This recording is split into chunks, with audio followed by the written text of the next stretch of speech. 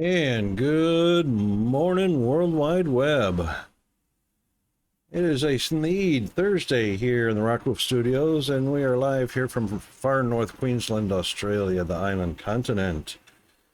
And a first in chat from Major Tom Jr., second for Mesh Bandit. And good morning to both of you and J Mac. Hope everyone is doing well. It is a Thneed Thursday in the UK, Europe, and Africa. And it is still a water landing Wednesday in the USA and Canada. Yes, clouds. We are overcast, and they even said possible thunderstorms today. Of course, we all know that's not going to happen. Rain never hits the ground here.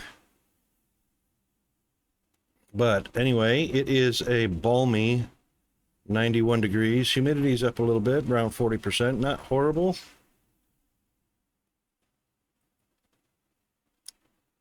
Yeah. So, we're in the tolerated zone.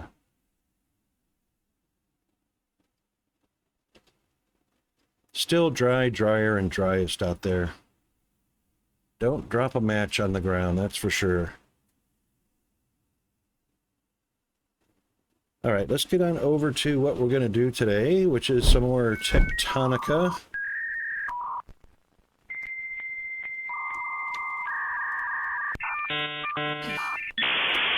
Wow, all kinds of things working today that don't normally work. How about that? Let's turn some things off here.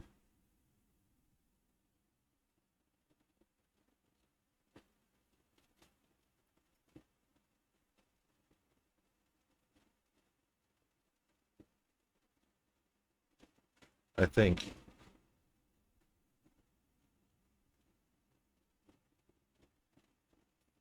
Okay, let's fire up some Techtonica. I think that will do. Hope everyone's doing well. We are on the downside of the week. I've had 2 Mondays and a Wednesday this week.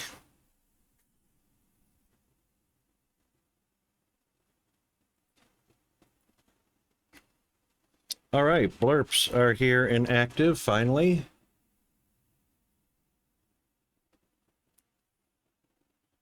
And everything's looking pretty sweet.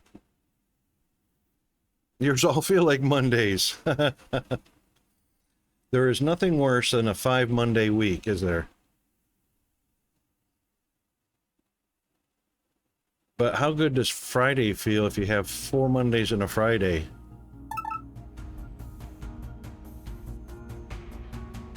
That makes it all the more better.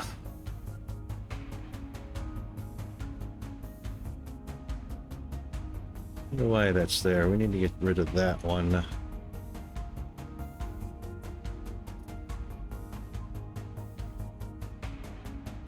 I can take care of that later. Whoa! Chris in the house! Holy crap! Go change your pants. Damn, that was loud. Good morning, Chris. How are you doing? Oh my god, I haven't heard that one before.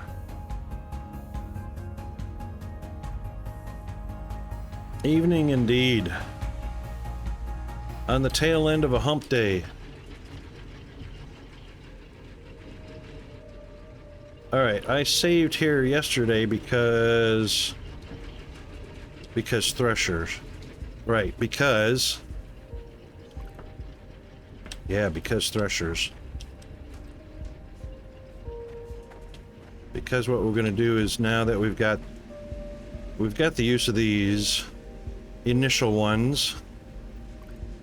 Wow, it's dark in there. Let's switch over to here.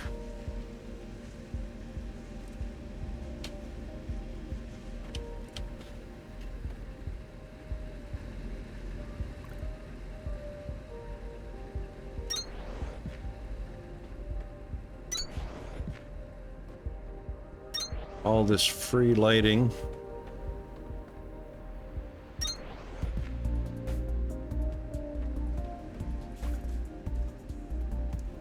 Now we can kind of see what we're doing.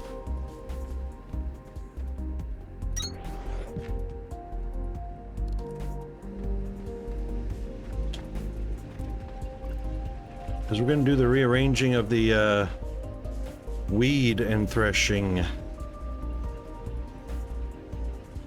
The mobile game you play on PC is up for Mobile Game of the Year. What mobile game is that?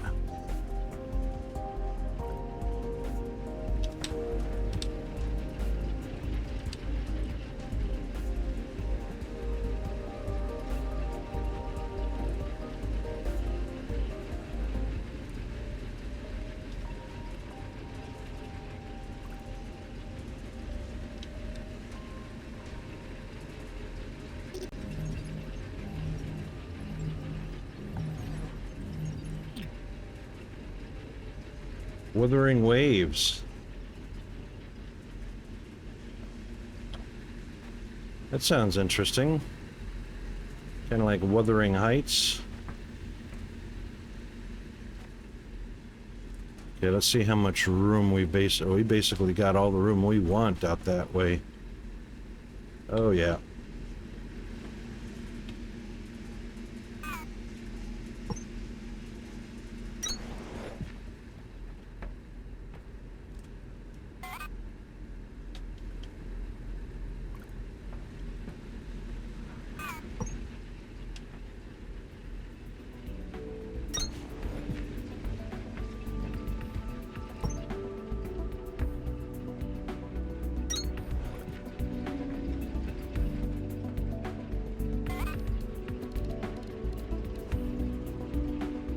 Open world RPG.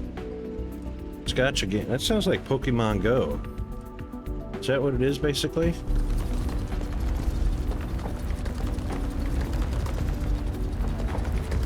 No, I guess Pokemon Go is not role-playing. That would be more like Fortnite. Oh, yeah.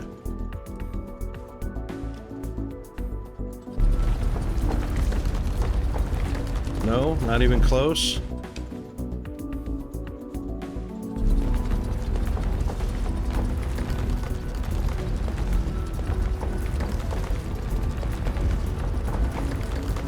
Ah, okay. Yeah, see, I don't even play those games, so I don't know these things. I can't know these things.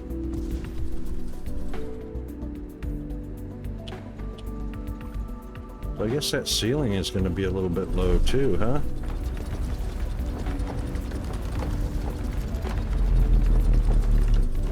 Yeah, we're going to need at least that much.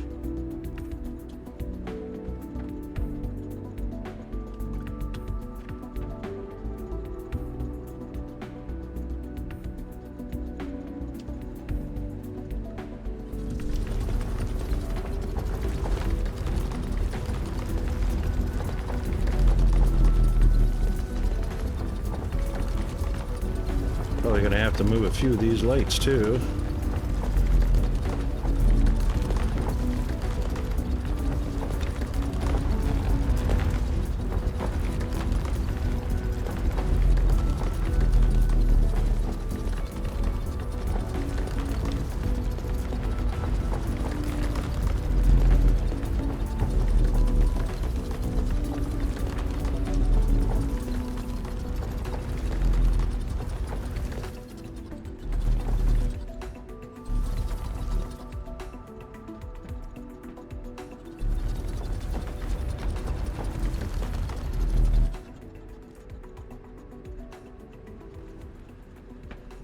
I reckon that'll do a little bit.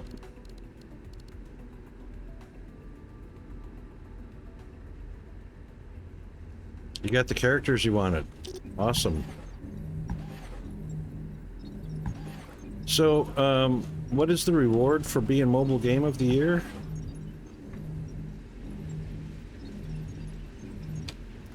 Is there like a... Obviously there's a trophy, I'm sure. Some pretty serious recognition, I'm thinking.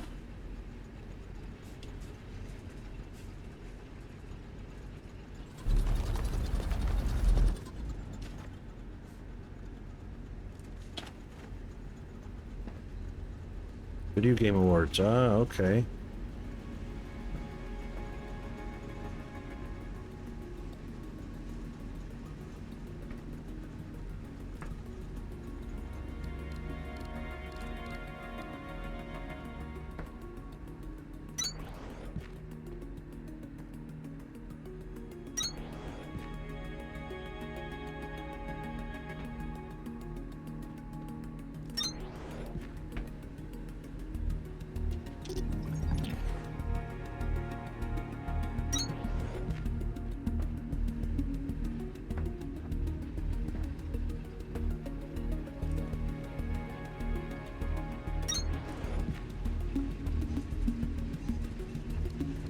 That'll work.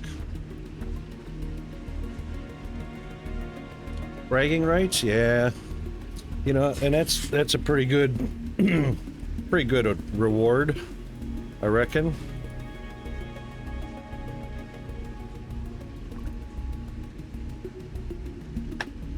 Man, I forgot to top up on the coffee. Yeah, and you know, the thing is, I don't know these things because I actually don't play any games on my mobile. What's really funny is all the money we spend on phones. You know, I mean, I see phone prices, you know, anywhere from $250 up to over $2,000. And the only thing I use my phone for is to talk to people.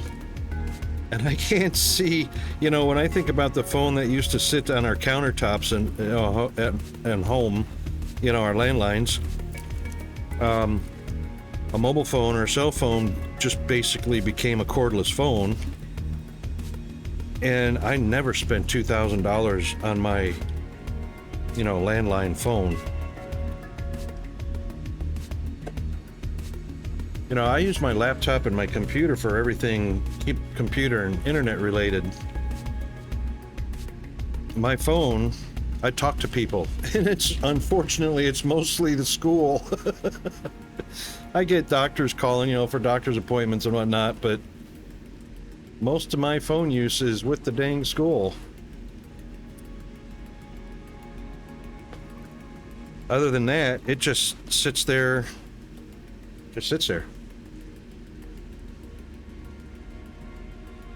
But, you know, thing is, I see a lot of people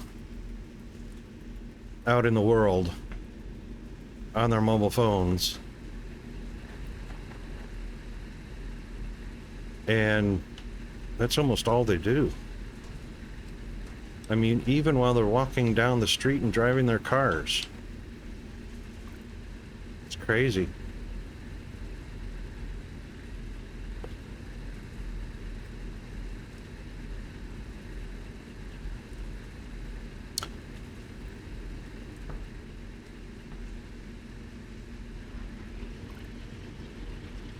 Ah, yeah, gee, well, you know, that's kind of interesting. I've got the GPS and map thing already built into my car. It even has a compass on it, which is pretty cool. And of course, I press a button on my car nav that's linked to Willy Weather, and it actually shows me radar of where I'm at. So kind of like on an airplane that shows radar, you know, live action radar, weather radar, which is pretty cool. But I mean, even my phone, you know, sits on the console.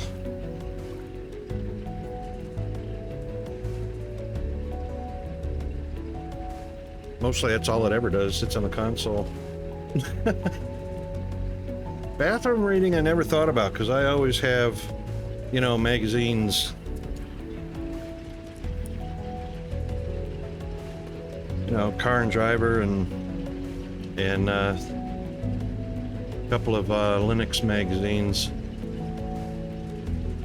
All right, how do I want to do this? This is the only feed other than Divine itself. Right, that's the feedback loop. All right, so we're going to have feedback loops here that are going to be feeding each one of these. So, Kindlevine comes from there. That's on the outside. We'll put the Shiverthorn on the other side. Hey, Two Wolf Design, how are you doing today? Your phone's a music player. All right. See, I don't even have earbuds for my phone. Which I probably, well, I go both ways. I either talk on the phone, like using the normal speaker, or I'll do, I'll put it on speaker if I'm by myself in a room. Because the phone's actually got pretty good speakers on it. I have never really connected earbuds to my phone. Or even headphones, for that matter.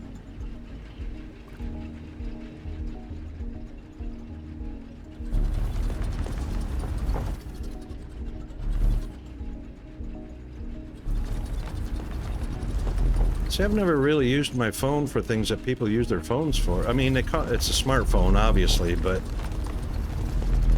you know, I just haven't ever used it for things other than talking on it. I'm sure, you know, I'm probably missing out on a lot of stuff too, but...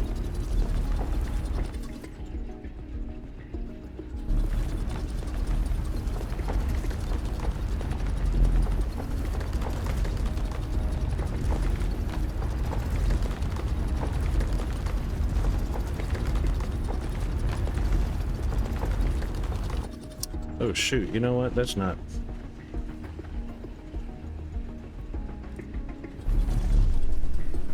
There we go, that's level.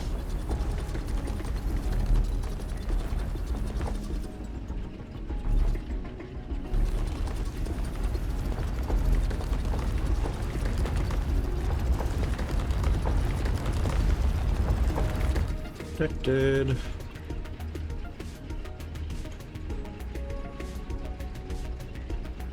Walk and use public transport? Yeah. Yes, indeed. And besides, you know, you don't want the people around you listening in on to your conversations, you know. Of course, what I think is funny is, you know, when you're using earbuds and you're like on a bus or train or public transport or wherever you're at out in public, crowded sidewalks and whatnot, using the earphones are kind of fun because you force people to hear half of a conversation, which for a lot of people, that's really annoying. So that's kind of fun. You know, forcing people to only hear half a conversation. And let them try and figure out what's going on. It's almost like a little mini murder mystery.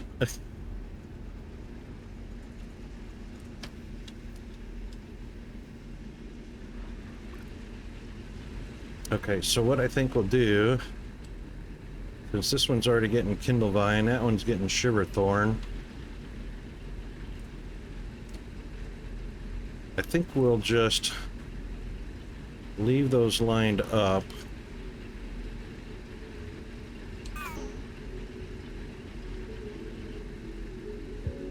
Oh, I guess we'll make a few.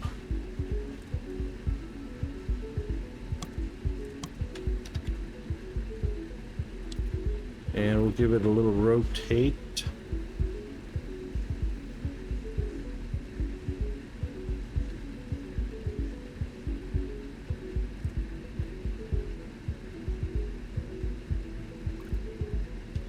Oh, we're making red core. Okay. I guess we'll wait for red core to finish.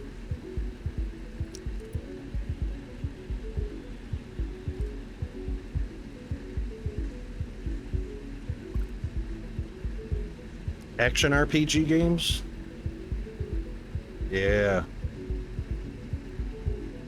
Keep that adrenaline flowing, right?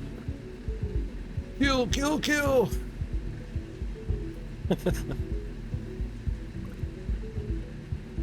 Righto. It's kind of like digital form of Hamburger Hill. I don't think anybody remembers that movie, though.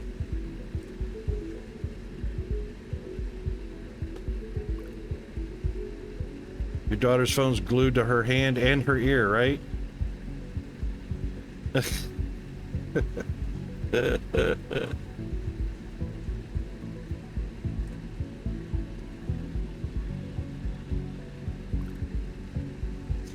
Yeah, see, Peanut just turned 13 last Sunday.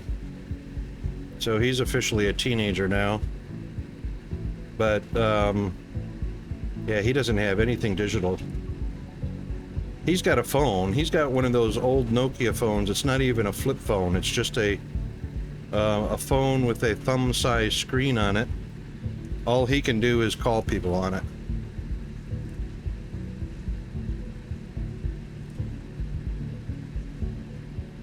Yeah, Hamburger Hill had some pretty good actors in it. Don Cheadle was in it. I remember he was in it.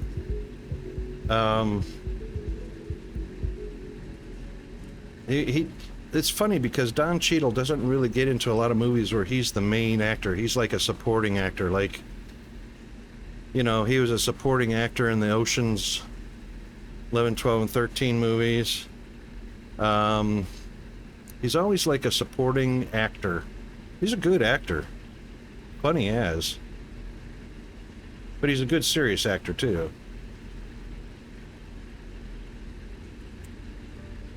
Can't remember who else was in Hamburger Hill. Some more obscure actor names that were pretty good back in the day, but they kind of dropped off.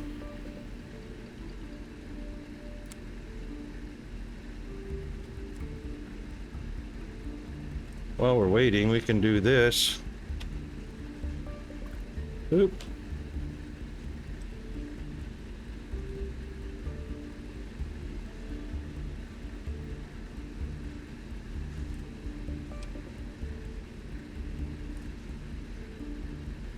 Wow, caps lock, really?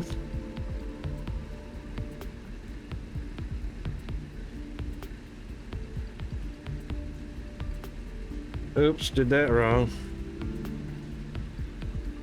I'll even repeat the caps lock and do it properly.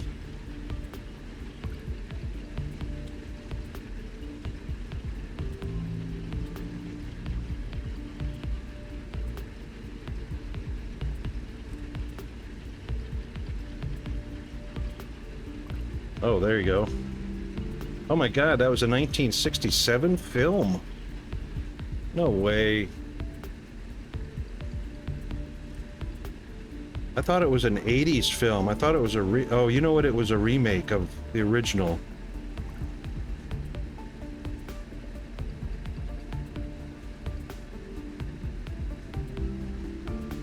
I didn't even realize that most recent one was a remake.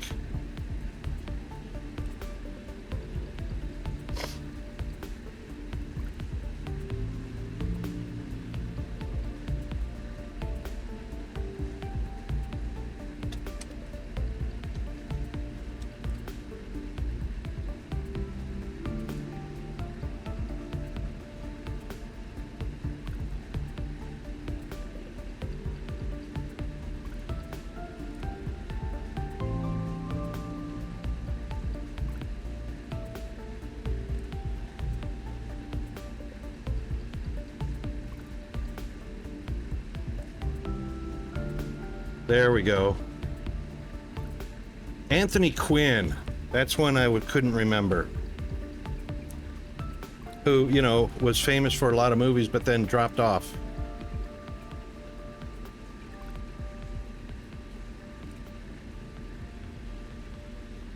Oh man, you know what? I made assemblers. I don't need assemblers.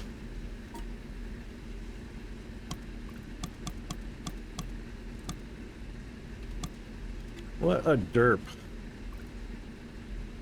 Well, I do need assemblers eventually.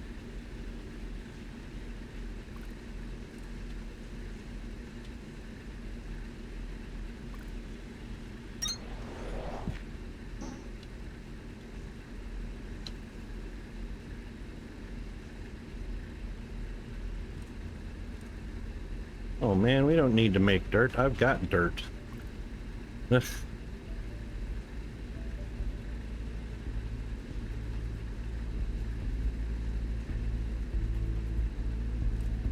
Alright, you know what? Cancel. There's a better way to do this. Go over here and grab the copper wire, grab the dirt, and then it doesn't have to craft all that stuff.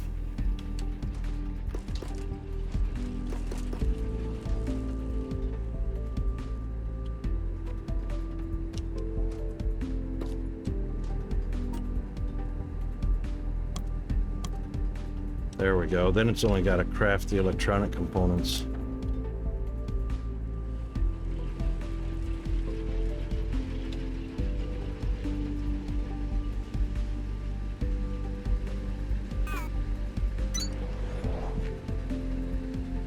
So I reckon what we'll do is I'll do 10 planters of each.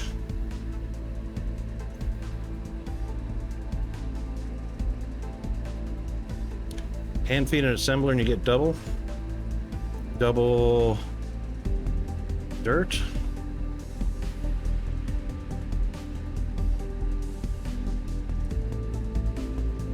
Or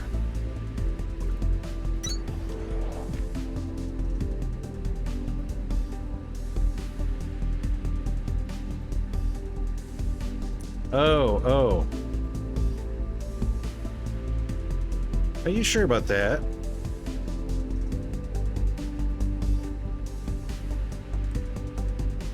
It depends on what the recipe is in the assembler, correct? Because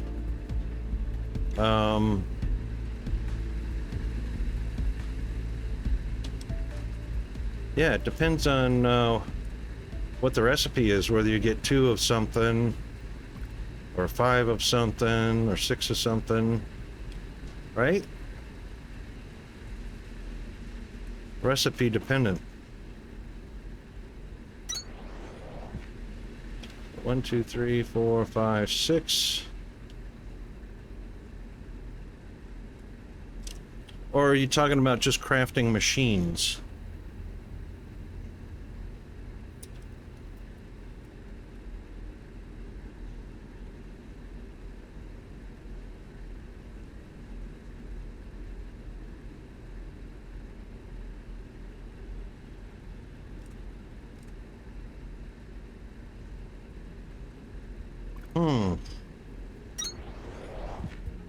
I'll have to experiment with that.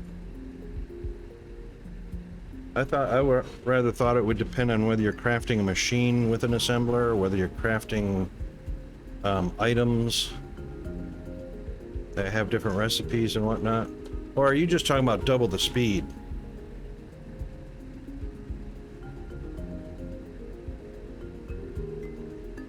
Oh, no, you're talking about actual product.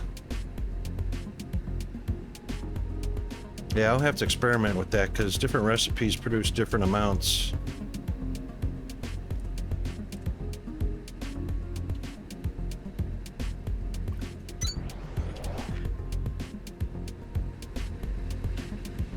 Alright, while we're waiting for those to craft, as soon as this one finishes, which will be in another 12%.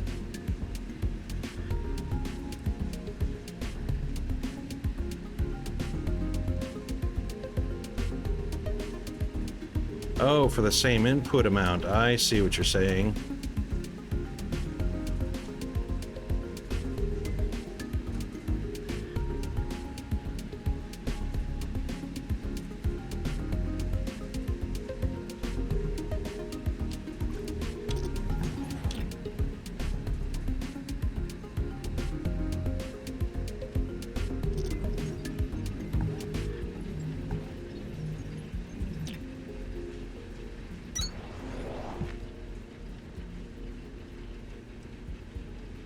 Alright, we're gonna move this one back a touch. And obviously we're gonna move this one back a touch. Actually, that one's gonna go back a lot. So 1, 2, 3, 4, 5, 6, 7, 8, 9. 10th one will go there.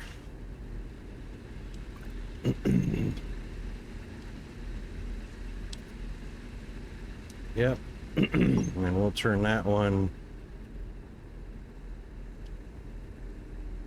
Oh, hang on a second. Oh, we can't do that.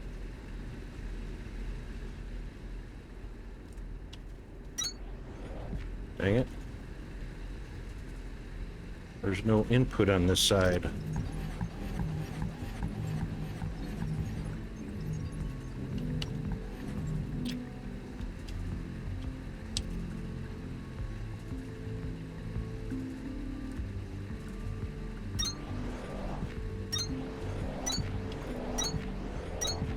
Nice long row of them. MQ2 assembler, you get 4 over handcrafting. Wow. Nice. All right, 1, 2, 3, 4, 5, 6, 7, 8, 9.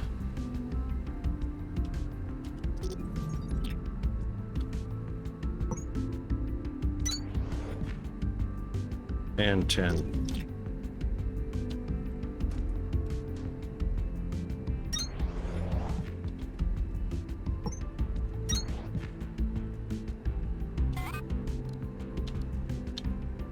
Sorry, beep boop.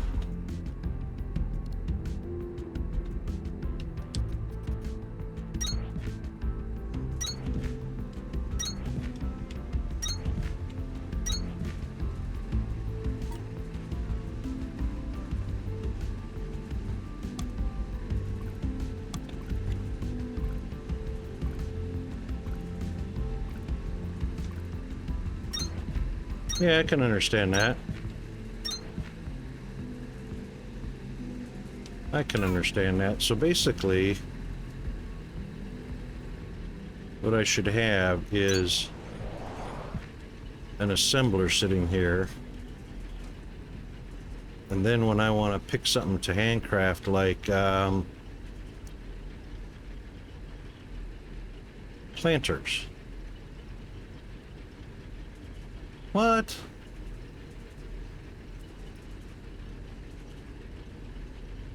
Oh. I didn't even realize I was using up iron gears.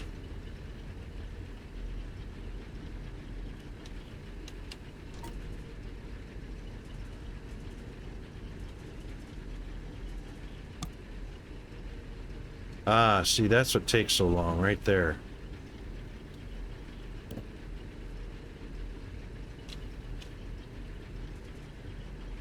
So I need to set these up. So if I'm going to handcraft stuff like that. Oh, wrong key, rocket. That would have to be...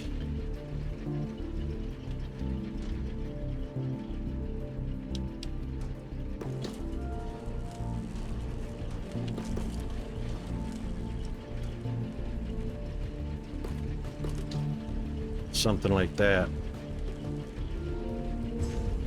So that's going to give me 4 electrical components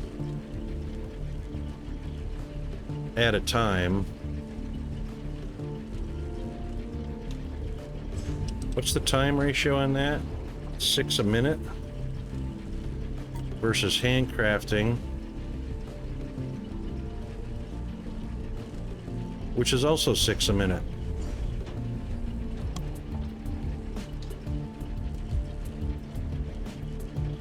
One every 10 sec. Oh, hang on. 1 every 10 seconds.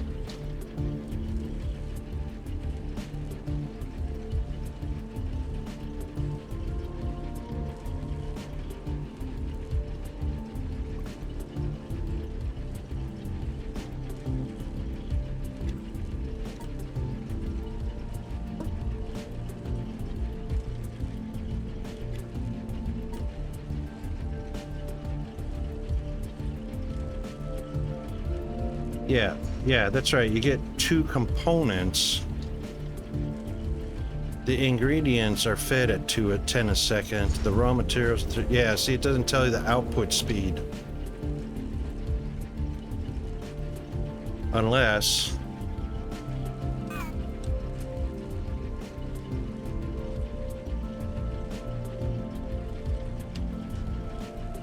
output speed is 6 a minute for for 4 of them.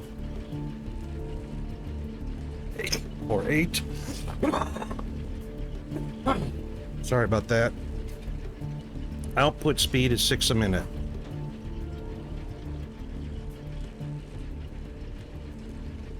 See, that's the numbers are confusing. It says times 4.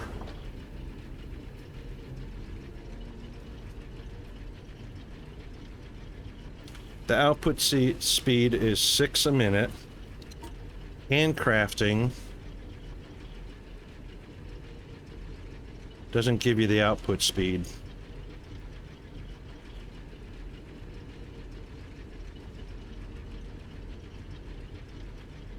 The input speed is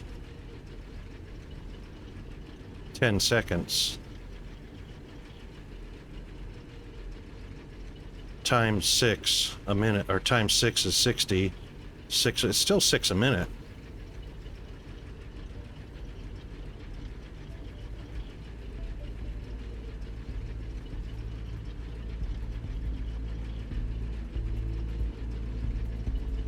So I read that to say it processes 1 iron and 4 copper in 10 seconds. So that would be 1 component.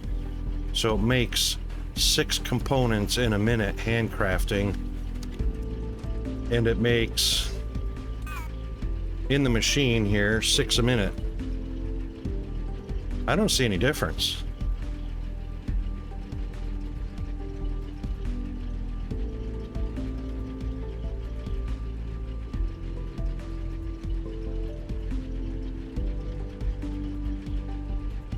Input is 1.5 a minute, 6 a minute.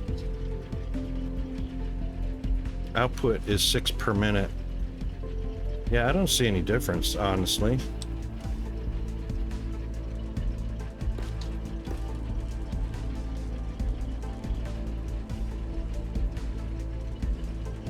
That looks like it takes 30 seconds a cycle.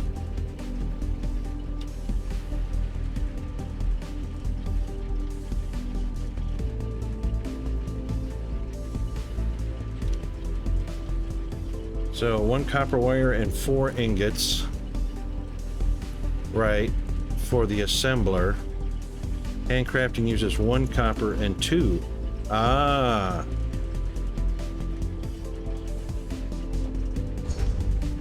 Oh, it is 4 ingots, so it's still 1 copper and 4 ingots. So 1 copper and 4 ingots. Handcrafting is 4 copper and 1 ingot. Oh, it's reversed. Hang on, what?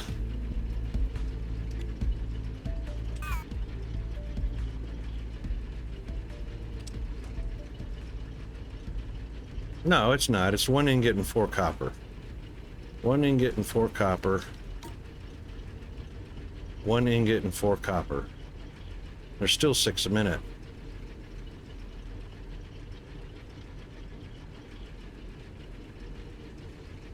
It produces 2 at a time. It produces 2 at a time, but it still is reduced to 6 a minute. So 2 every 30 or 20 seconds. 20, 40, 60.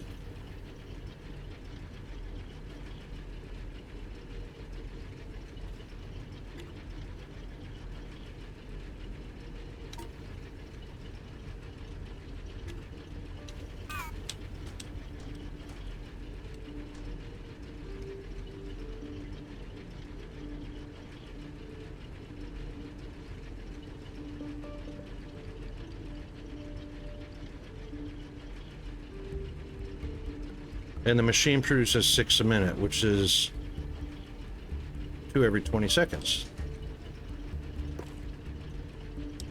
All right, let's see.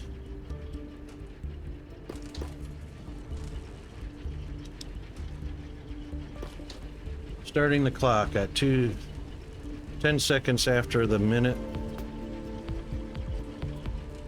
All right, so that's 10 seconds.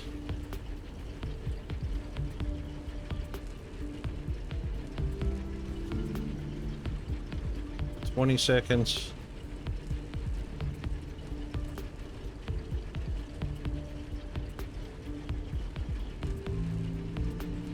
$30. This is even more odd as far as real time goes. Boom. All right, so that made 4 in 50 seconds. This is weird. There's 10 seconds.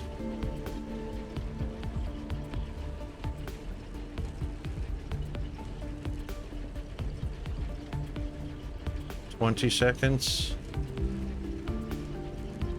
I'm watching the clock.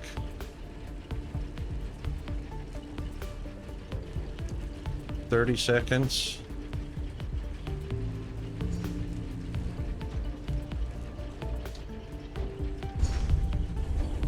$40 seconds. It makes 4 in 40 seconds.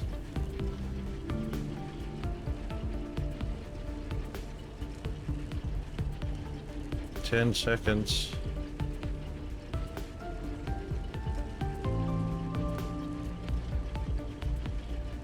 $20 seconds.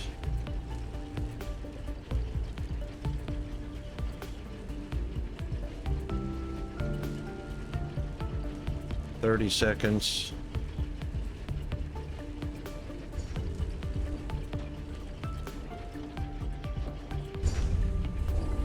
$40 seconds. I'm sorry, it's making 4 in 40 seconds.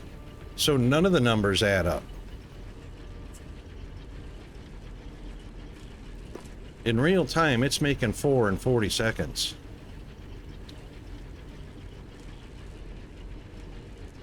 Four in 40 is 6 in 60. 2 in 20, 4 in 40, 6 in... It's still 6 a minute. So that adds up.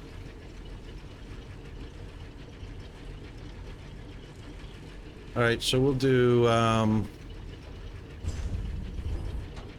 I'll wait till the clock reaches, the second hand reaches the 12 and do a real-time count. All right, there's 6 lined up, 6 clicks. Well, we can see at the bottom here.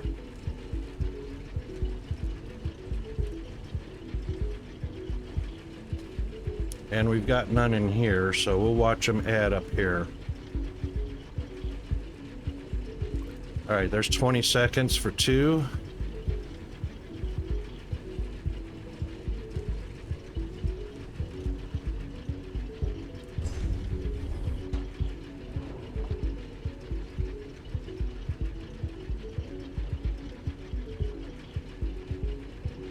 $40 seconds for 4.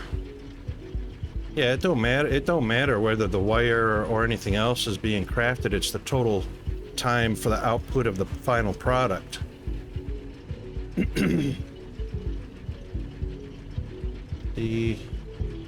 55, 60. It's still 6 in 60 seconds handcrafting. We started with 30 here.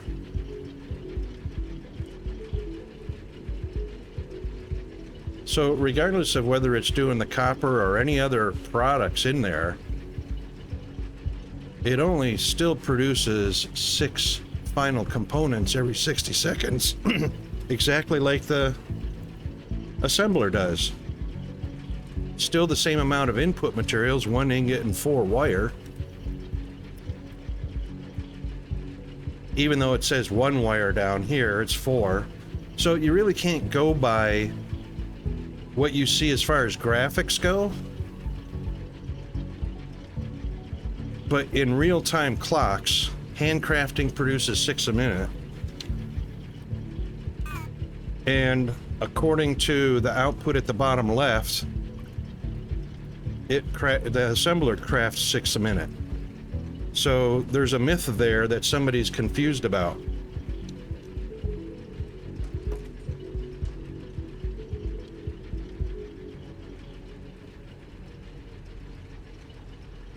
Regardless of the input materials, the final output product is the electronic component. A handcrafting produces 6 a minute and an assembler produces 6 a minute.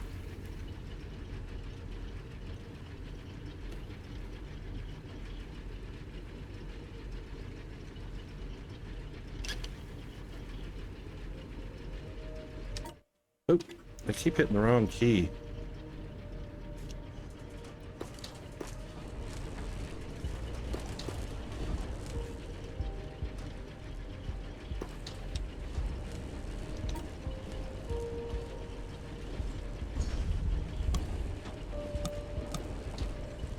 Alright, I'm handcrafting. I'm starting with 50. And because I started the assembler first, it had a little head start on me.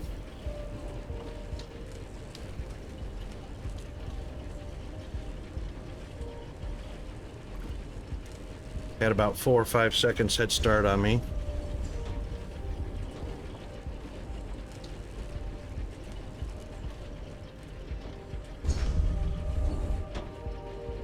That's 4.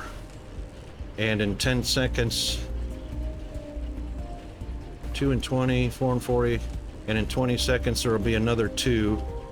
So that's 4. Down here will be 6.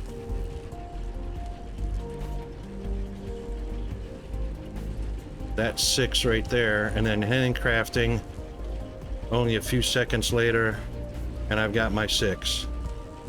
Yeah, they're the same.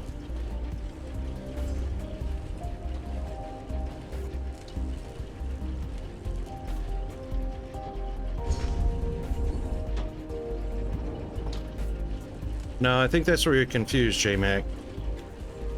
I think that's where you're confused. Because producing...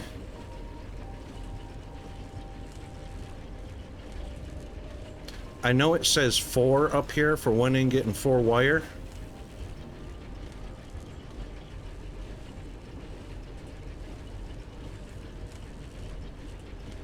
It uses 4 wire in 40 seconds to produce 4 circuits. It uses 6 wire in 60 seconds to produce 6 parts.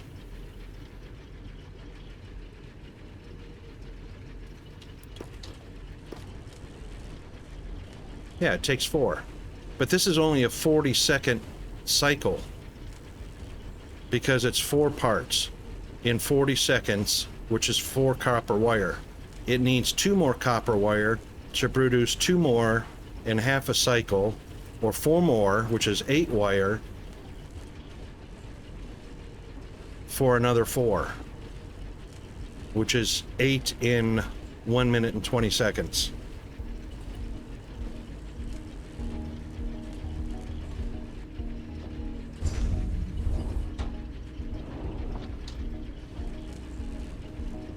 See how that goes?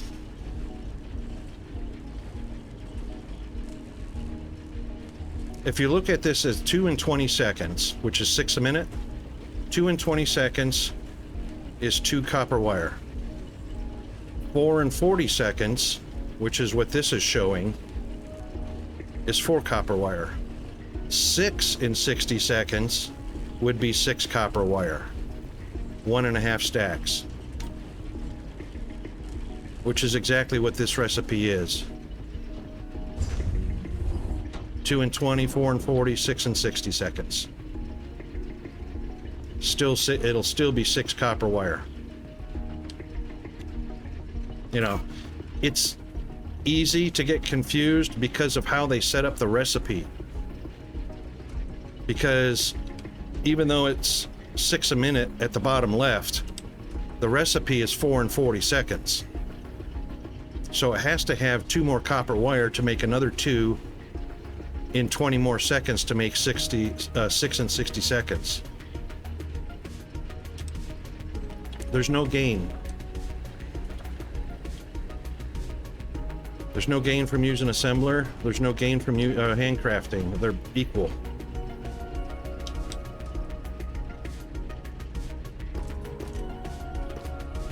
I gotta get some dirt. Dirt.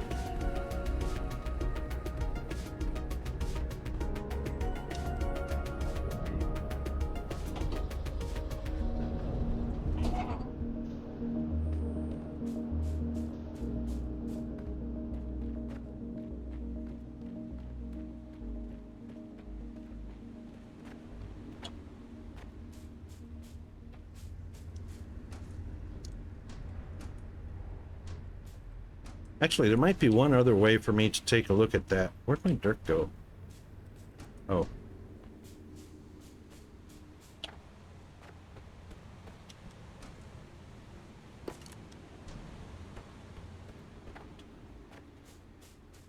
I think I saw I had electronic components in here somewhere.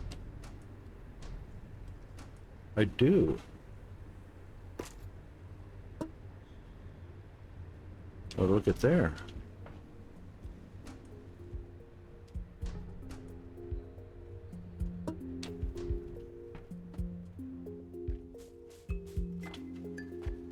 I think I grabbed gravel by accident.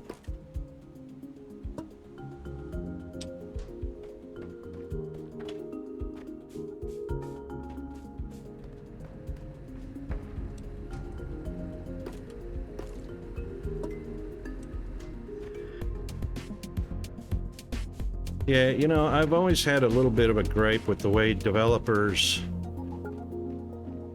annotate the information in the UI.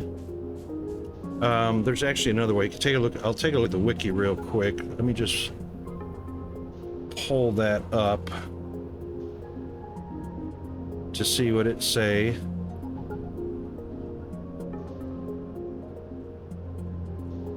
Uh-oh, what'd I do with it? There it is.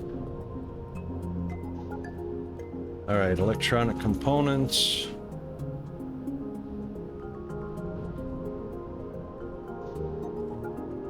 And that is...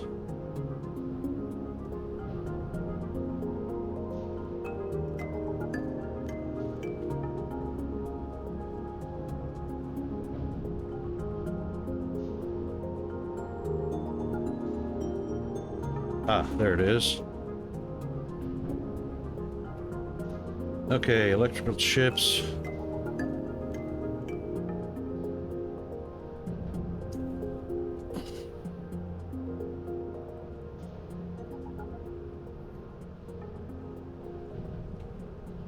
All right, in an assembler, production quantity, 2 at a time, 6 and 60 seconds, 6 a minute. Let's see what it says about handcrafting this. Is used in crushing. Unlocked by, found in...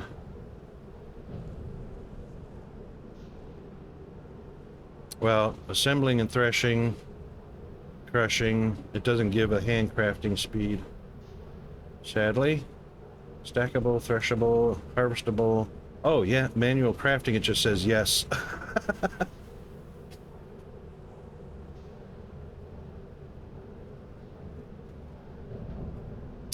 And you know, the other thing, J-Mac, is if there was a difference between handcrafting and machine speed, that information would be in-game,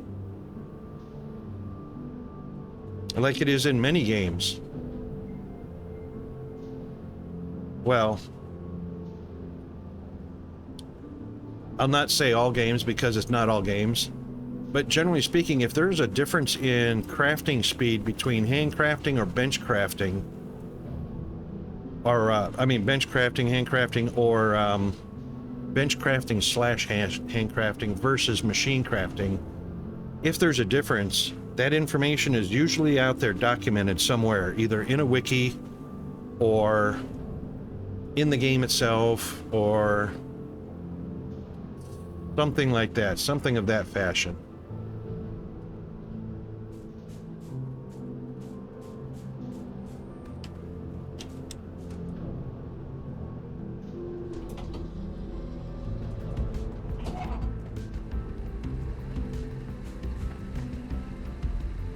However, I used a real-time clock on this. Made 6 a minute, and I used a real-time clock on my handcrafting and made it in 6 a minute, and I used the same amount of materials. 2-wire in 20 seconds, 4-wire in 40 seconds, and 6-wire in 60 seconds. Both ways. We were making those. That's probably too many. That's all right. We can have extra.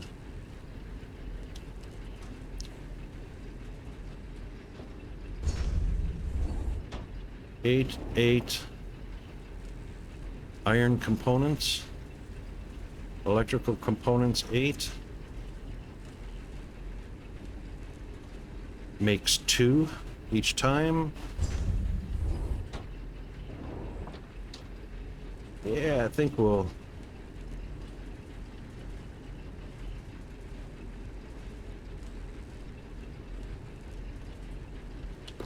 That gives us 4.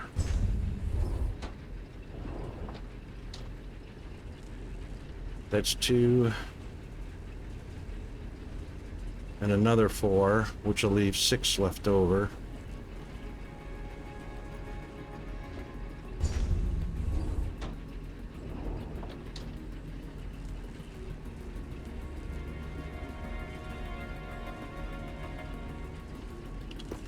And another 8. Oh, we got ads coming up.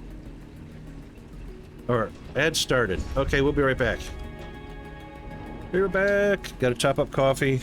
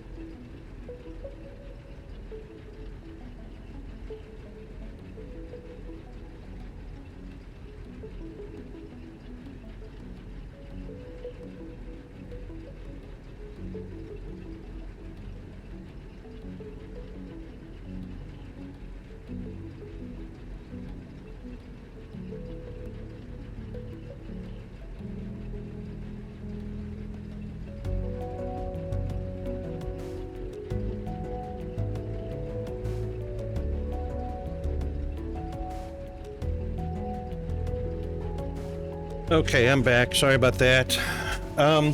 If you go to Techtonica-calculator.com, it gives you the information. But I was just thinking, J-Mac, while I was topping up my coffee and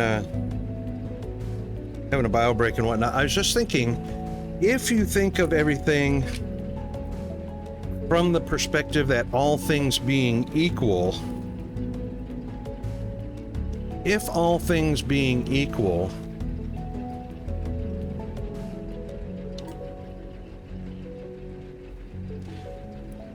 the wiki, the Techtonica calculator wiki says the base production speed, which we can find that right here in the game, the base production speed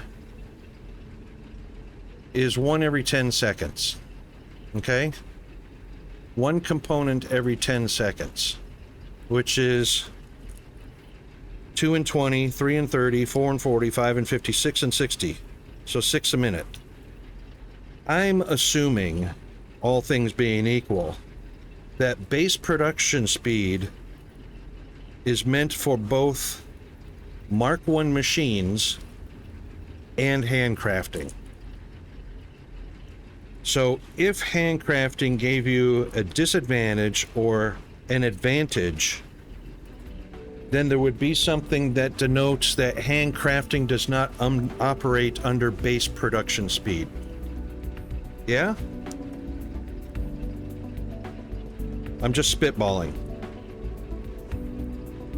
So if the base production speed is the same for handcrafting as well as machines, then the only advantage over handcrafting would be to put down more than one machine. So one machine equals handcrafting. All things being equal, those are equal production rates at the base speed. However, you can put down more machines, and that's the advantage over handcrafting, because you can have 2, 3, 4, 5 processes going at the same time, whereas handcrafting, you can only have one process going at a given time.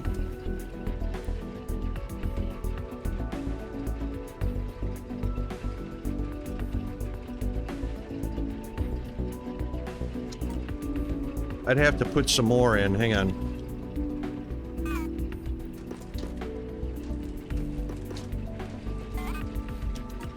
Okay, I have 18 wire. Or, yeah, 18 wire.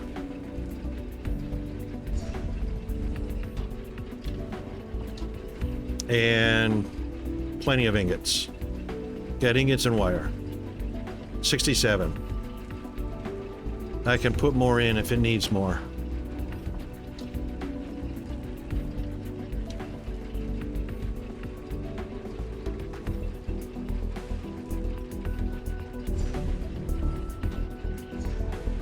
I can actually change these to an exact amount if you want to.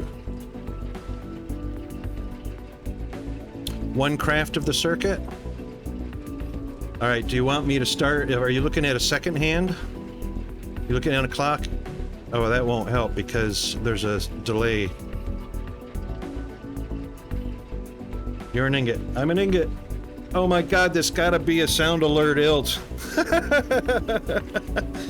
You're an ingot. I'm an ingot. That'd be the Grinch.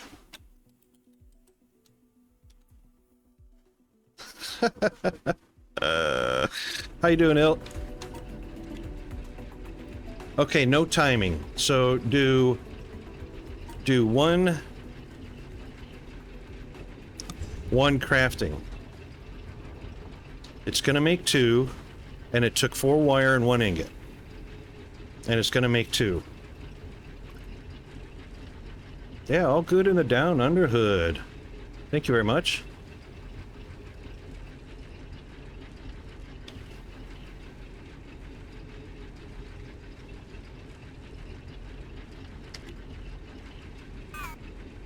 All right, the same in the assembler. Hang on.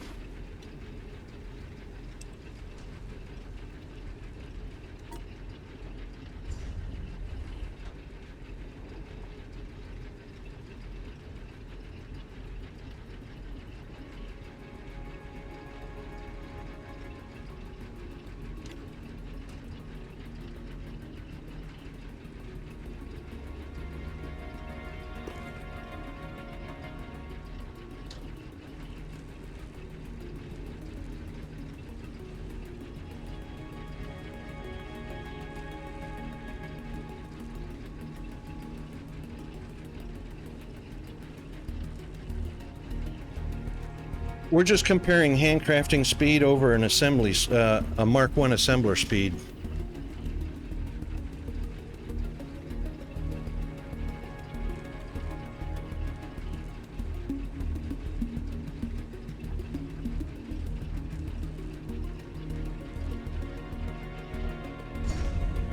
Yes, handcrafting, you got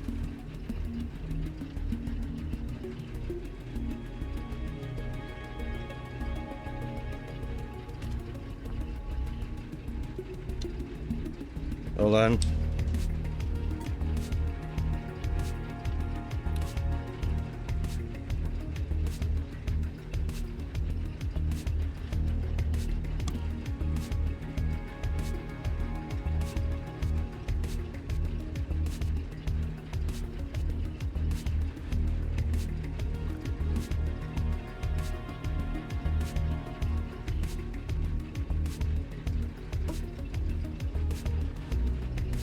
All right, we got 6 wires and 550 ingots.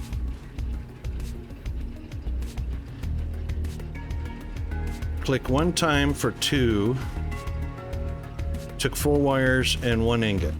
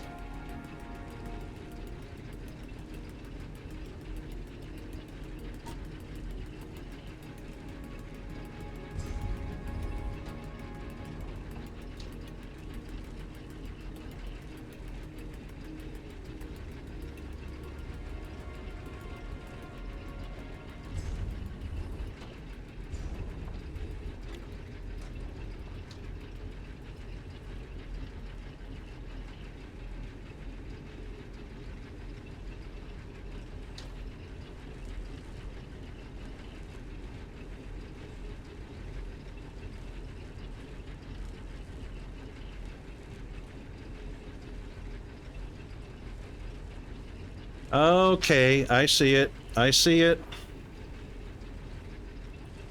So the speed is the same. It's regardless. Base speed is 10 seconds. 6 in a minute. The difference is 1 ingot and 4 copper wire makes 4 in an assembler. And it makes 2 by handcrafting. Same speed to make 4 of them, but handcrafting would take 2 ingots and 8 wire.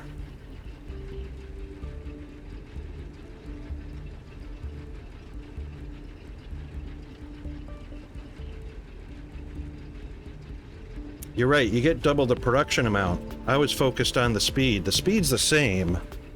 It's just that you get 2 extra products by doing it in a machine.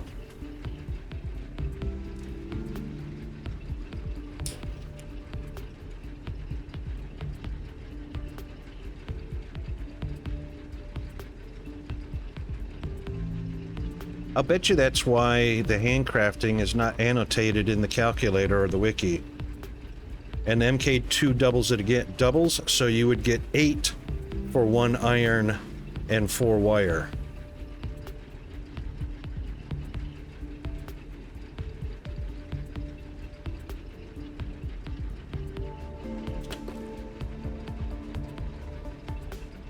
I can't make MK2s right now.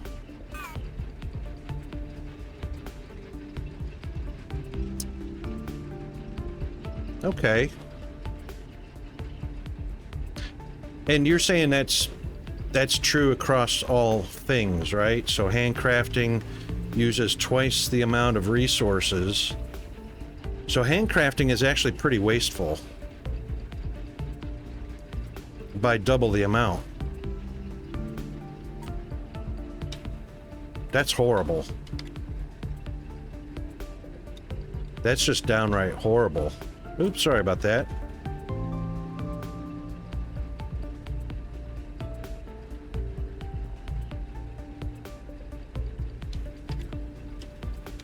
Really? I'm out of dirt?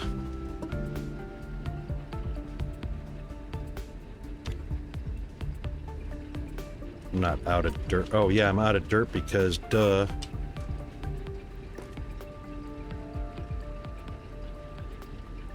That's why you hand feed assemblers if I haven't automated yet. Well, that makes sense.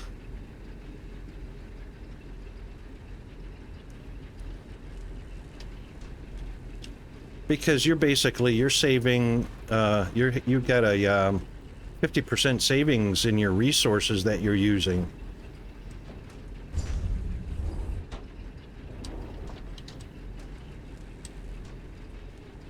Yeah, that makes sense.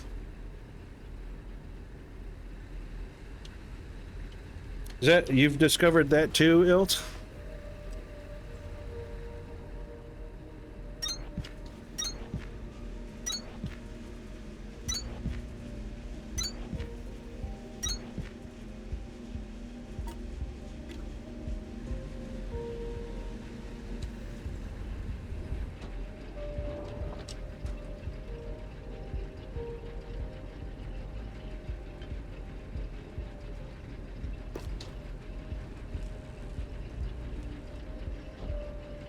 Oh, he lurked.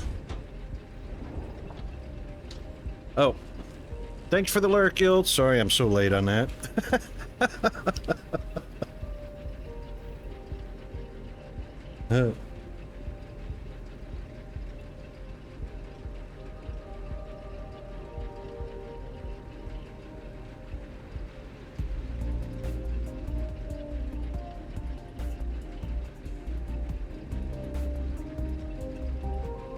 Hey, I got a question for everybody about this lurking thing.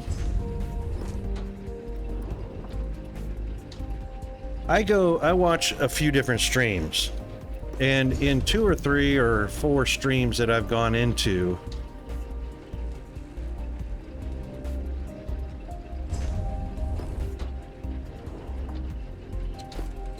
the few streams that I've gone into, I've seen their hashtags that say lurker friendly or lurking allowed, or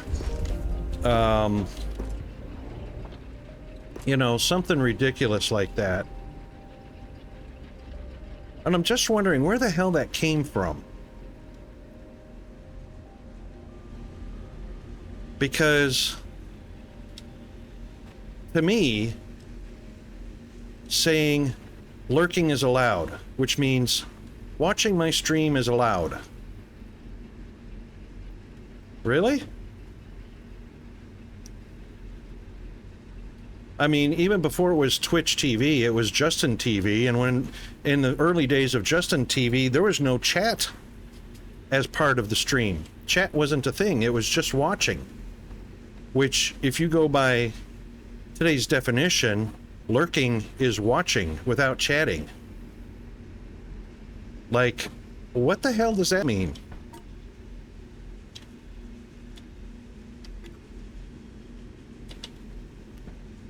Lurking, watching is allowed. Lurker friendly.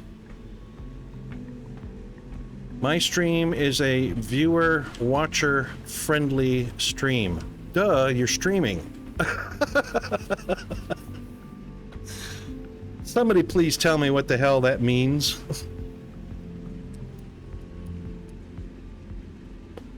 Lurker friendly.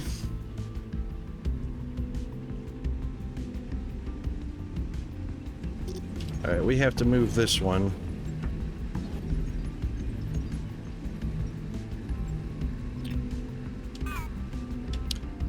Lurker can be in your stream, but not watching? Well, technically, if you're in the stream, you're viewing, and the streamer gets a view count. whether you're actually looking at your monitor or not, you know, if the tab is reduced or the tab is not the focus, it still counts as a view to the viewer because a tab is open and being viewed by a viewer, or it's a viewer is present, right?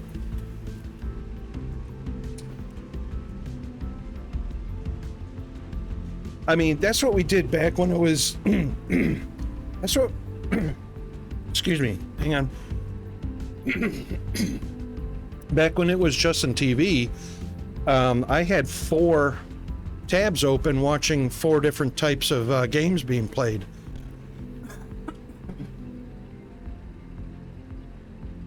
Sometimes it's used to mean that lurkers aren't called out.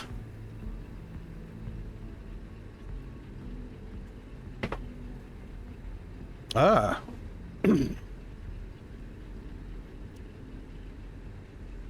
Well, see, that's an interesting thing, Masked Bandit, because I mean, I have IRC open into my stream.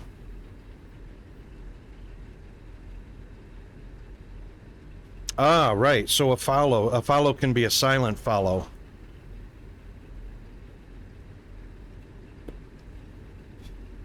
You know what? I should do that. I should change follows to a silent follow. And if that person chats in the chat, then I can thank them for the follow. But if they don't chat in the chat, then I don't mention them, and then of course there's not a shout out for the follow.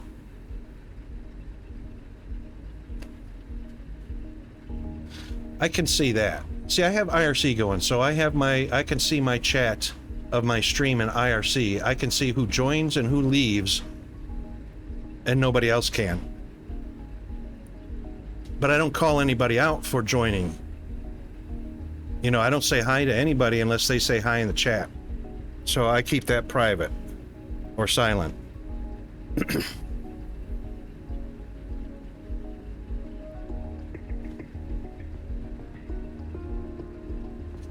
But you know what, Masked Bandit? That's an interesting...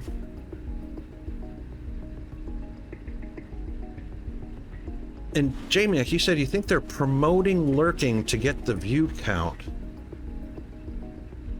Yeah, I can understand that, Bandit. Promoting lurking to get the view count.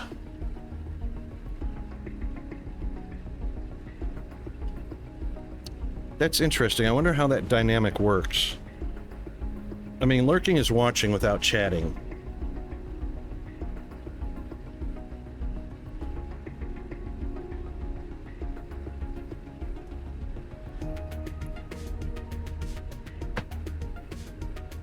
How would you guys feel about the stream if the stream did not have an alert for followers or subscribers?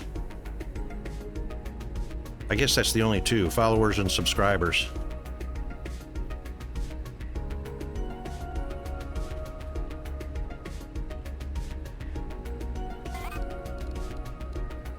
What would you all think about that?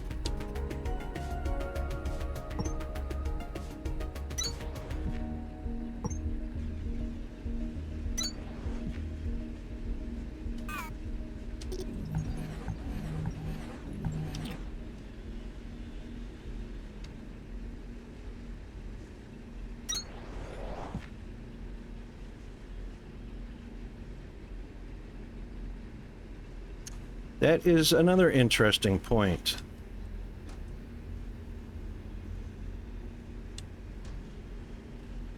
Most keep the alerts for subs. Just don't have them for followers or have a thank you for the follow without naming a name. Right. What do the rest of you guys think?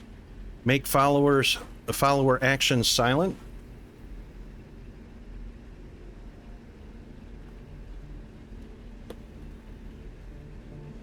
And shout-outs I do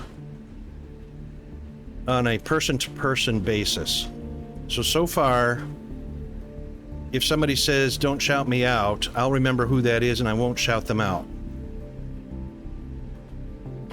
If somebody says, I don't mind a shout-out, I'll shout them out if they're a streamer when they come in. So that's manual. That's manually done.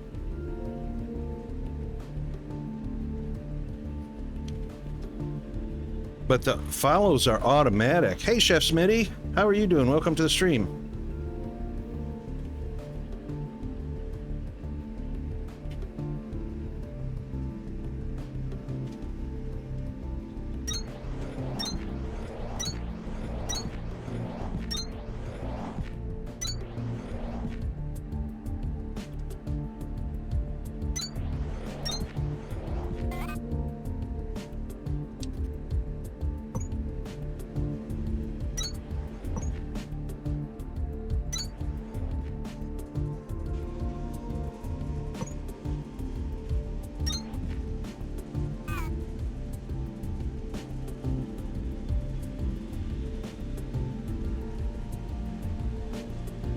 Ah, for PS5. That's awesome.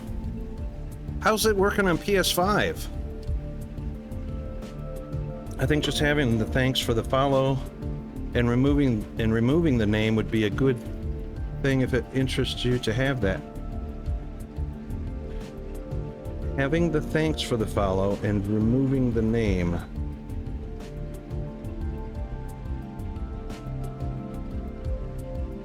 You mean the automatic thanks for the follow?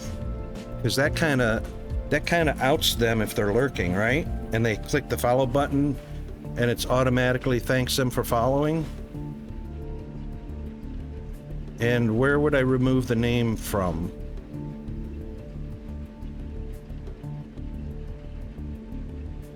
So first, the best factory game on PS. I play factory games. Oh, okay, Smitty, that's cool. Oh, a generic thing. Oh, I see what you're saying. In the same action. A thanks for the follow without the name. It's in the commands. Oh.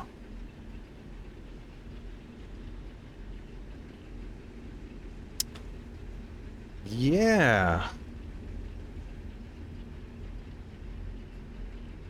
Hey, other Chris, how are you doing?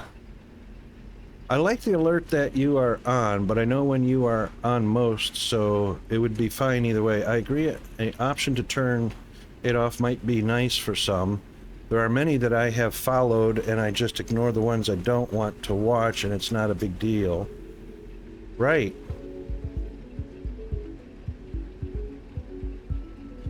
You just have to remove the variable. Right, that's, yep, I understand what you're saying, Bandit. So thanks for the follow, and it doesn't say who it was. So that part of the code is just chopped off at the end.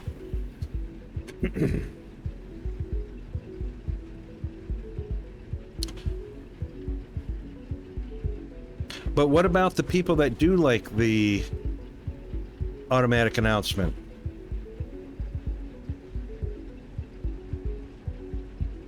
Ah, Smitty, power goes automatically.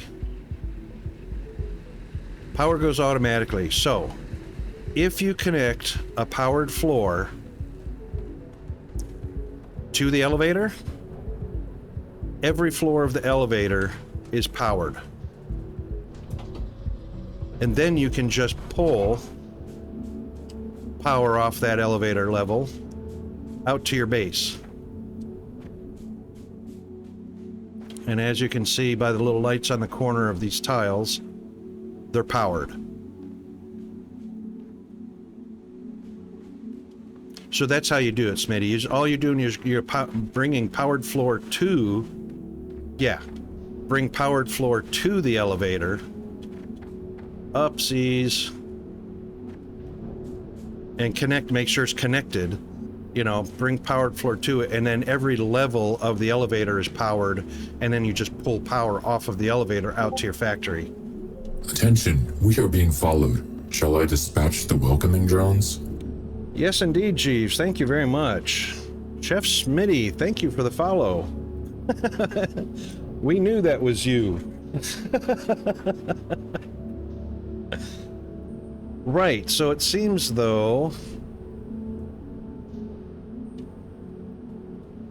Alright, so that follow was both announced by the bot, and it was also an alert in Twitch. So I'd have to turn both of those. I'd have to turn... Wasn't there a Twitch follow on there? There was. So I'd have to turn the Twitch follow alert off. I think it's good for announcing that someone has followed. Did not realize that's what we were talking about. I just got... Oh, no worries, Chris. No worries, mate. Yeah, so how to address both at the same time? No worries, Smitty. This is an AMA stream, so ask me anything. And it doesn't even have to be about this game, or about games at all.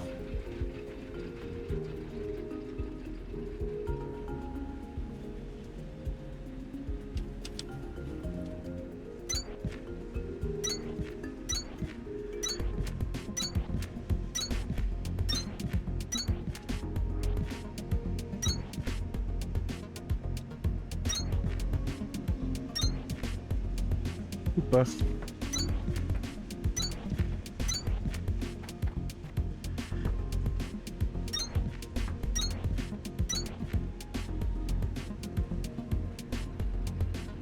Yes, the peanut gallery may answer as well.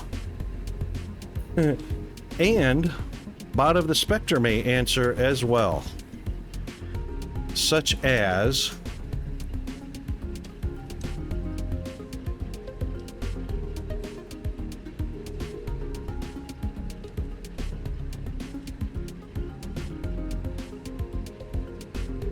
such as that.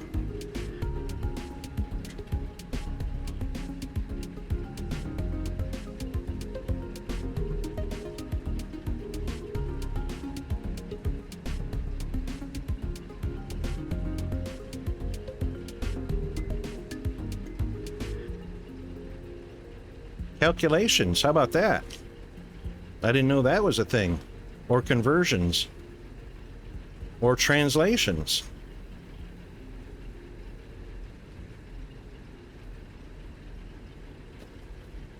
So there you go.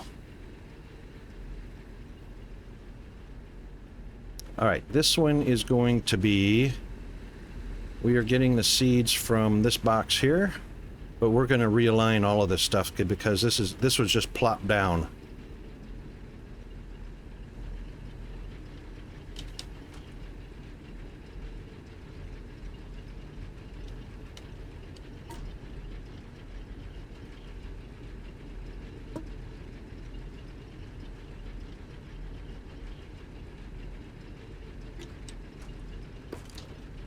Oh, geez, did all that for nothing.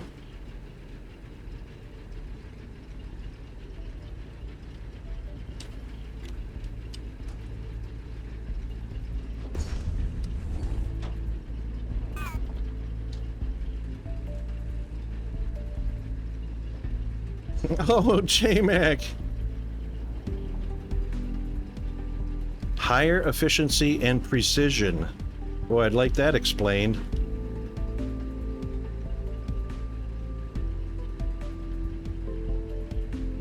That is a fail. As far as an answer goes, exactly. That is a fail. Oh my God, too funny.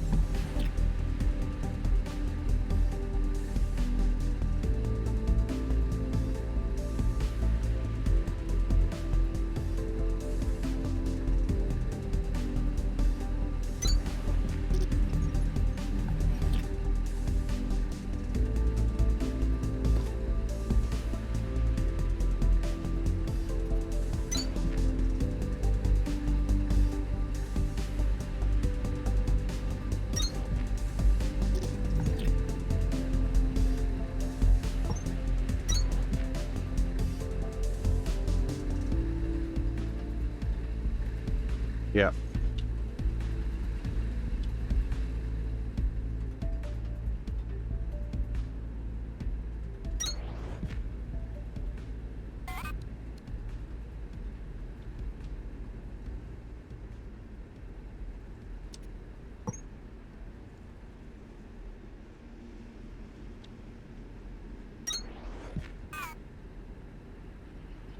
GFA, good morning. How are you? Good to see you, mate.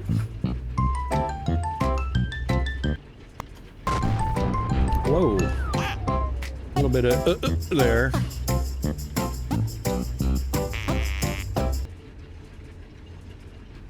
GFA in the house.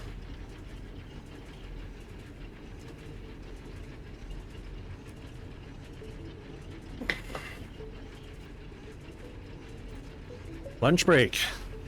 Oh, that's right. You guys are an hour ahead. It's 12:40 for you. Hey.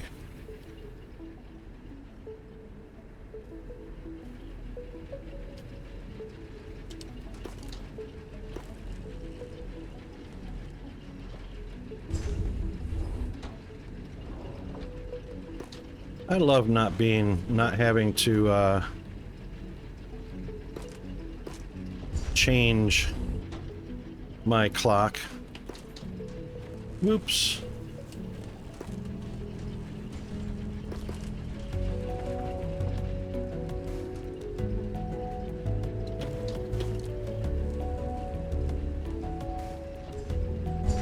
I know, right, J-Mac? I hear so many people say that. If only we didn't have to change our clocks. You know, it's going to take hollering and screaming at the governments. Oh, it's hot, GFA. It's hot. Oh, I'm with you, J-Mac. I am with you. It's not too bad, G-Man. It was 105 for most of the week. Now we're only, of course, another hour or so. It'll be probably a little warmer, but it's only going to be about 101, 102. 38, 39 degrees.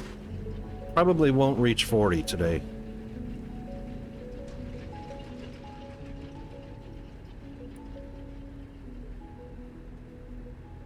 Oh my God, I want your weather. A bit. A bit. Dude, I want your weather.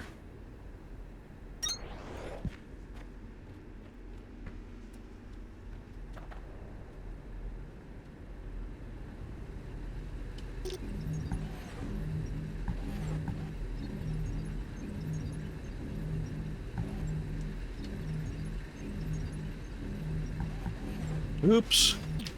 That was one too many clicks.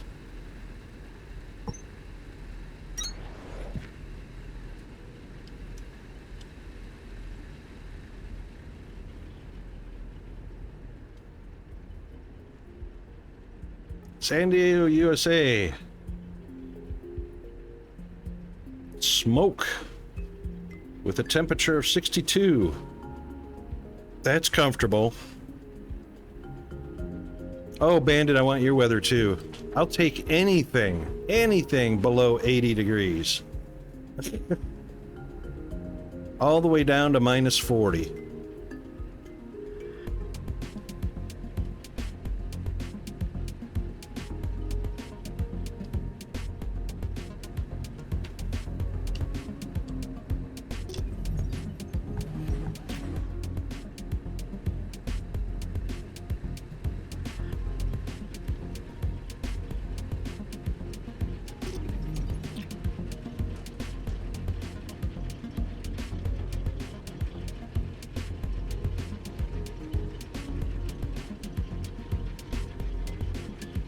Right, a thresher making yellow seeds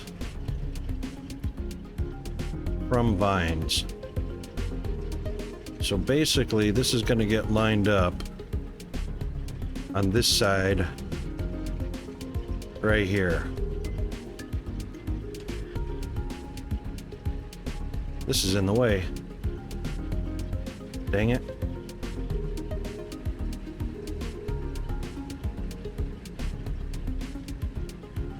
Well, that can be fixed.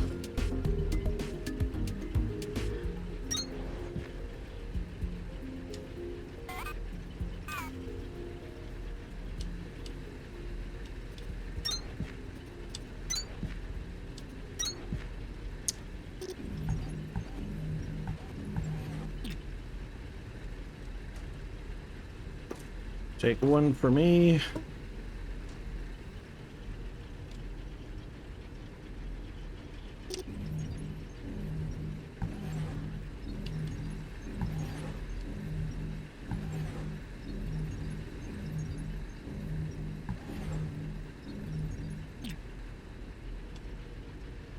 Border towns are on fire? Oh my gosh, no. Yeah, I'll take minus 40 GFA. I know how to layer up. I know how to layer up to get warm. I can't figure out how to get cooler after I've stripped down to my birthday suit.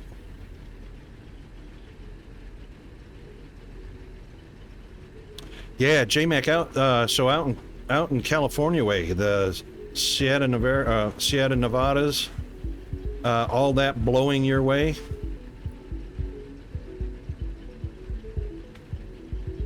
Usually there's pretty big fires, you know, out in Yellowstone and Colorado and Nevada, Utah, or not, yeah, Utah sometimes.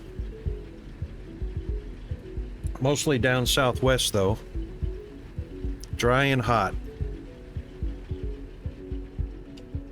All right, so the feed in is going to be from a thresher. That thresher.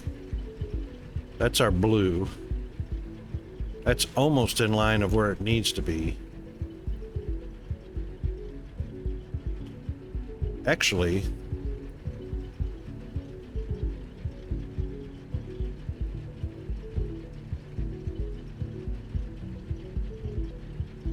the output should be on that side.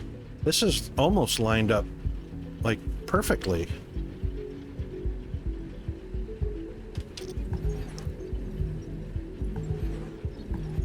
So let's do this.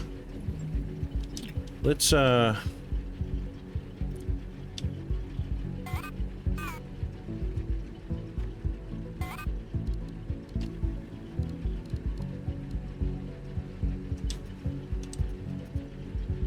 rotate that around.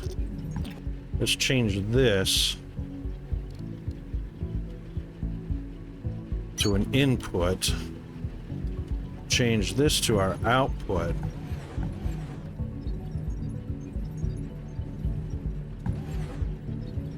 Oh man, I hate that.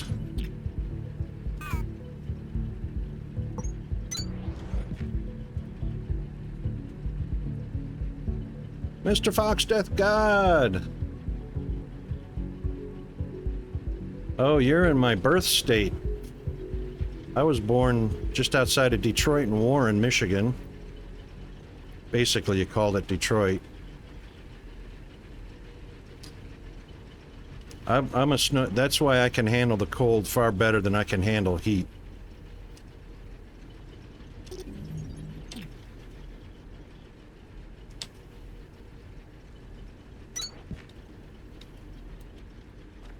All right, this has to be output of buds.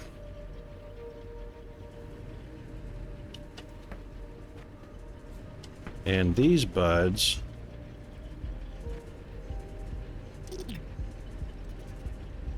will go right here.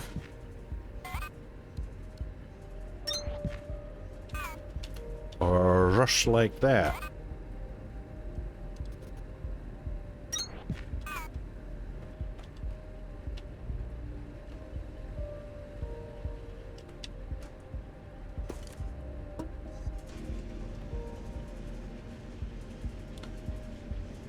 Not really from the mountains. There's literally a fire that started today just miles north of Mexico border. Oh no. Yeah, Smitty, I'm with you. Cold overheat. All day, all night, 7 days a week.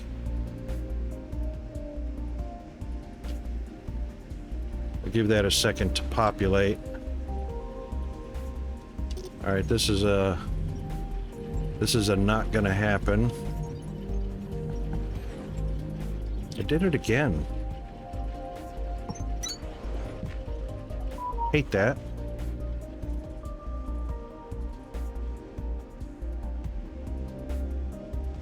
Yep, alright, that's going where it should go.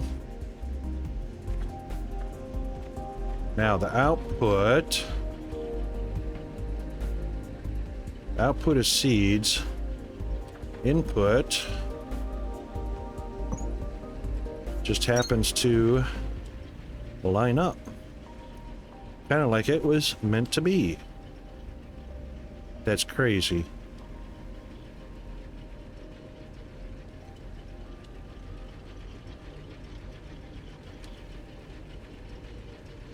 This one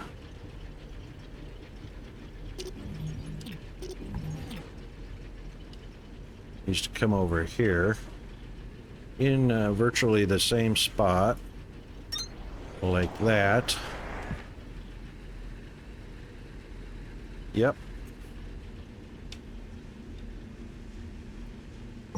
And this will come in right there. And it will go out as a filtered out. And it will be the bud, which is the Kindlevine bud, which is that one. Oops. I always go to the escape key instead of the Q key. I don't know why that is.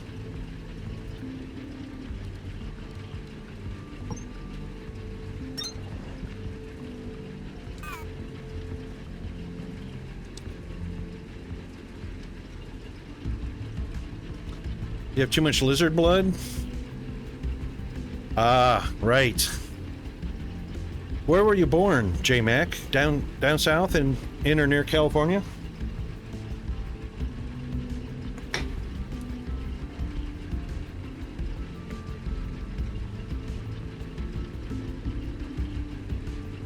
I think it's got a lot to do with where we're born. Well, more or less born and raised. So even though we might be born in a hot or cold climate, if you're not, you know, raised to like, you know, 6, 8, 10 years old in that environment, then you're probably not going to be that kind. Hour north of San Diego? Yeah. So see, the environment's in your blood. Your tolerance, your climatization, it's in your blood. Just like mine. I mean, I was born in the north, so I can tolerate and handle cold. But as soon as I get into... That's why New Yorkers, when they complain about heat in the 80s or the 90s, it's bad because they're climatized to winter. So that kind of hot feels unbearably, unlivably hot.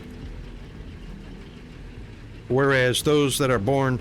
Say, even though I was born in Michigan, raised in Florida...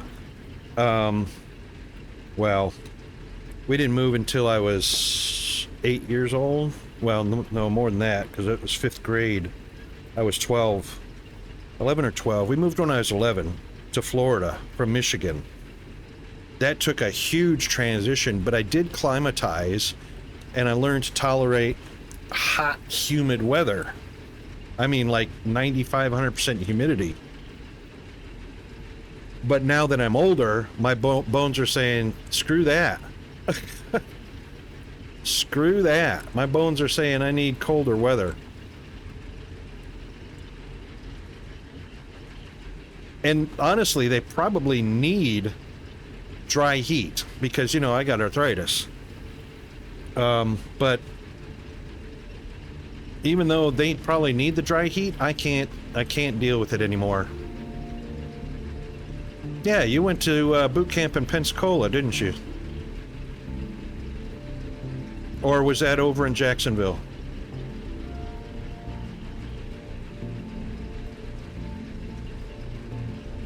Orlando. Oh.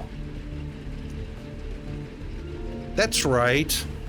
Pensacola is tech school, Orlando is basic training, and Jacksonville's an actually operational mission base.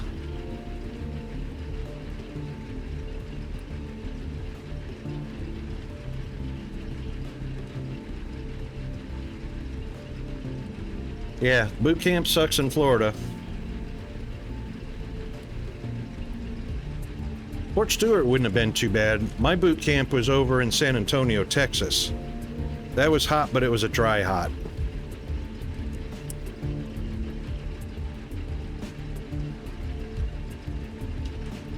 Oops.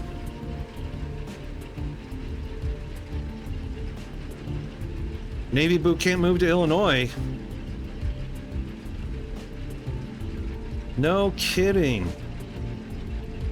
Yeah, Fort Stewart, Georgia is close to the Florida border there, Smitty.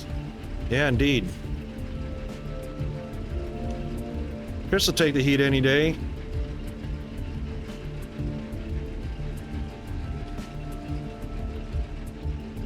So you have a pretty high tolerance to heat, Chris, which is why being cold is miserable. Did we get that right? They all lit up. Okay, yeah, we're going now. Now it's going.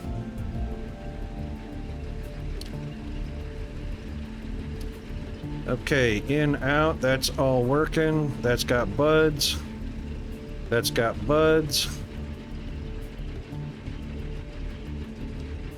Don't need this.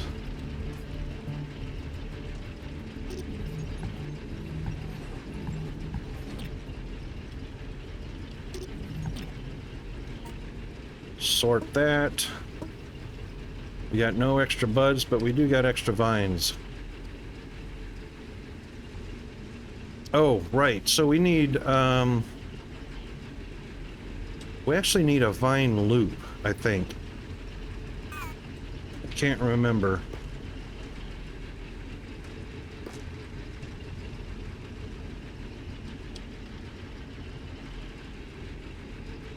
We needed a vine loop to go back to the beginning of the... No, we didn't need that. Wasn't that. Was it the bud loops? We needed a loop for the buds. No. We don't need a loop anymore like we did in the first iteration. Or the last one. Yeah, see, Chris, I miss the cold because, number one, I was born in the cold, but I like snow. Was it the seeds loop, the seed buds?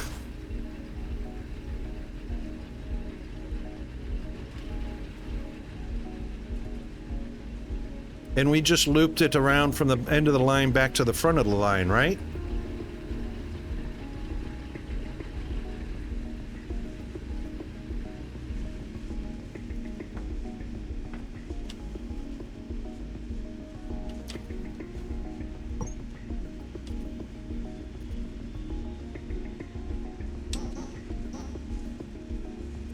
I don't remember why we did that, though.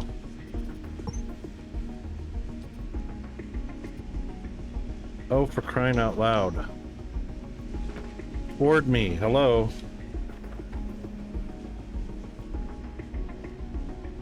Thank you.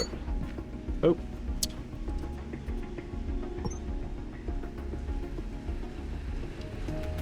I forgot why we did it, though. It actually saves seeds?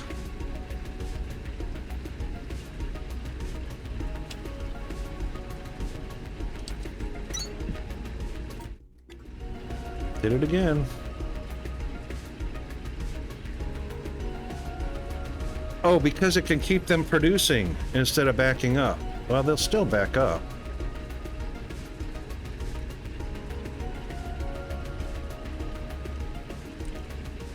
Oh, I see what you're saying, right. So, because everything sits on belts is not being used. Yeah, that might be okay.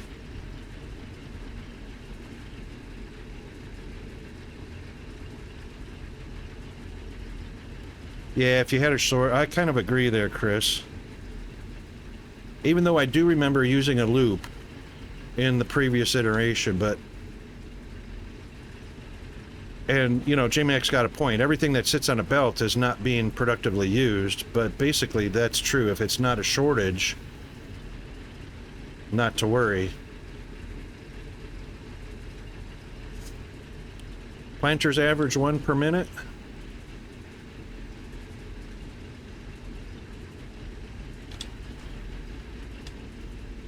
See, those guys are all busy, are all backed up. Is it 1 minute to get from 0 to 100%?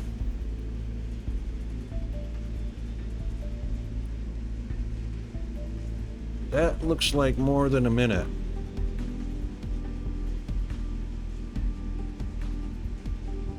Maybe it's 90 seconds.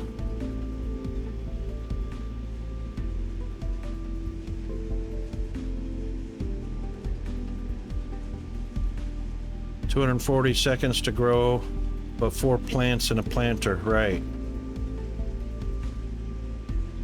That's 60 seconds each. Yeah, that's 1 minute. Boy, it looks like longer than 1 minute.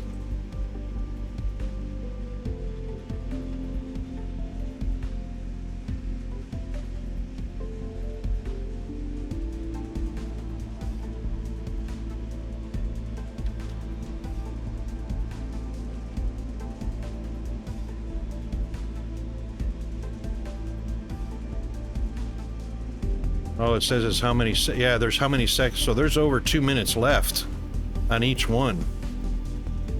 That's way more than a minute. It's halfway done and there's just about 2 minutes, so it's about 4 minutes each.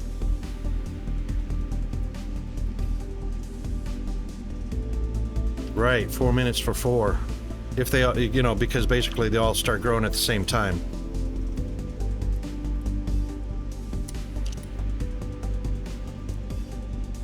Which equates to 1 minute, that's right.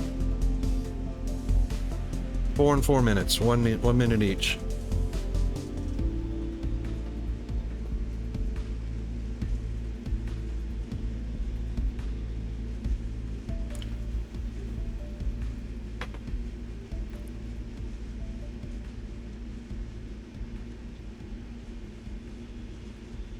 Well, I need to work on my power. I need to work on everything. All right, so we got the plant. That's what all I want to do, right, is to start getting all of our initial stuff done. So we got the planters all done. They're all doing their thing. They're gonna get threshed. We're gonna use the output. Oh, we need another output for the Kindle Vine, which was going here.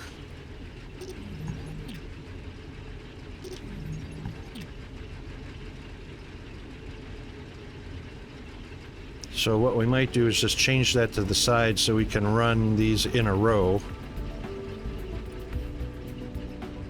Yeah.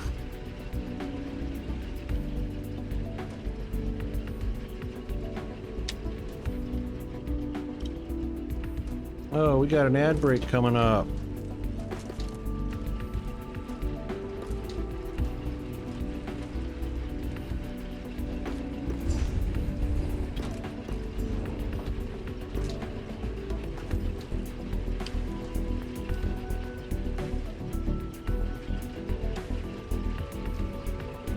So what we'll want to do, I wish it would copy the recipe.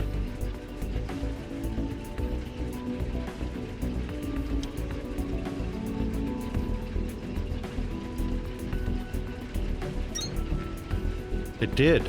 Ha! It did. How about that?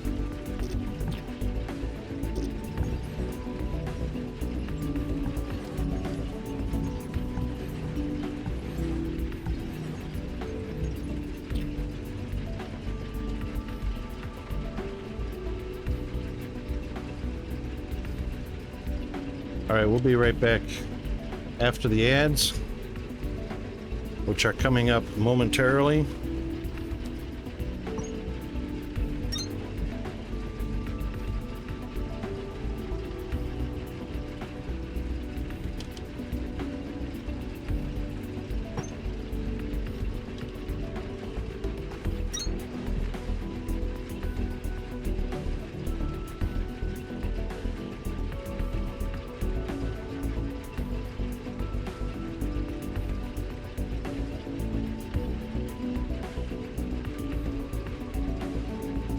Oh yeah, Chris, that is kind of nice. So it kind of eliminates your to-do list or task list on the left to focus only on what you need to.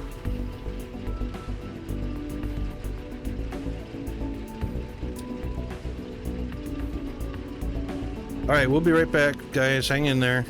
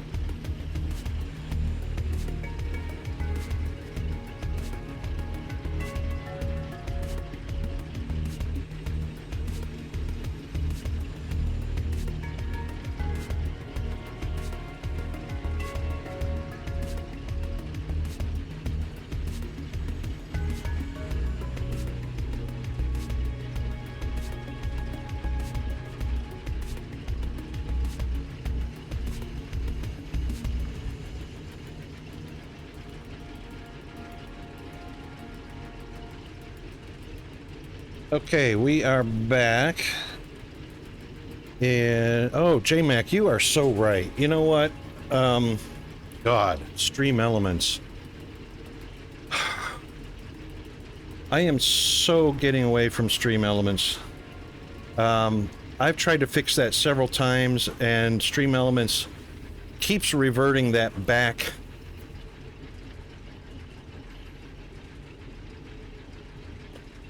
So right now,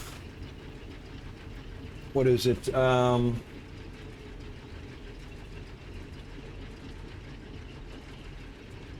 Yeah, so JMac, you can't even see what you typed, which sucks.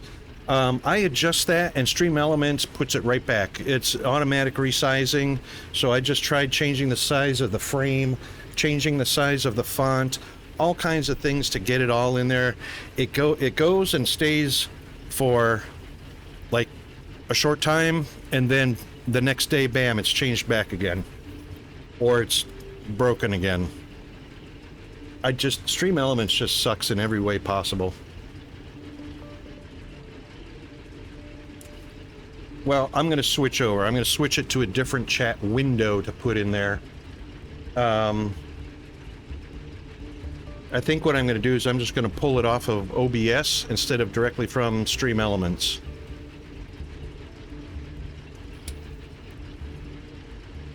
Because I like the decorations. I like the green around the bot. I like purple around new chatters.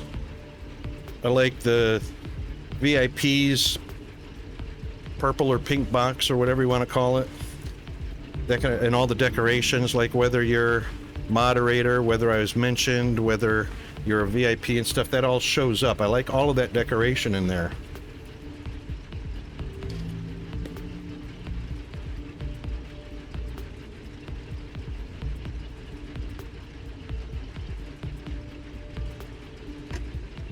Oh, let me come out of BRB.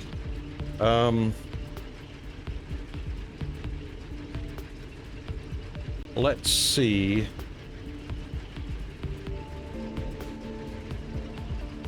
Which part of the overlay that is. That's the Stream Elements overlay. God. Oh, I don't want to do that right now. I want to play the game right now. I'll fix that after stream. I'm just going to use a different chat source.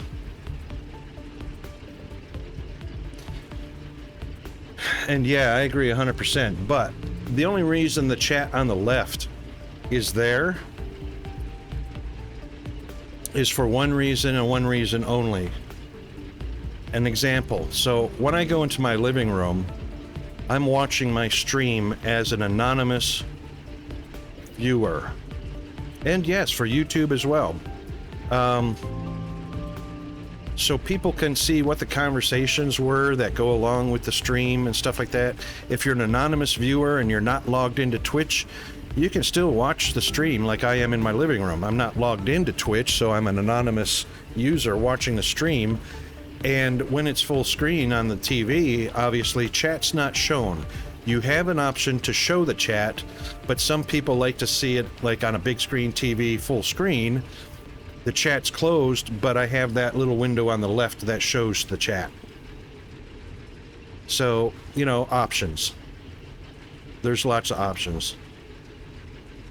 Having it that way. And I also have this, I don't have the game full screen. It's actually in a window full screen.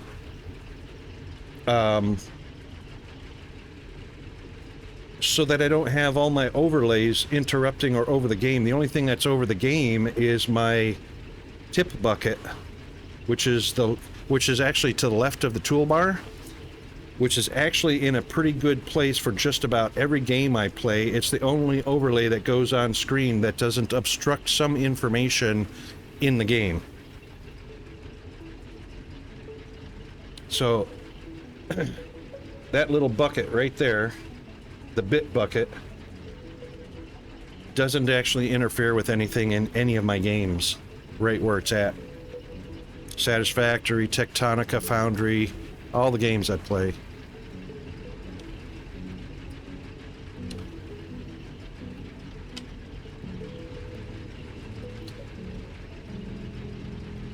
Okay, so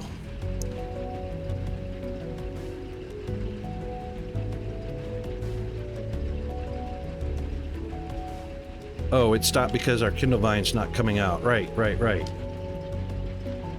Kindle Vine, which is going here, which we need actually...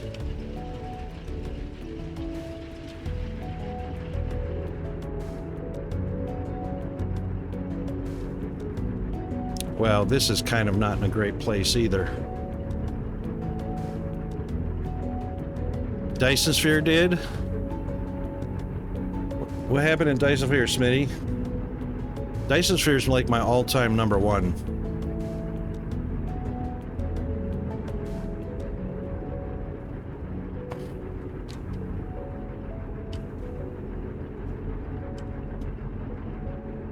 Okay, so what I need is a purple over here. There are so many choices of outputs over here.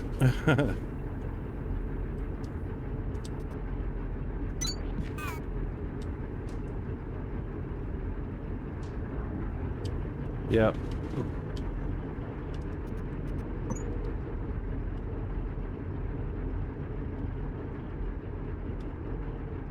Whee! Let's move these for now.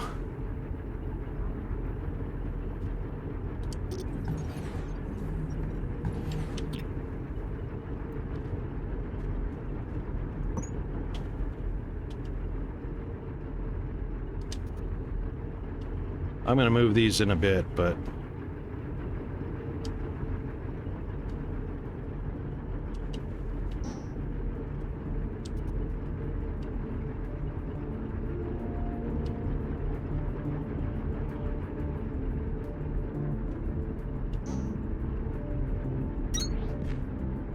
Oopa.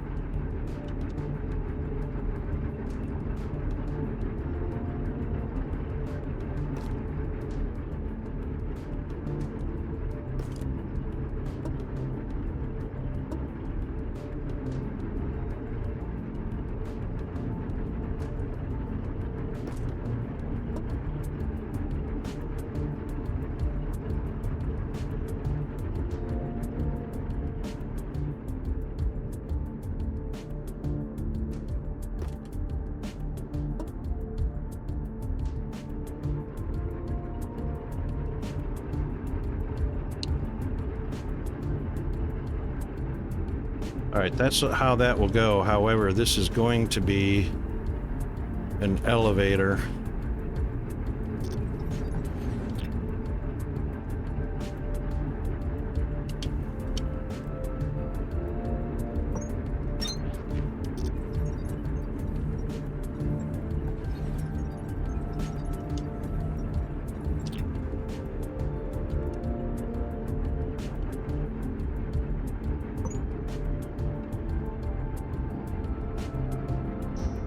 Ah.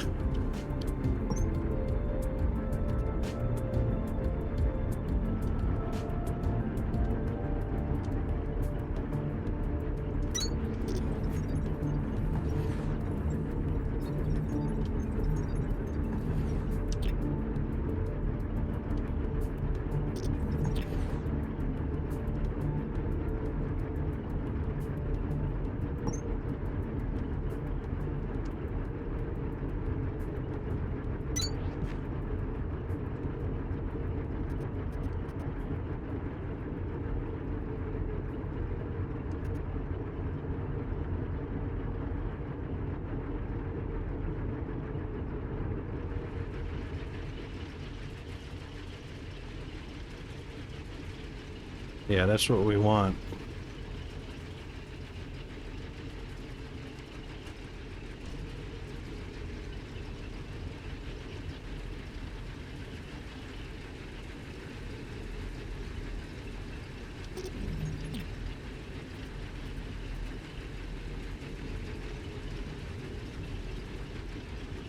That way when I put more threshers down that are producing buds, Well, that elevator didn't really help, did it? Because that path is still blocked.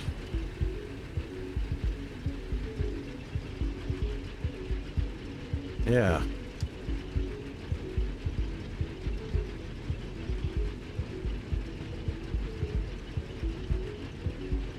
Oh, because I'd have to step it out one away anyway. So the elevator didn't really help any. Huh. Okay, anyway, that's done. That's operational.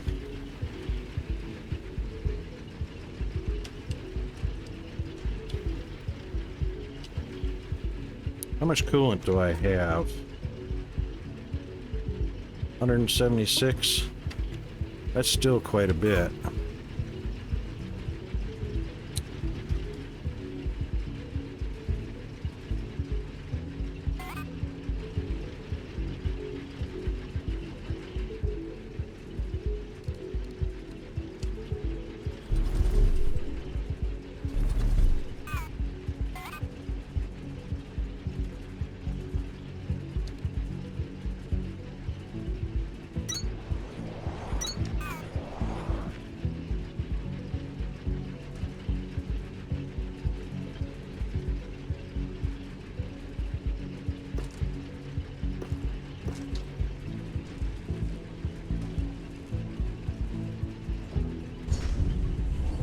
So I need to set up the production for, we've already got the copper wire, which we need to check on actually.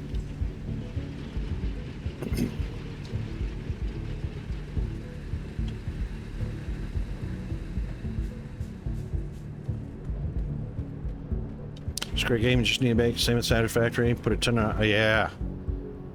Huh. I put way too many hours into DSP. Let's see, what have I got in DSP right now? 5,062 hours in DSP. Foundry's 441. Satisfactory's 2,661 hours. I've actually got more time, 447 hours in Techtonica than I do in Foundry.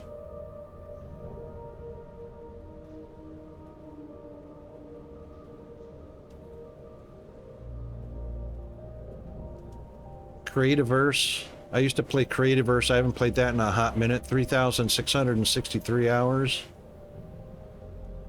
Factorio, 1,925 hours.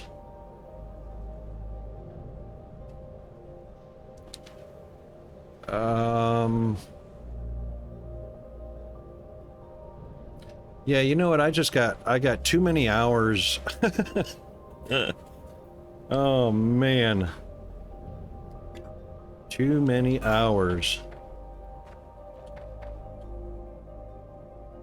Oh yeah. This is one of those things. Am I encumbered? I'm not encumbered. Oh, that's right. Flying is really slow.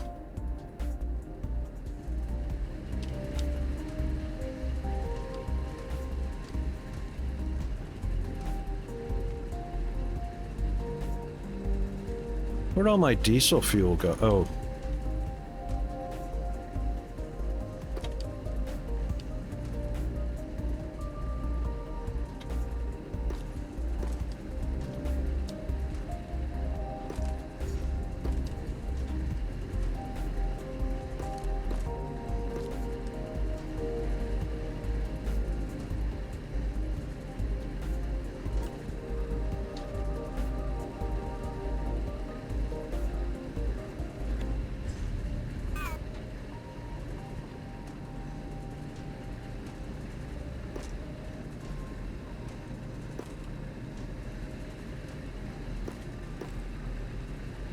There we go.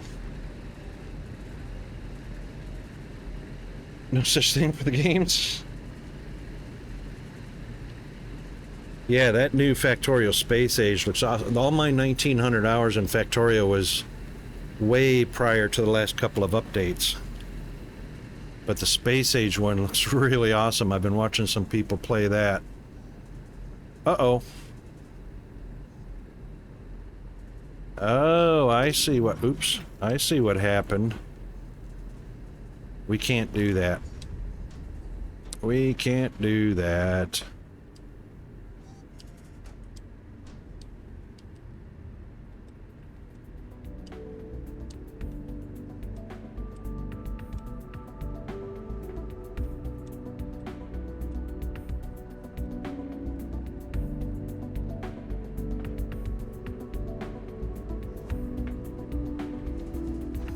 Can't do that unless these are filters.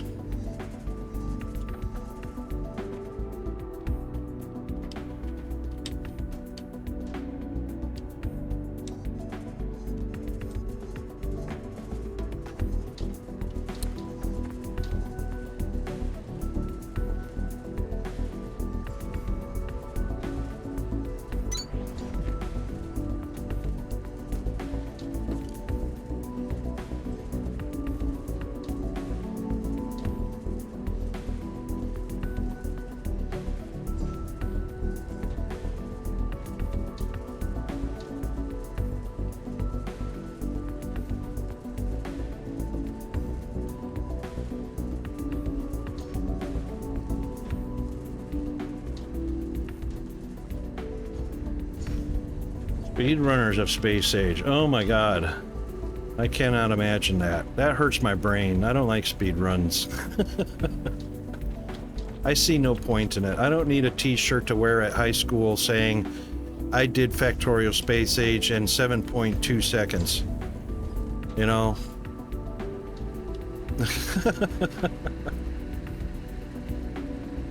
I'm pretty much beyond that.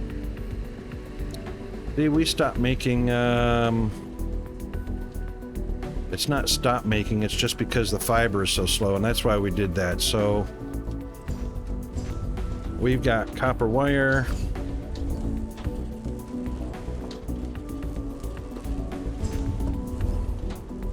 Which we'll take a stack of.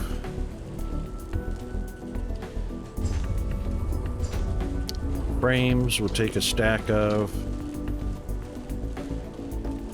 Oops. Copper bits we'll take a stack of. That's why we're getting that ready. It took me way too long to realize you could grab items from inserters when they get locked up with... Yeah, you know what? I wish I could do that in Satisfactory, because a lot of times you can't reach what's on the inserter, or if a belt has put it into a machine, you can't reach what was on the belt. Not inserters, in DSP for inserters, but belts for Satisfactory.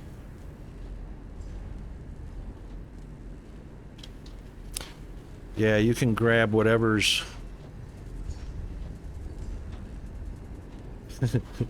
You can even fight with them, not let them have it.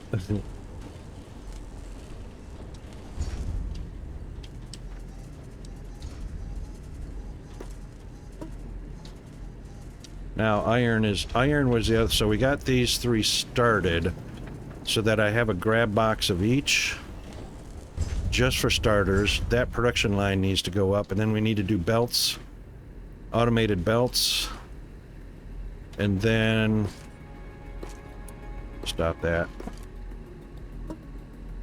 One each stack of iron, copper, wire frames, and copper components.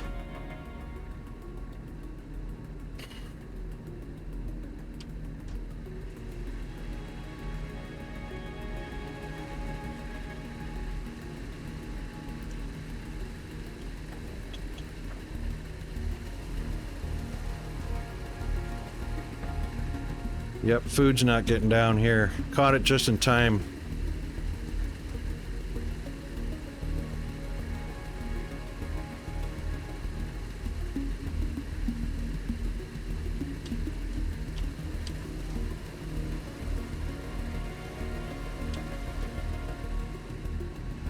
Here comes some now. Few of them. That's still got 3. None. None. None. So they're coming down here now.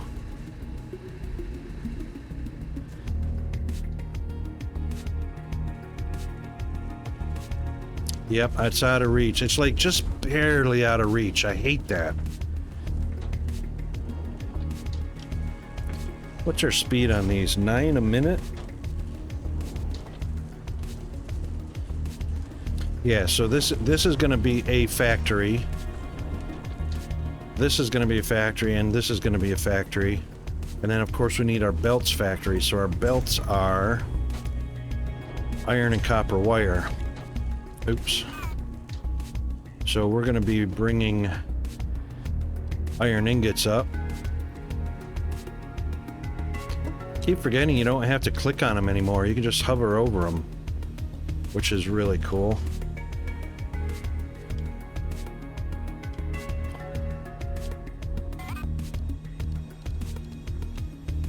Oh, where are all my stairs? Well, we do have those.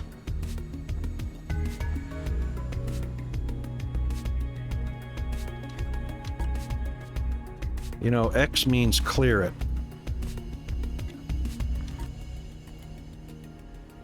X means clear it. Why isn't it clearing it?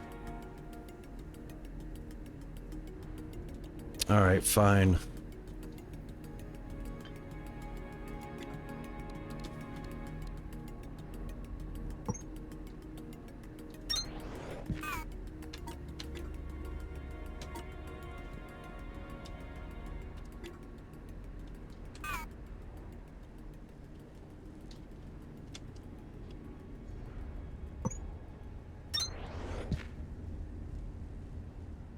Oh, you're right, it is. Wow.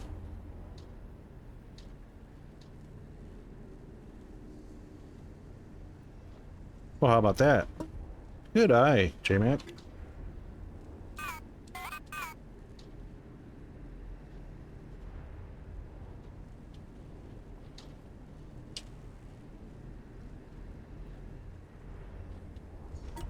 All right, belts are copper wire.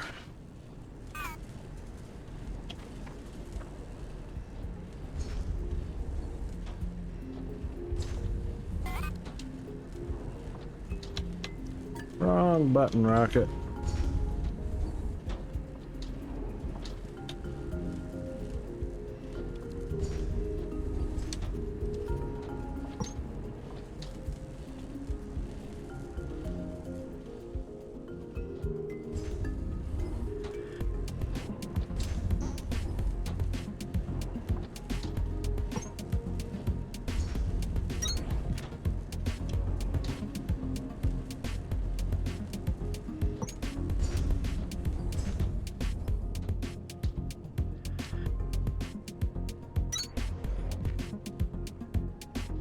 So just for now,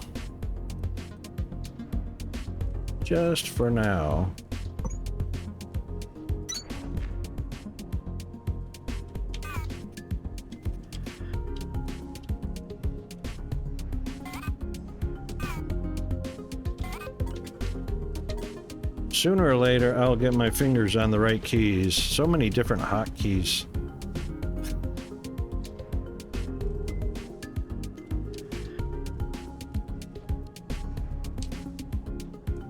So many things that could be done on the mouse, especially if you have a 6-button mouse.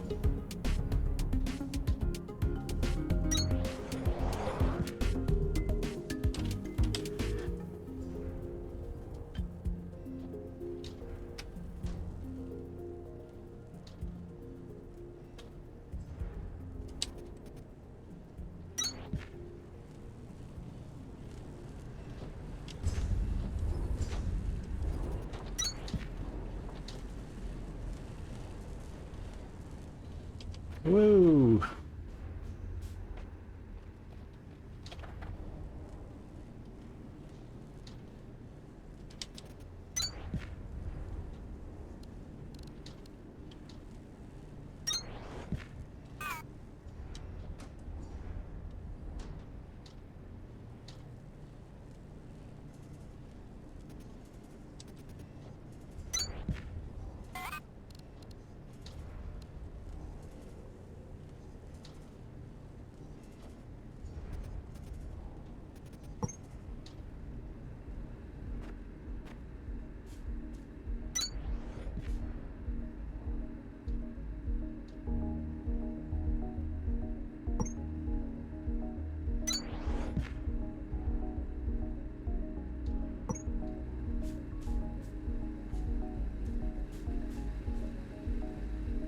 Just a little spaghetti.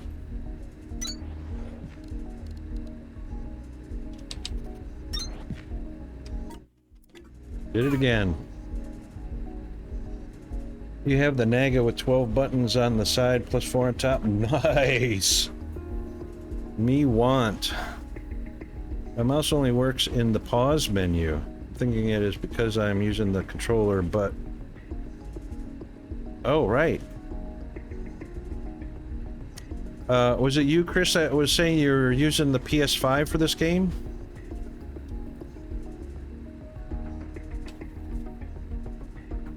Or was that Smitty? That was Smitty.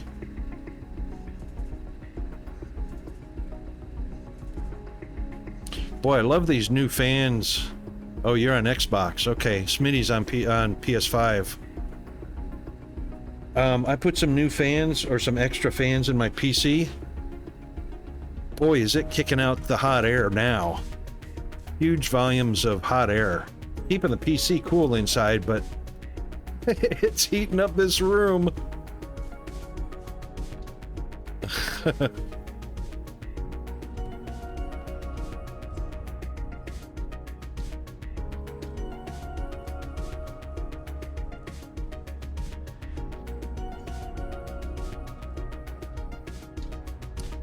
Need to go start making power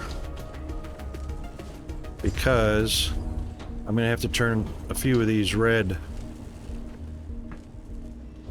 Yes, baked rocket wolf. Oh, I was baked a long time ago. It's already, what is it?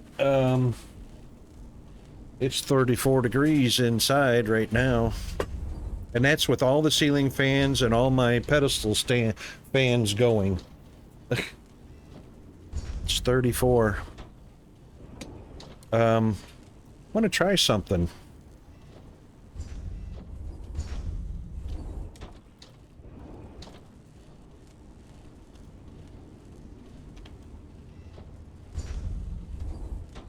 Hang on.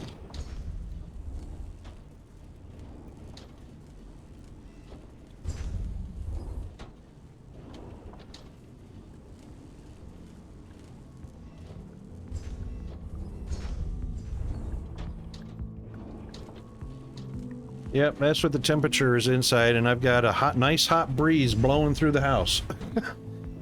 Even though you got fans going, it's pulling hot air from outside and blowing it through the house. How screwed am I? So I told Peanut, since I have to go buy him new clothes because he's growing rapidly, he's already outgrown the clothes I bought him 6 months ago. When we go shopping, we're going to buy a cooler, a foam cooler, an Eskimo, an Esky, what do you guys call it here in Australia? An Esky? But a cooler. And since I've got pedestal fans, I'm going to put it on a stool, fill it with a couple bags of ice, and I'm going to turn the fans on to blow air across the ice just to get cool air in here. And then, of course, when it cools off in the evening, around 9 or 10 o'clock, 11 o'clock at night, when it gets down to around 85, then I'll just close it up and save the ice to the next day, whatever didn't melt. Bags of ice are a whole lot cheaper, but it's my only alternative anyway, so. All right, power. Let's go put some power. Let's not fly. Running is faster. Actually, speaking of faster, where was our... Oh, so here on Victor, tier 3 of Victor, we have the mining drill MK2 to scan, right? Guess what? This item right here is on the elevator level 9, which is the foundry. Level 9, which is not Sierra. It's way above Sierra.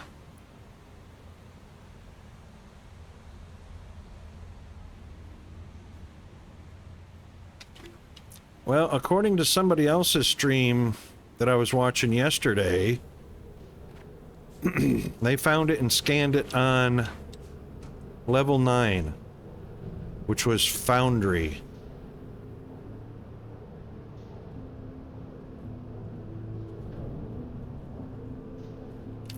How far away are we? 820 meters?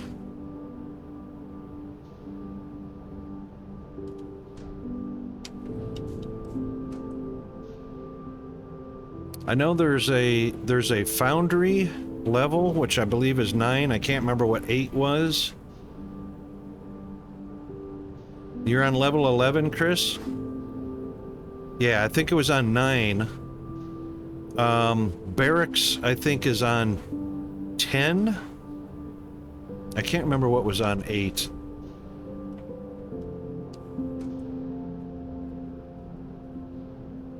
But yeah, it is so far away from...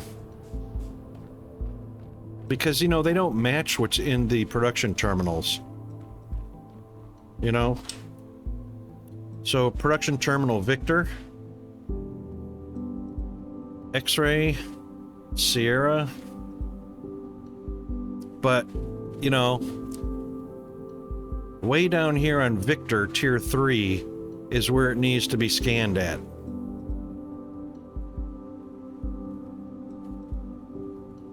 I mean, where to unlock it after you've scanned it.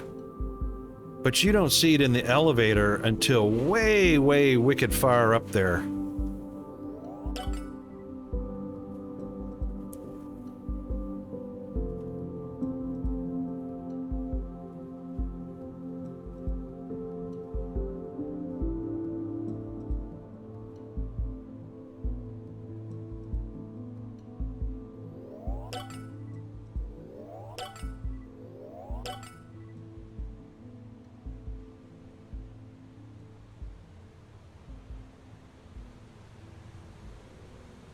That's height.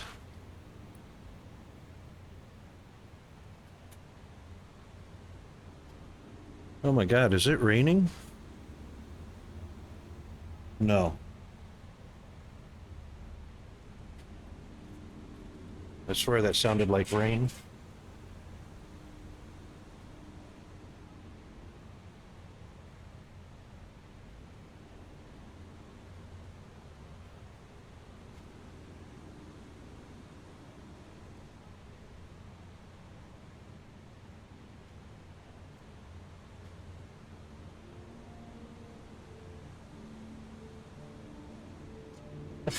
Well, if it sounds like rain and it's not raining, it's probably in your head, which means I probably burst a blood vessel and blood is flowing over my brain bucket. I don't need the height thing. That is active. We are going to need 180 for that. Rail runner, suit speed. Yep, that's it. I have to scan that. Don't know where that's at. 8 is the research. That's the one. I couldn't remember. 7, 8 is research. 9 is foundry. 10 barracks, right? 11 freight. And 12 is actually named Sierra, just like the production terminal. Oh, production terminal is on level 12. Gotcha. Gotcha. Okie doke. All right, we are wanting power amp because that increases our output. Wonder what that looks like now. Yep, we got 10%. So I was at 6 gig. And now we're at 66.6 gig. That helped. That's blue.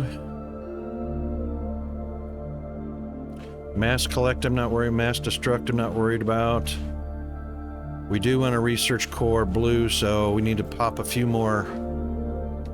Pop a few more in.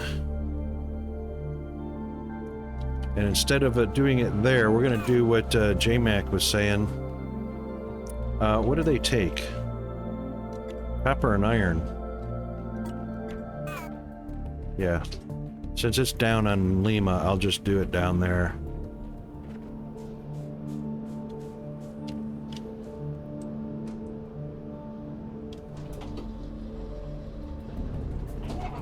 Upgraded generators? Oh, how far away is that? That's on energy, right?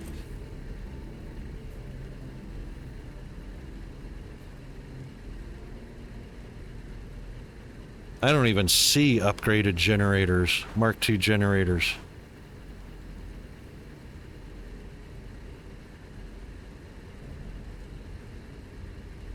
Crank span.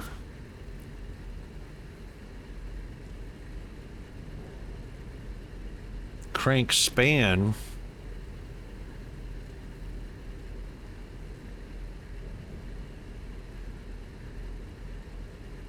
That's just goes from the 10 minutes to 60 minutes. It doesn't span any distance, that's for sure. Last tier in X-ray.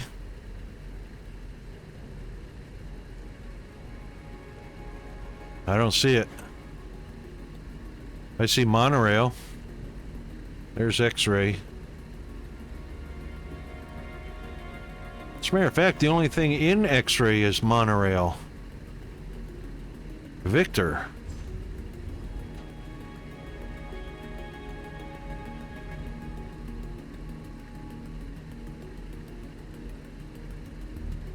Oh, there it is. Tier 5. Yeah, tier 5. What do I need to unlock? Oh, I'm there. I'm there. All I have to do is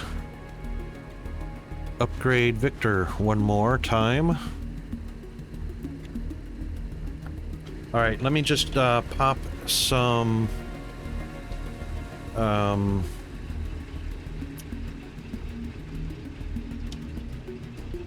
stuff in here. That's belts.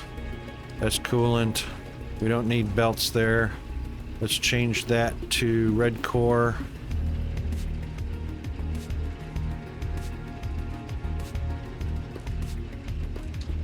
We'll do that.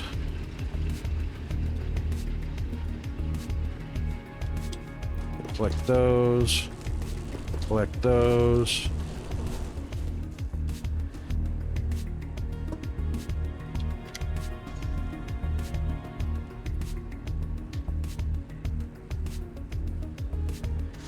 Oh, I forgot to check. That's not a scannable. Right, that's not a scannable. That's a actual locked. You actually found a bunch. Oh, is that what it is? It's blue cores? Yeah, because I can't even see whether it's red or blue because it's locked. But this is blue, so I'm betting that that's probably going to be blue. Shoot. I haven't unlocked blue core yet.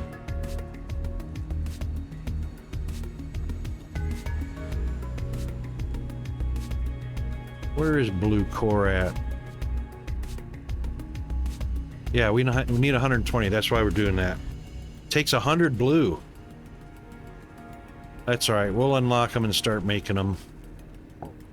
What's the recipe? Processor and cooling units. Oh my god.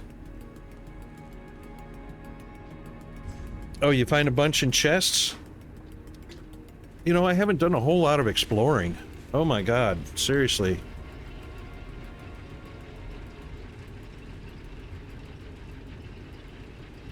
I mean, because look what's over here. Oh, that's in a structure. We did that.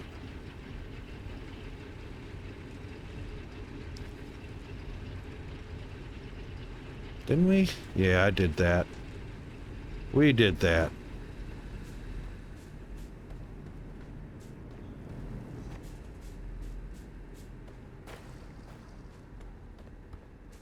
Yeah, because that's the barracks. Wasn't it the barracks?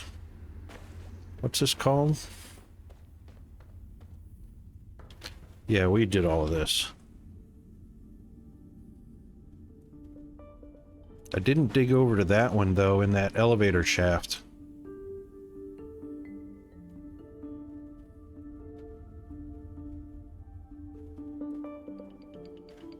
There's really no way out back there.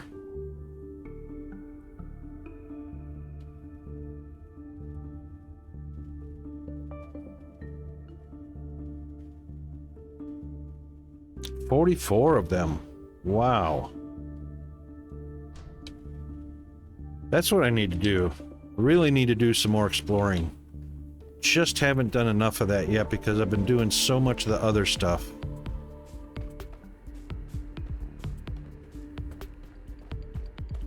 I mean, there's probably chests all over the place on the other levels. Oh, look, there's...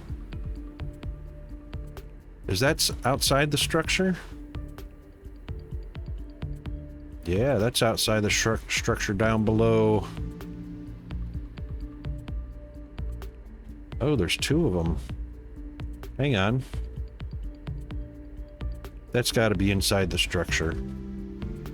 Because that's at the end of the river. Yeah, those two are inside the structure. Oh, it was that one. Ew. Alright, then. Oops.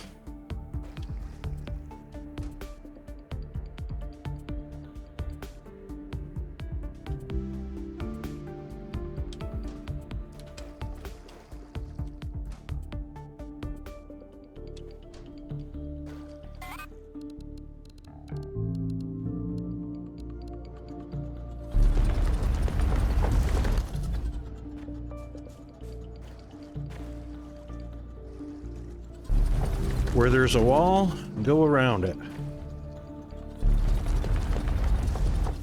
All right?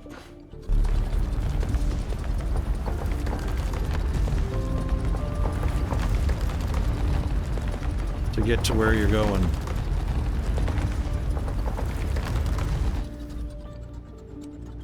See that?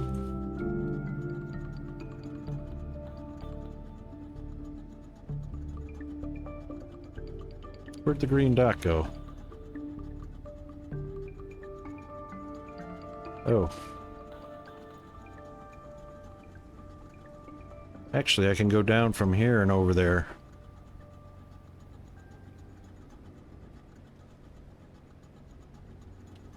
How did I get over there? Oh, I went all the way around there. That's right. Okay, we don't have to dig.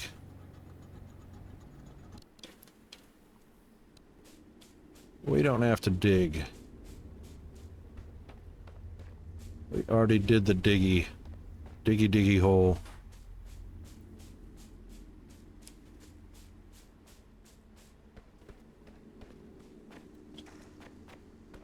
Uh-oh, I have a feeling I've been over here already. I have been.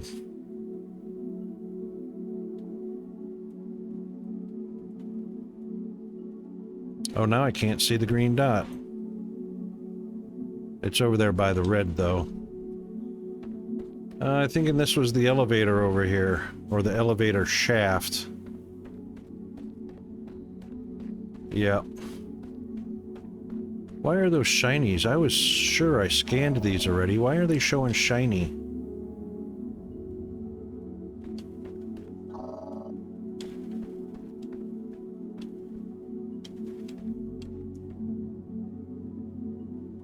Oh, come on now. I've scanned all this stuff.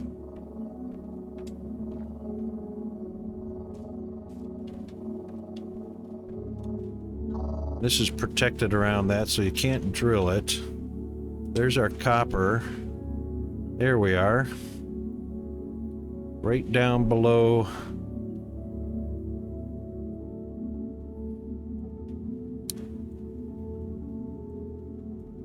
So we got all of that stuff over in that structure.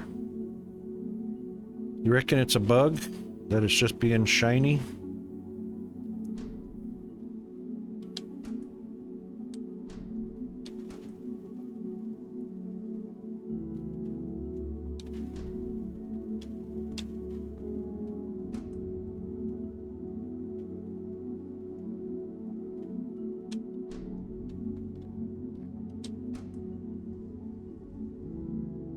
Alright, that puts us almost directly below us.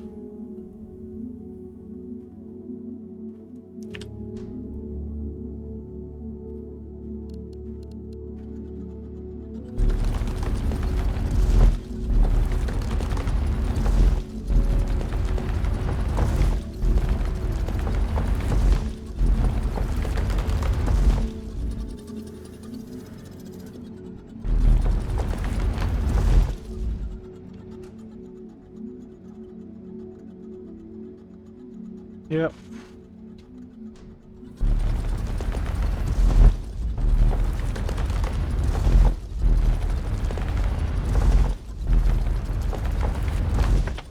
Hey, Chris, you want to tell us what level you found those 44, or was that in scattered chests? You went hunting for chests, didn't you? Picked up a whole bunch.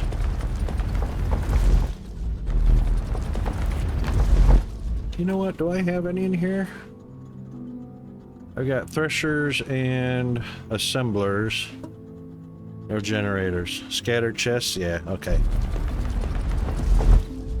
I was gonna say that would be a hell of a loot to put 44 in one chest. Had to rethink that for a second. Oh, look at that. Went right past the little bugger.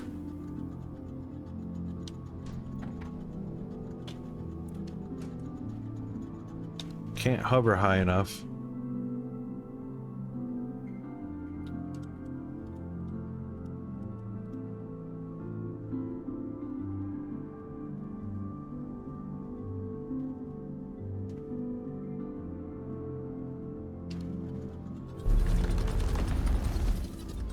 Dun dun dun.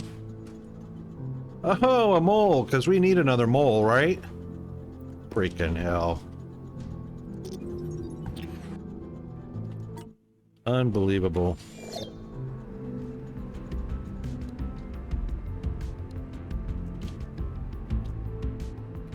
Alright, what am I encumbered with? Anything? Nothing really.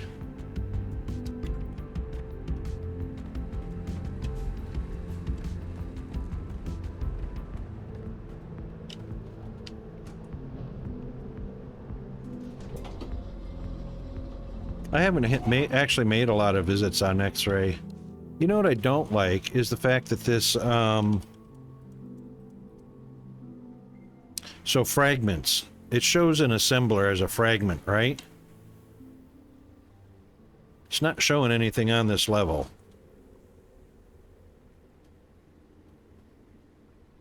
And we already made stairs to get down to that one, so that one's collected. But that's not a fragment, that's a box.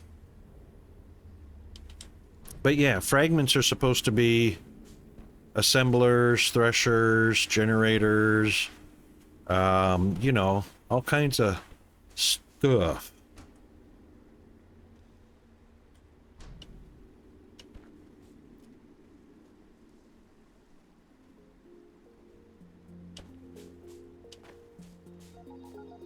I collected up all of the base building stuff that I wanted out of here, but I didn't find any. See, the thing is, I didn't find any equipment down in here, which kind of sucks. And one of the other things that kind of sucks is sometimes when you hit these rocks and break them apart, oh, prize! Like something to scan, which kind of forces you to randomly break things. Break rocks, you know?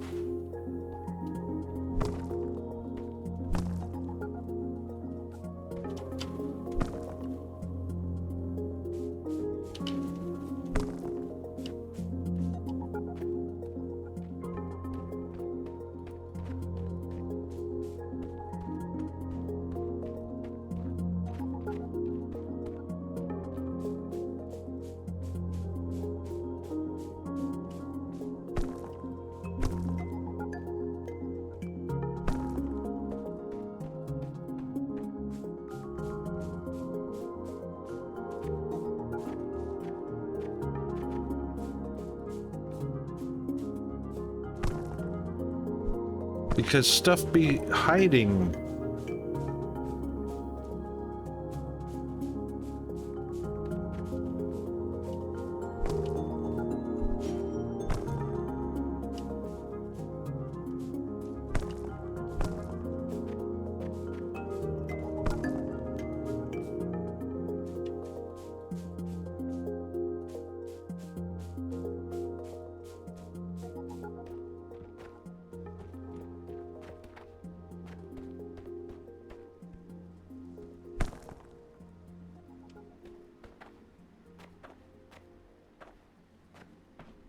Now, what I didn't look at is to see... Yeah, there's nothing revealed. Not in the echo scan. But, is that because... Is that just because I didn't scan the wall and it's blocking...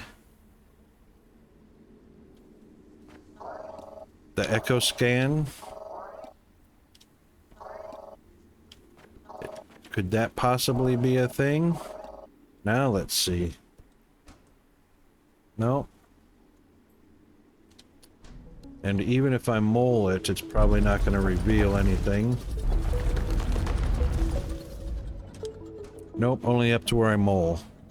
So usually you get a ghost outline of what's there, like, you know, all this stuff up here, which is all that. If there's anything more to look at over there.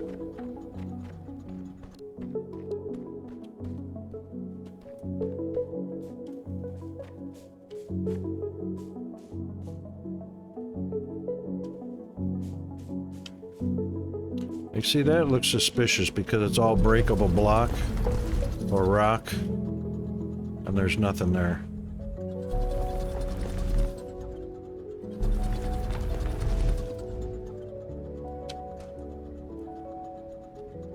Yep.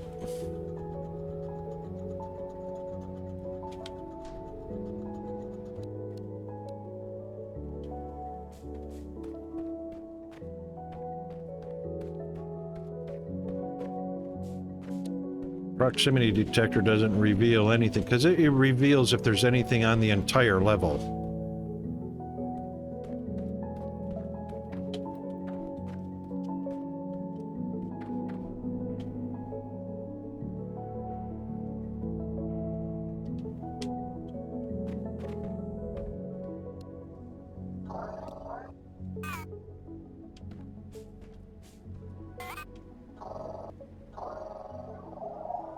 I really don't know if I want these planters.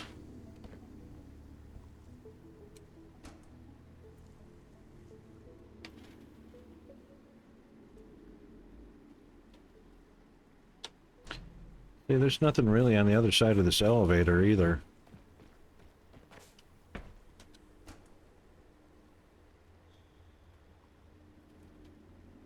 Nothing as far as the echo scan goes.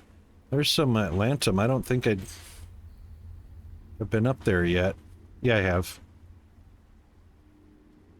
Oh, there's a little green something over here. Oh, that's the Nexus. Never mind. So I reckon I found everything up here and just, you know, left the building materials for later for whenever I needed it.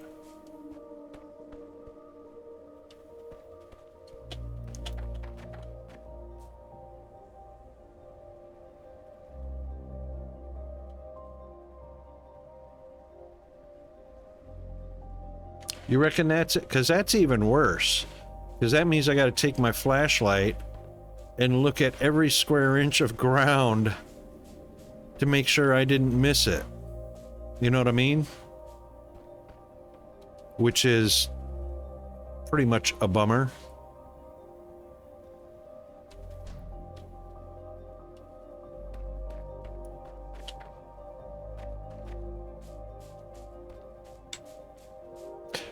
But they, oh yeah, that's right. They don't have a shiny.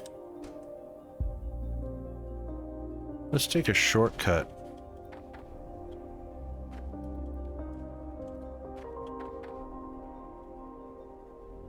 They don't have a shiny if you've scanned it.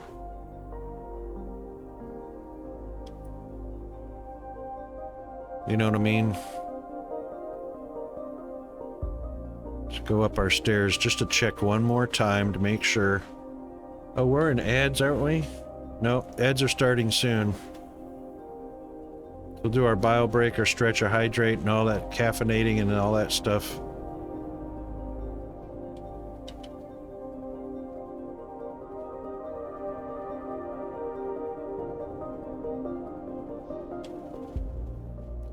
And you would think it would be up here on the same level as the terminal.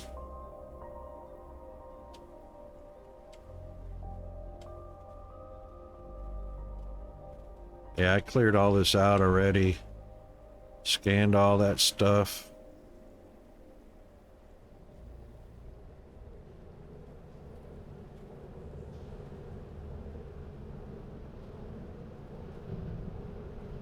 Copper.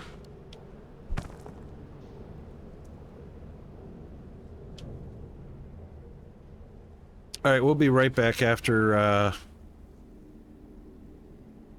the break. Right back.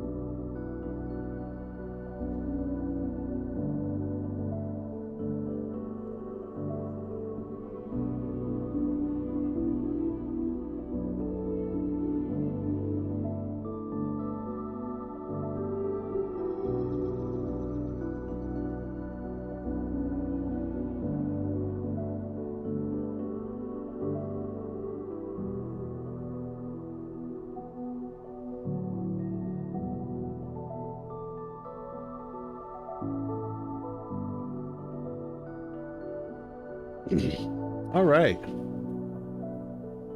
Oh, thanks for sticking around, everybody. Appreciate it. Through the ad breaks.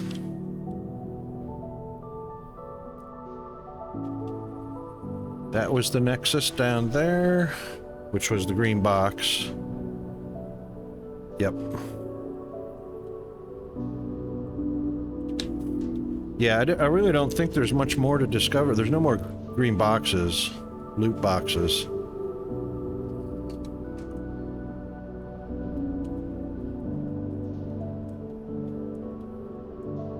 Not even down below. Let's check a Let's check a different level. Let's take a shortcut.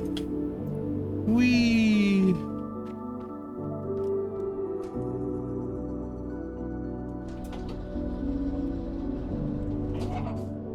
And I cleaned up this one too of all of the foundations, base building foundations.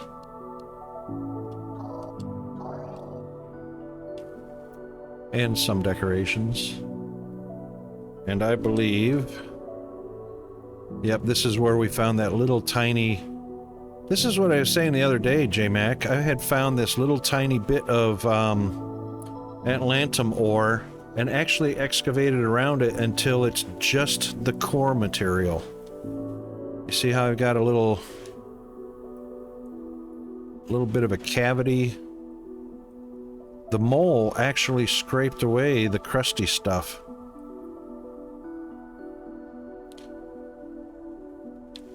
That looks like a structure. That's the structure down there. I think I've already been down in that.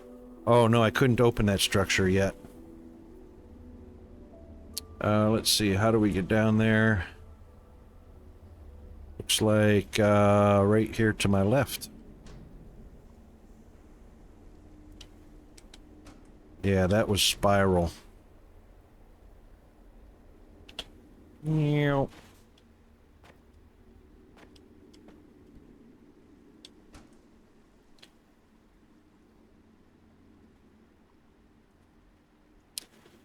Yeah, and then right behind me that way.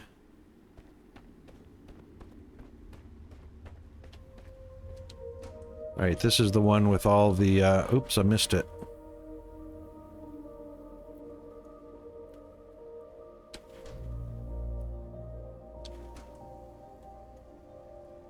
Yep, now it'll be on my right. There it is. And down we go. Pretty sure this was a structure down here. To the left. Yeah. And I needed... actually had some of this. Needed 40 of it though, and 40 coolant. Yes, normally it takes the blast charges. But it was the only one that I was able to, it's the only one I was able to excavate around it. Let's see how I get down there. It looks like this way. Yep.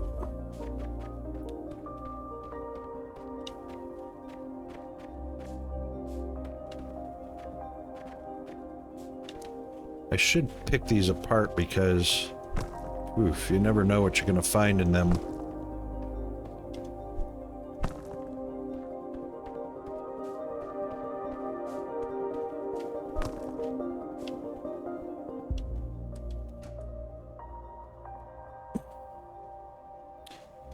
Getting there.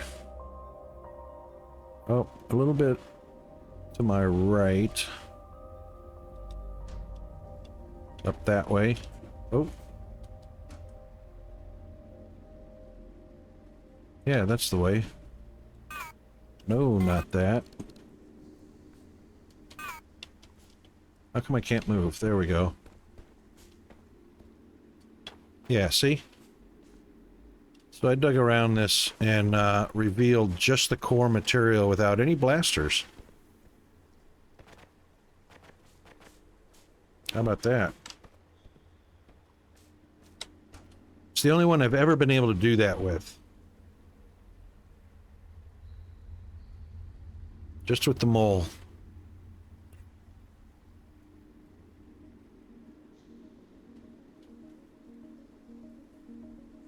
Okay, those are all in that facility, which I can't get into yet. Oh, hold on.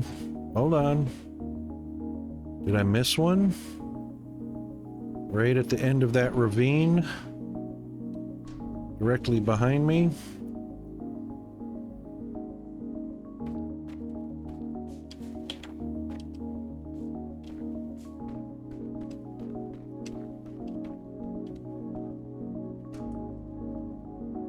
Oh, we need a little bit of upsies from here. See, that shouldn't show on the,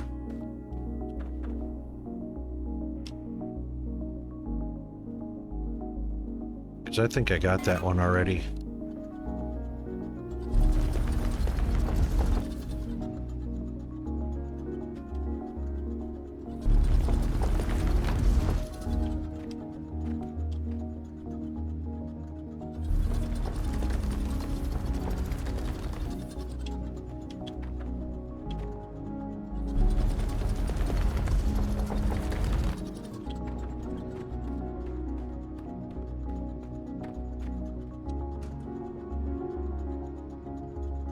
Way up there.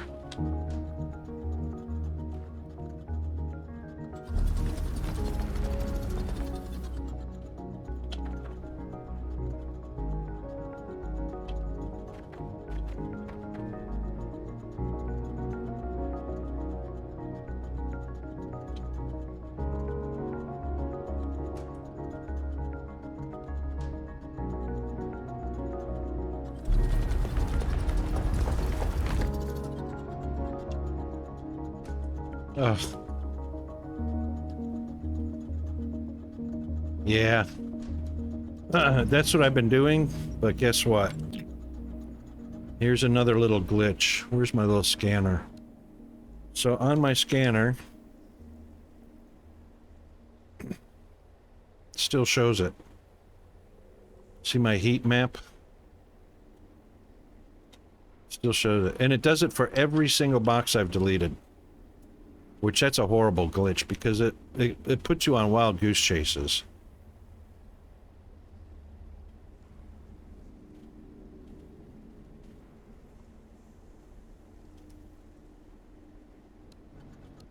Oh, let's put this back on fragments. So this, yeah, so what I hate is the fact that there are glitches with this stupid scanner.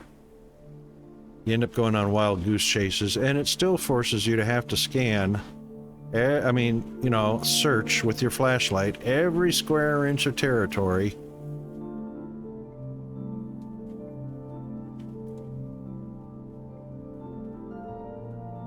And yeah, you know, JMac, on the up on the admin level with that other Atlantum deposit vein, I used my mole on it and it didn't do it.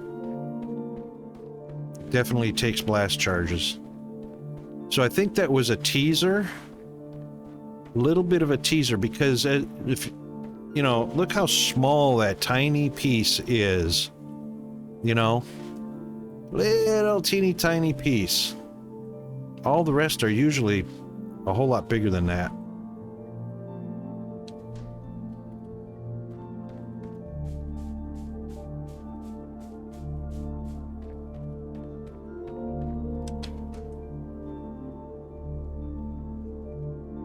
Yeah, that's the saving grace.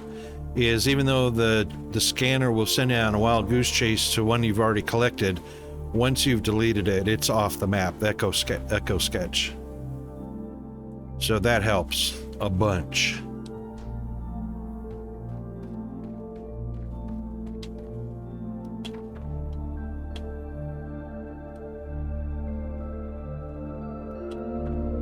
Oh, I knew I wasn't going to make that. That's all right.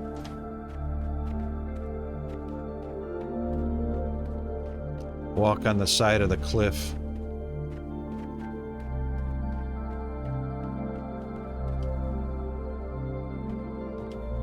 Hang on, what happened to our...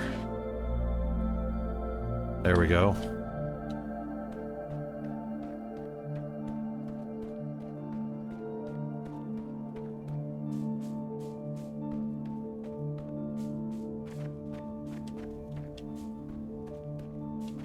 No. How did I pass it?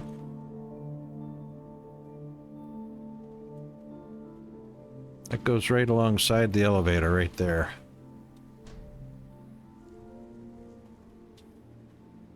Oh, I didn't pass it.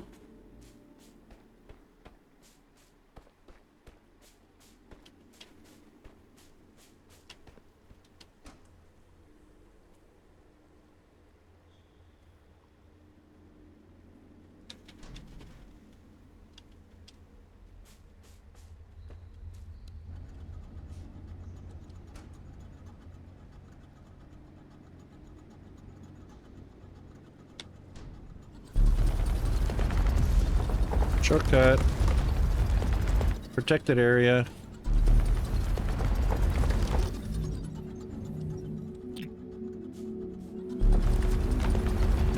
Darn. I was hoping to shortcut into it.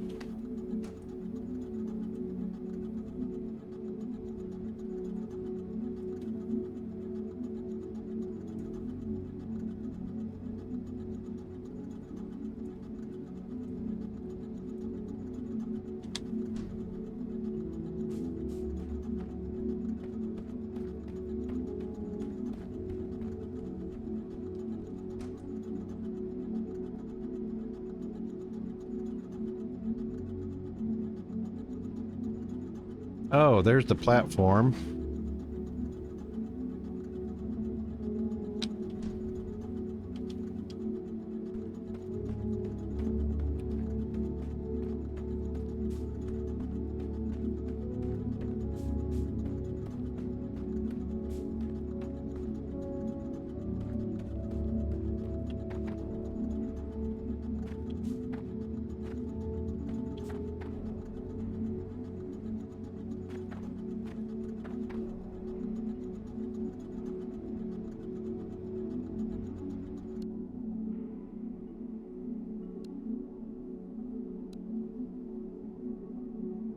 Yeah, there's nothing left on this level. Admin is done and dusted.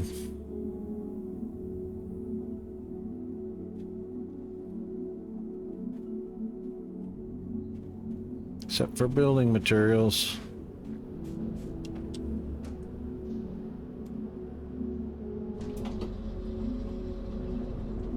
And same thing with hydro level. No more.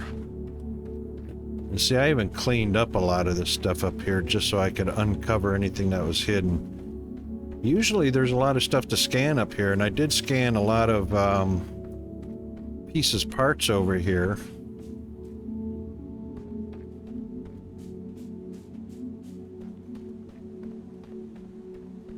How many have I got? What have I got? Only 3. And no water wheels.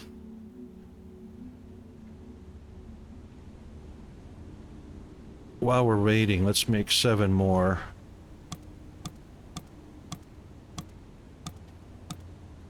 And a water wheel to go with it.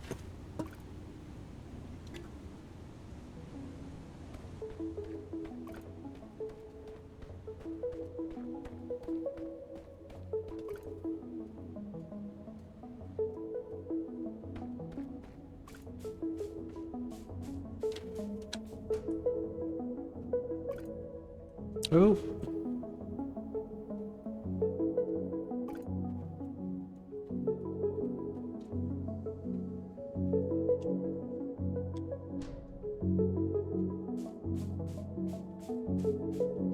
Oh, that's inside a structure. Dang it. Yep. So aside from what's in there, is one more way up there, which is off to my right, which is in that direction.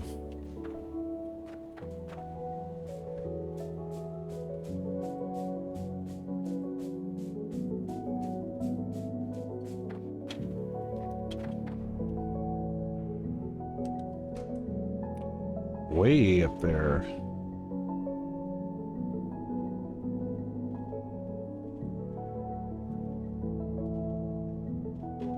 I don't see any ground surrounding it.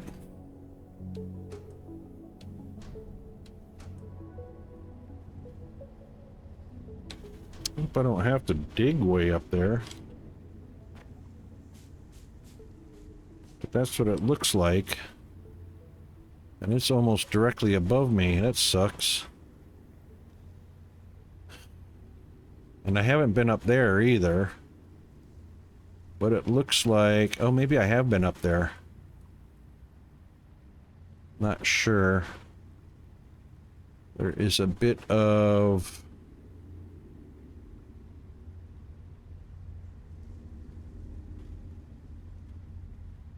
I have to get over there a little bit more by the iron.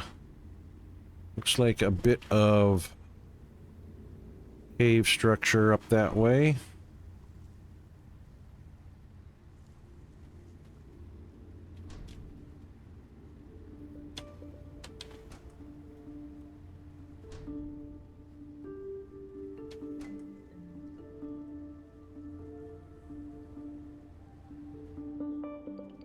I hate to have to dig up there.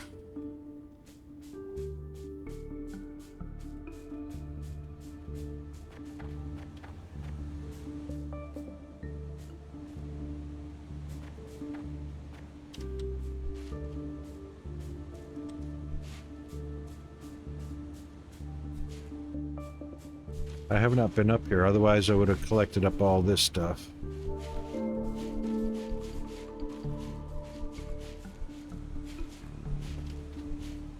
Alright, there's our iron, there's our waterfall.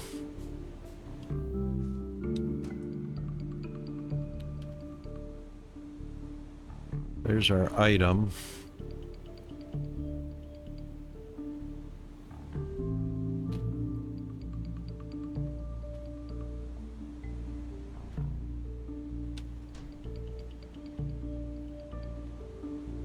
Wow, that kind of sucks.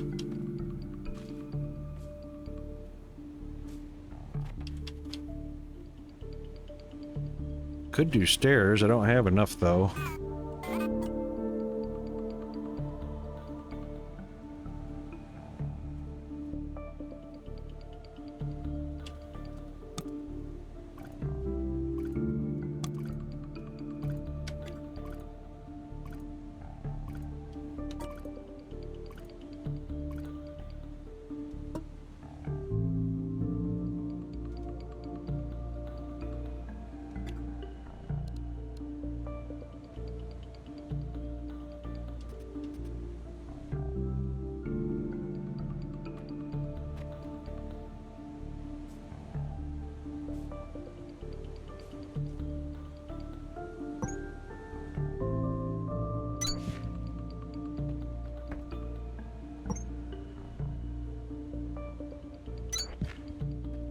Watch this be protected. No, it's not. How about that?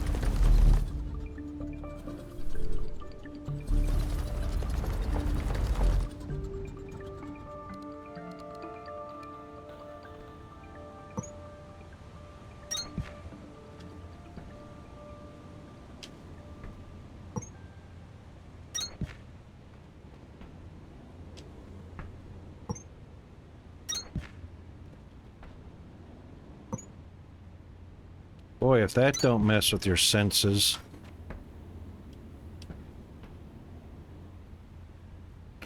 Alright, that's right up against the wall.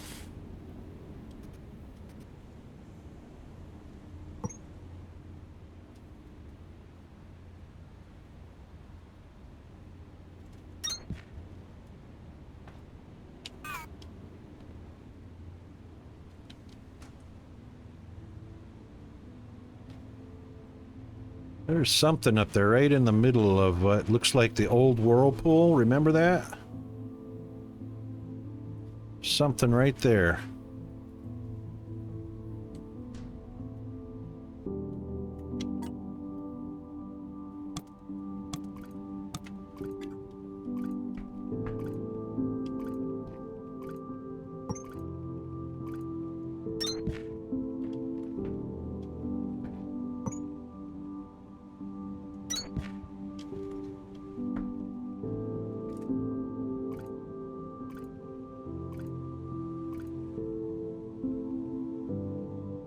Yep, there's structure right there.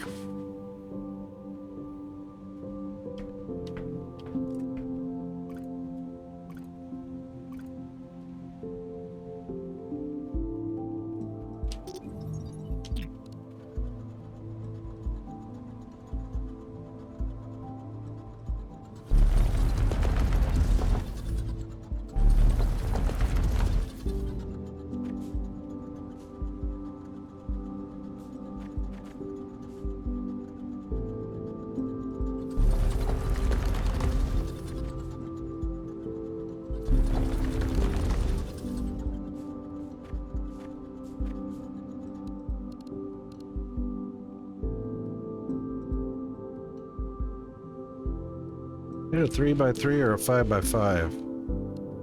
3x3.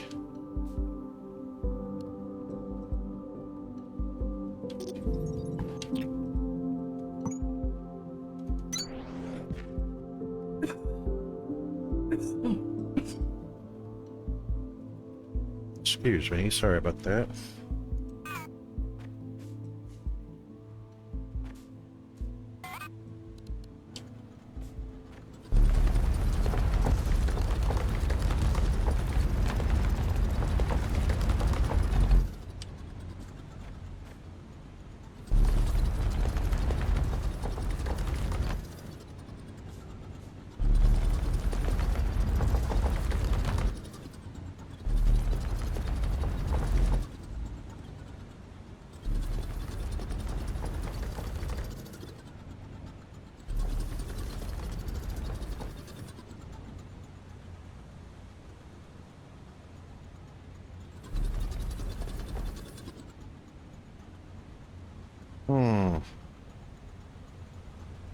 That's going to be unlucky.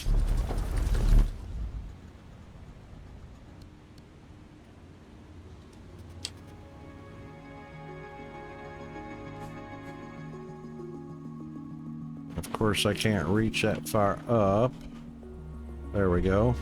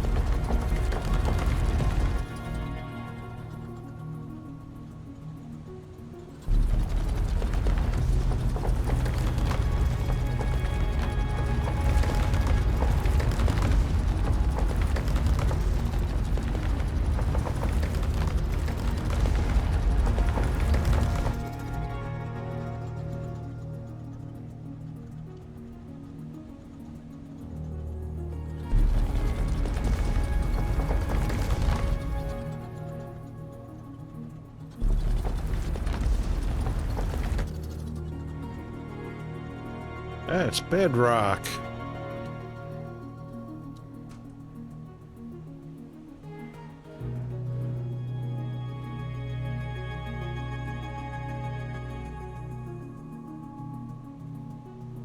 There's a couple of the green glitches here too. Way out there. That's down at the elevator. Oh, that was my green glitch that I was after, but now I want to see what's up here.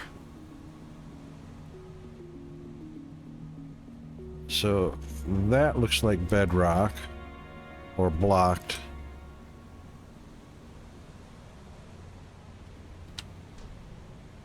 Yeah.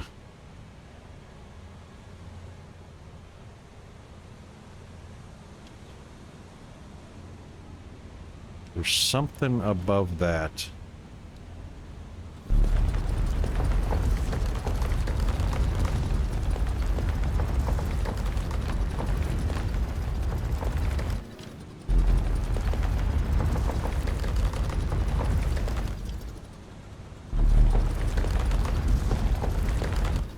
More protected area. All of that. All right. More bedrock.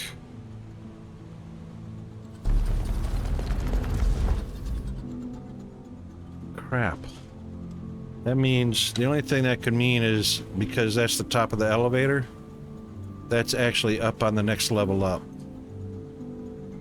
Damn.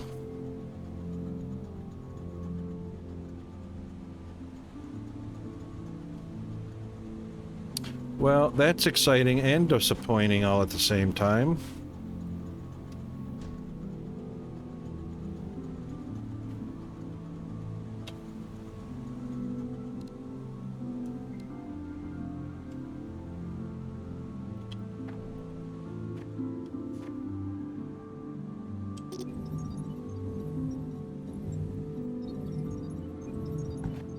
Whoops. Careful. Careful, Rocket.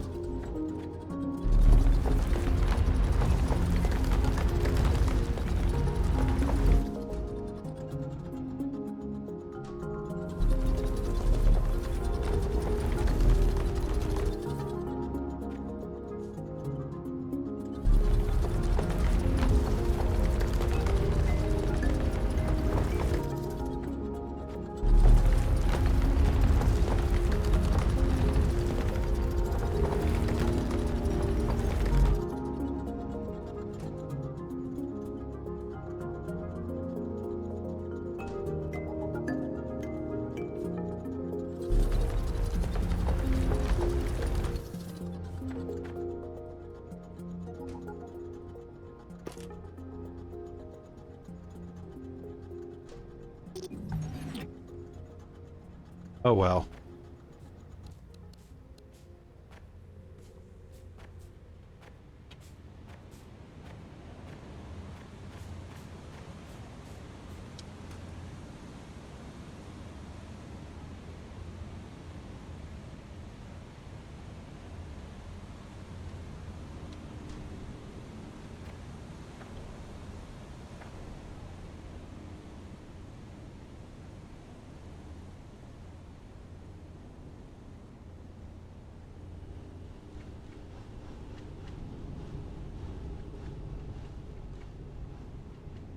when you get enough to unlock in research.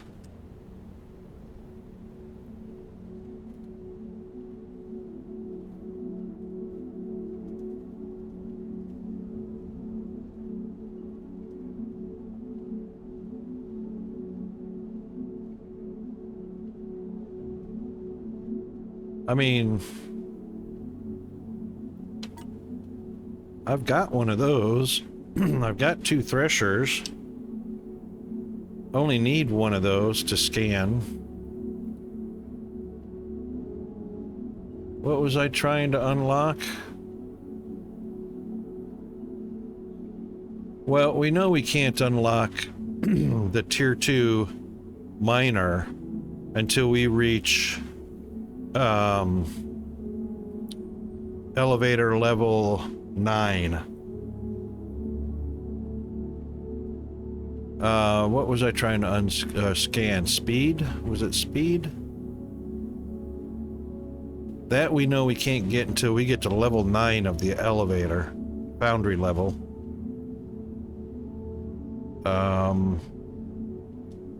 What was the scan we needed?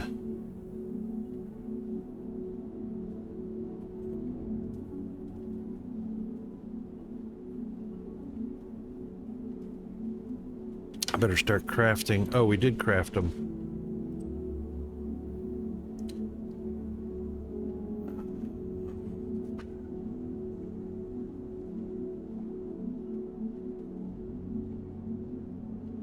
We're making red core to unlock that one. What was it we needed to scan? What was I trying to scan? Oh, we were looking for power.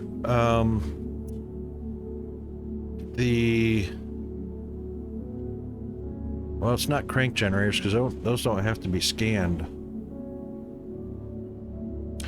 We were looking for those in loot boxes, so we didn't have to scan them. Yeah.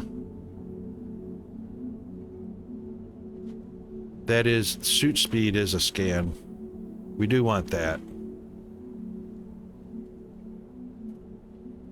Which, if this turns out to be anything like the damn Mark II miners, we're not going to find this until level bumfuck Egypt up there and level 10 billion just to get the speed, suit speed, you know?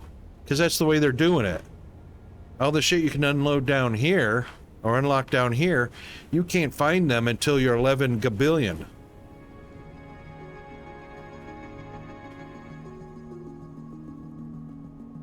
There's a tool, I don't need that.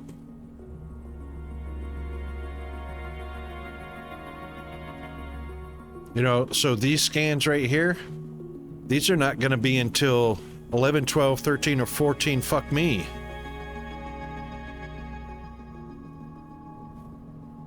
Like this one. And this one's even higher. These two are even higher. So, you know, I hate the way they do that.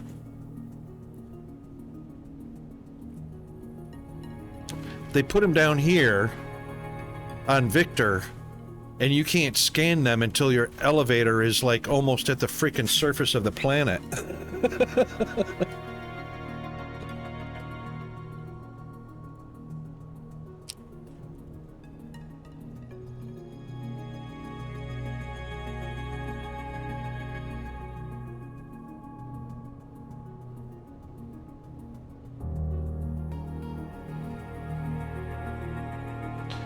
So 180 for that one, which would be nice.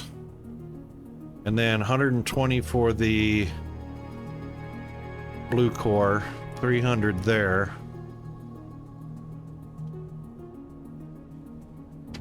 All right, so we've scanned everything we wanted to. I mean, the fragments aren't showing up, so you know, we're not going to get anything until we get above 7. There is nothing more to get until we get above 7. So let's go down. Actually, I should have went to 1.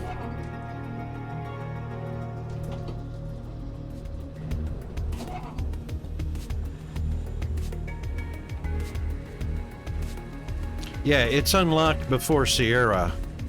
Yeah, I understand it's before Sierra up here.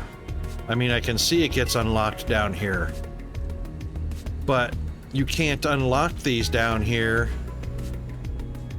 until you get to level 8, 9, 10, 11. You know, level 11 for Sierra.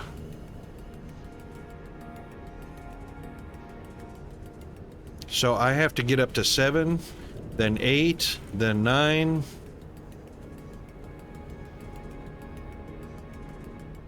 Yeah, that'd be awesome, Chris. That would be like super ideal. Super ideal.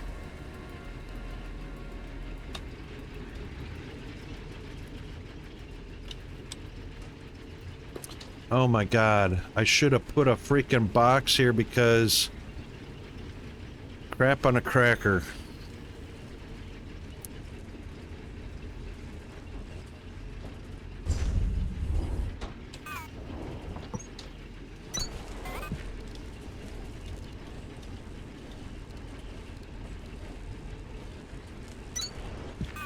Because all that time I thought we were making them,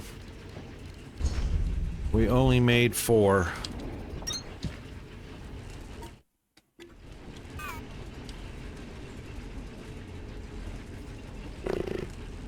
That's derp moment for Rocket.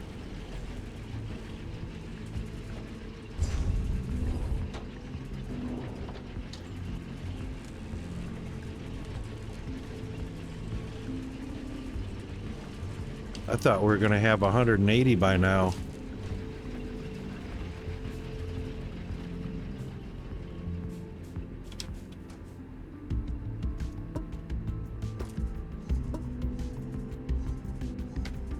All right, let's get rid of some of this limestone.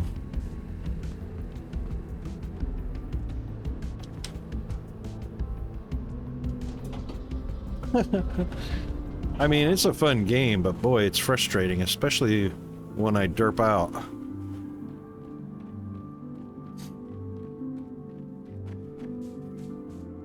And you know what? There's a lot of the logic of the game I understand, but there's a lot of it that you just go, what the fuck?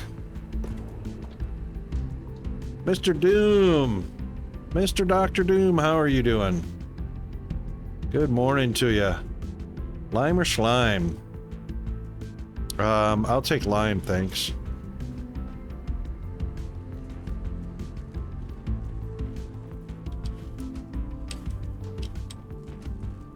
What?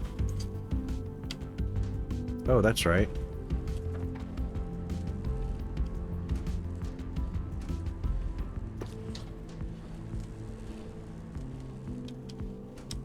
Why isn't that... What happened?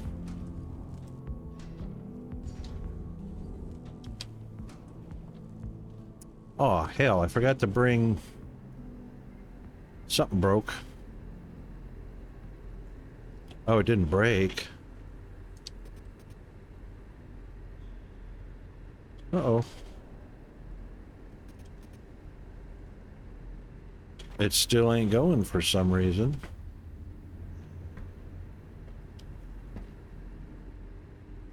Well, let's do this. There we go. Instead of pointing down, we have it pointing up. Yes, I have. Yes, I have. I know Alt lights up everything in the factory.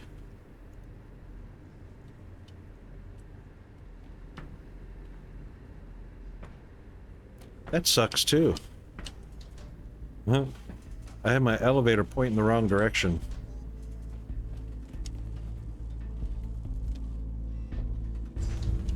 So that's what we have being made there. That's what we got going there. We still need... Oh, right. What we were doing is addressing the vine output speed or density for that that belt right there. So that's why we started making all the things. How have you been, Doctor? What you been playing? What you been up to? What kind of trouble you been causing?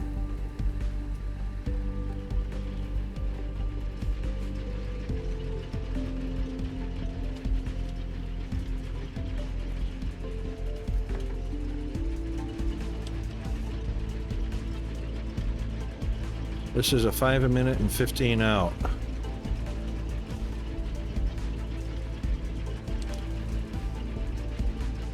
Yeah, so it's definitely getting plenty of feed time. It's just a speed time. A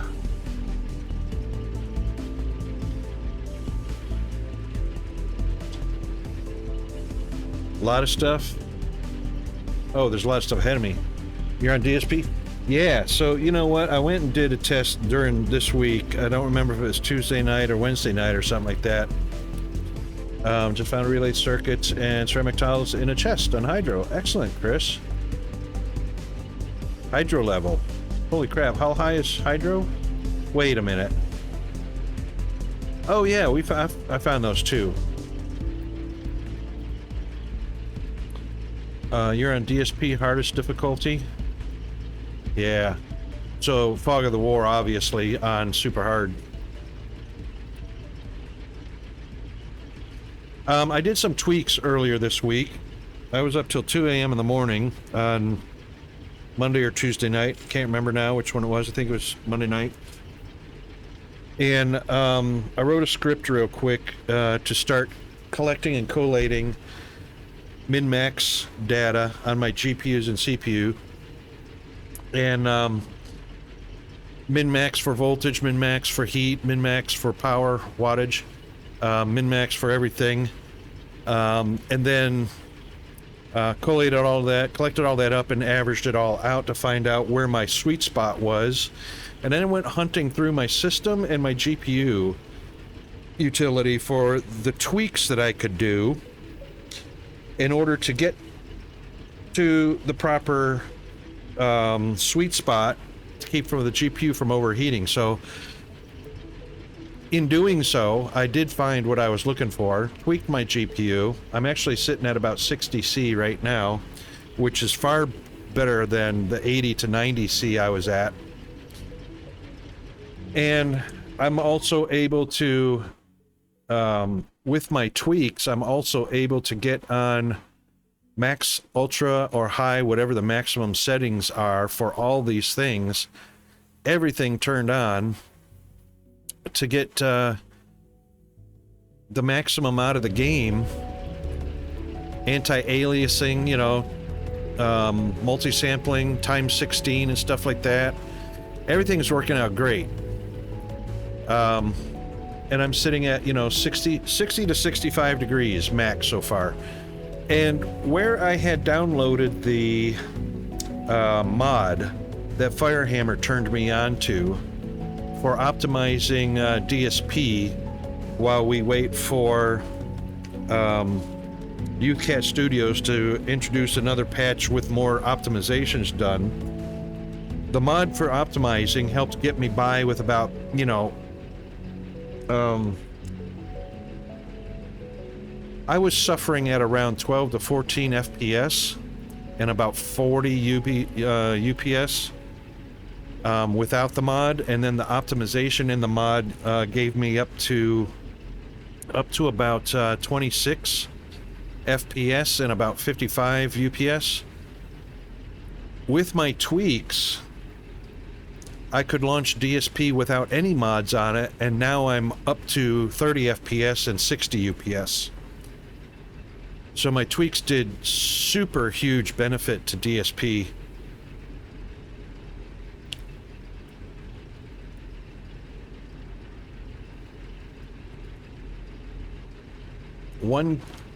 A 1000 Celsius on a CPU, it'd never make it that far.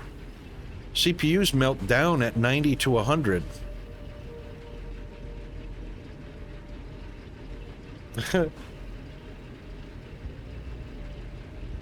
1000 C would melt the room I'm in.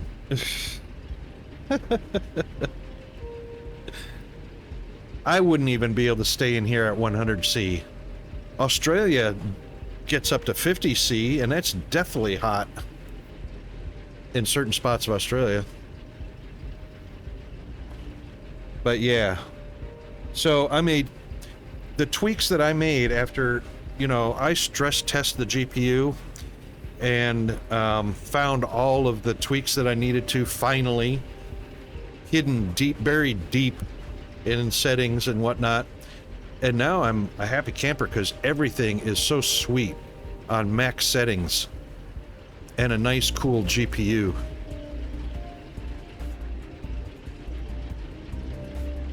DSP is greater, Satisfactory is better.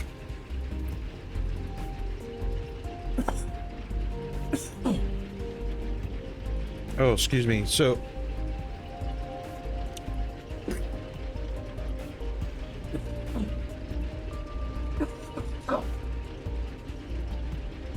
damn, so sorry about that.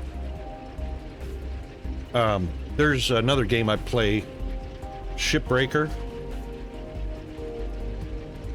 Hang on, what's it called? Hard Space Shipbreaker or something like that? No, not Hard Space Shipbreaker. Not Space Shipbreaker. It's Ship Graveyard Simulator 2. I couldn't even play that using the torch to cut through welds and stuff like that because of the rendering. It would just heat my GPU up around 80, 90 C, and that sucked really bad, so I couldn't play it. Now I go in there, it's a piece of cake. No issues at all.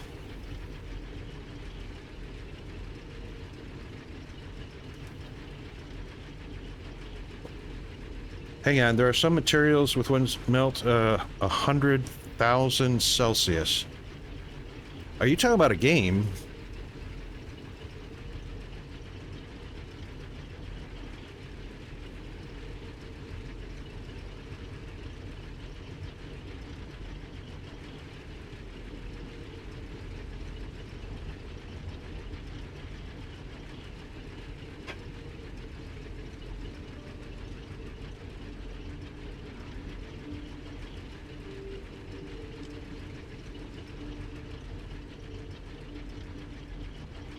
Real life materials.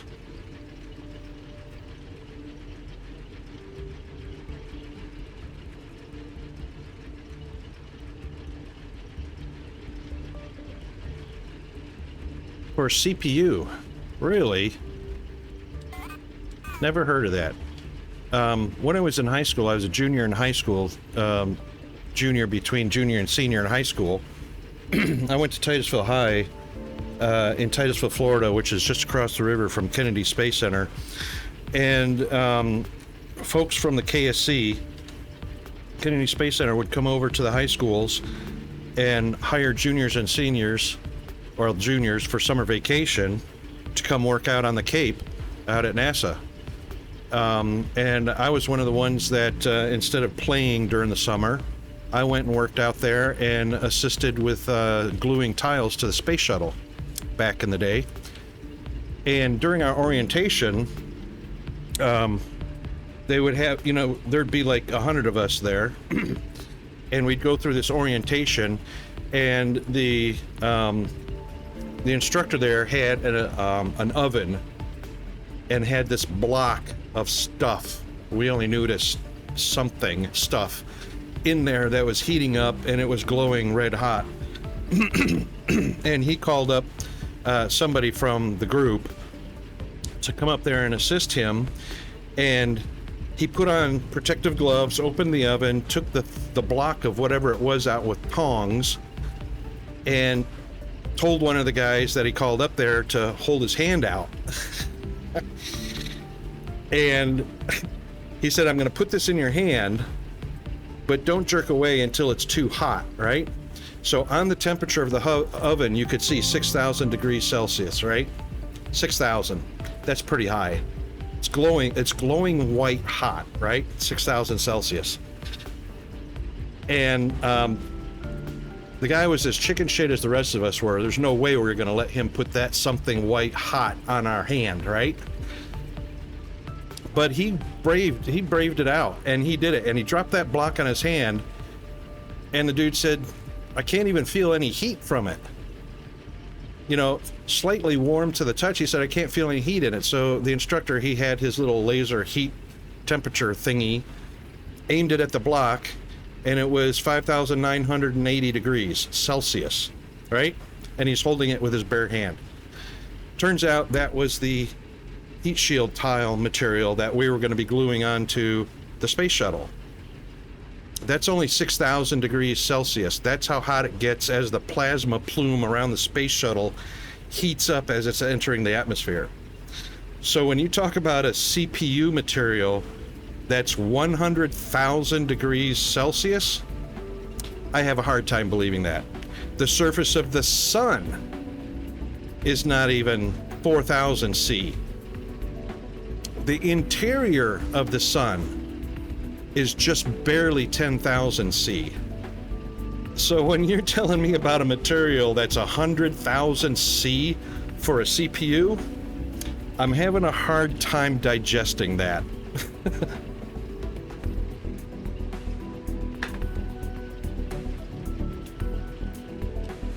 And if it's some sort of material that's better than the stuff they used gluing to the space shuttle, I don't think the world has heard of it yet. Otherwise, NASA would be using it.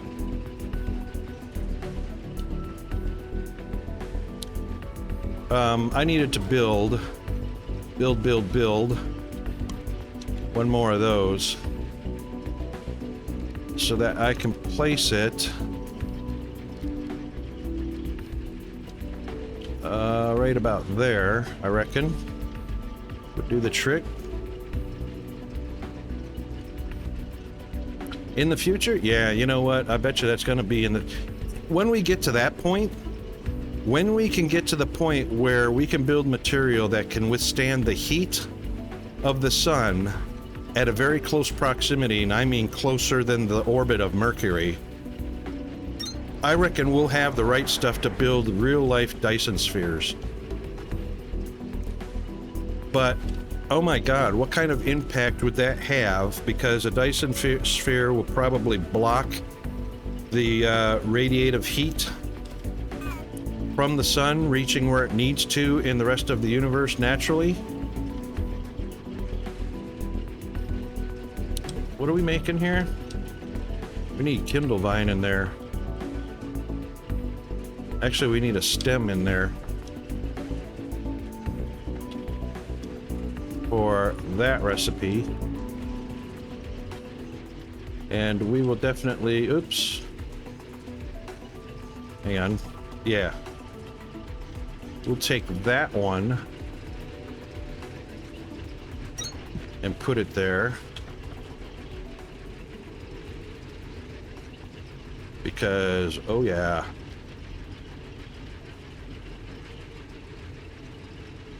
Oh, Chris. In the room unlocks. Yeah, you know what? Now I remember that. Mr. Gavin, thank you very much for the lurk, mate.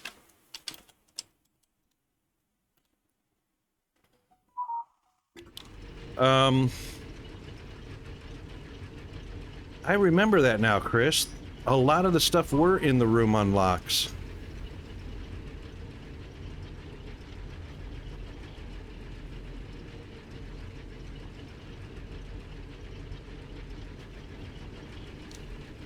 All right, if we need the Kindle Vine or the extract to go.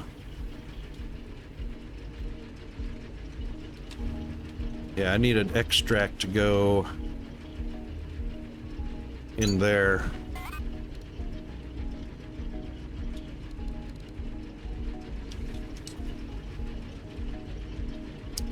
Shoot, I'm not going to be able to do that. Unless it just arbitrary, you know, does it do that arbitrarily?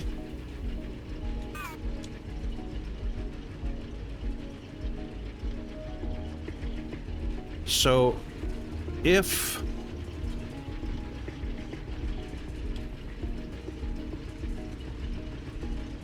this produces a fiber,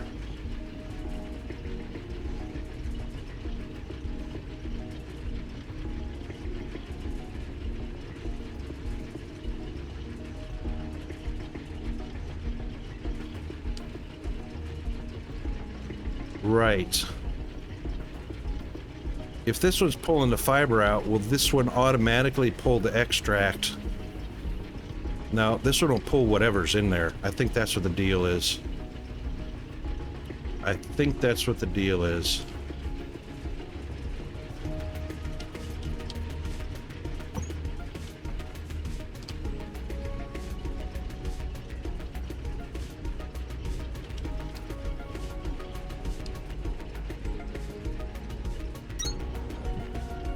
I think that's what the deal is.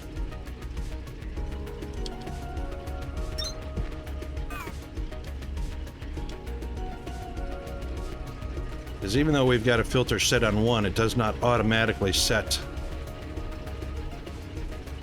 or prevent the other inserter from pulling it out. So far, that's just extract that it's pulling out. Maybe it will. Oh, we got ads running.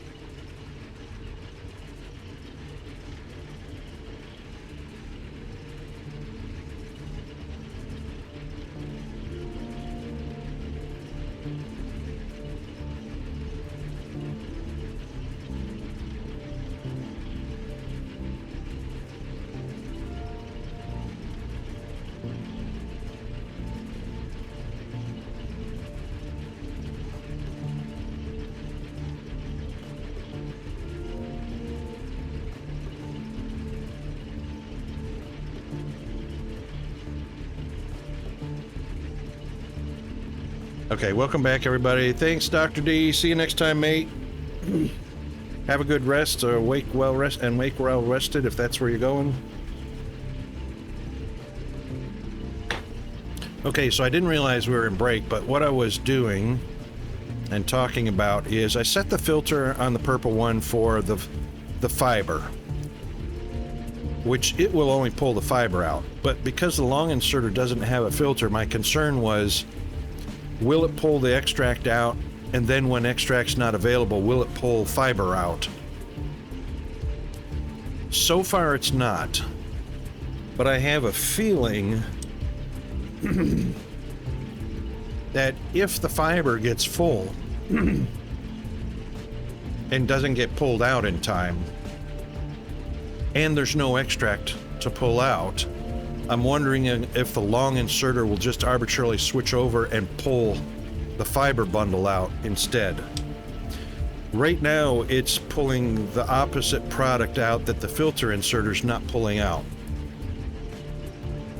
But that could be just accidentally coincidental because the output's not overloaded. If I remember in previous saves, that long inserter would pull one or the other, and I think it was random because it wasn't filtered.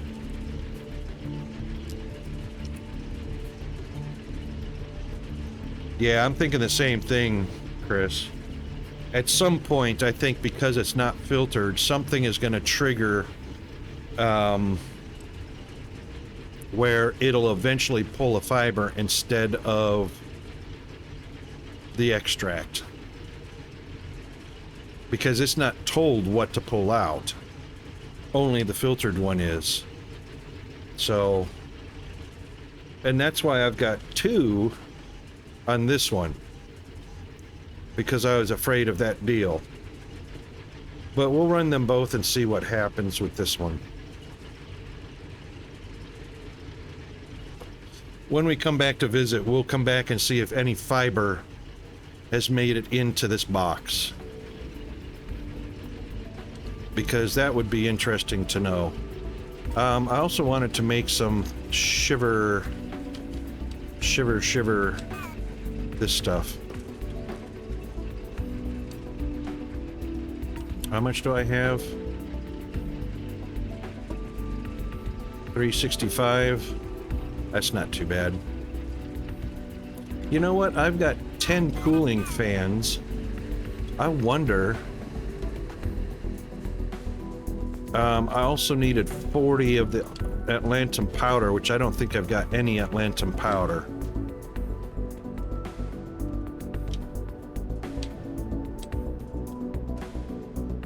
Yes, J-Mac. That's why I did that. Not a production line. It's always best, for me anyway, stick things in boxes first until I'm confident of how they're going to operate or produce. Because I will derp it. Alright, I have got no Atlantum powder in here. And let's get rid of these. Keep. Actually, I'm not using platforms yet. Get rid of it.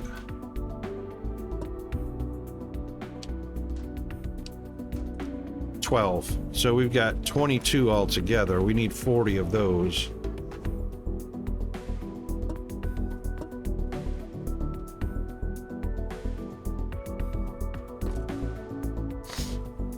Thrusters are set up input on the sloped side and filtered output one item on each side. Works well. Oh, okay, cool.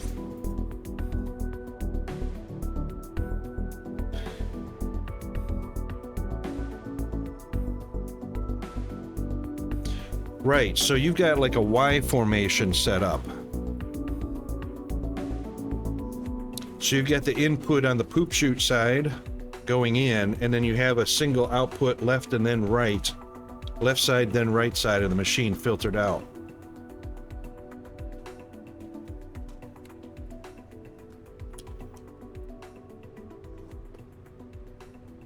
That sounds like a pretty realistic setup.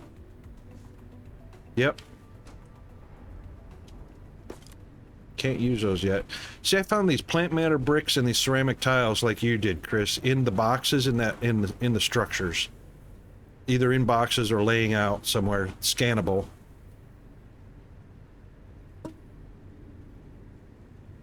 Better check. Yeah, see, I don't have any Atlantum ore. I did, but I don't remember where. You know what? That's what I picked up. So when I J-Mac was talking about that. When I used the mole to break all the crust off that very teeny tiny sliver of Atlantum ore on the admin level, it gave me the ore. I think I used it in something though for either, it wasn't a technology, it was used to unlock something. I can't remember what. And then of course I had 1 brick left over because I used 4 bricks ingots to unlock something else. I can't remember what, but anyway, we don't have any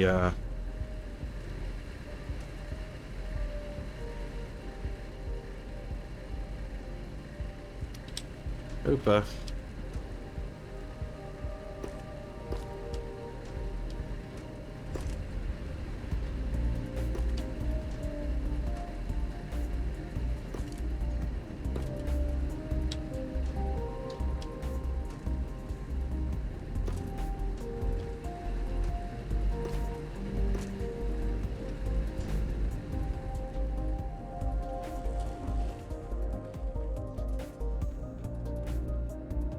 Yep, those are out of fuel already. I didn't check my lime.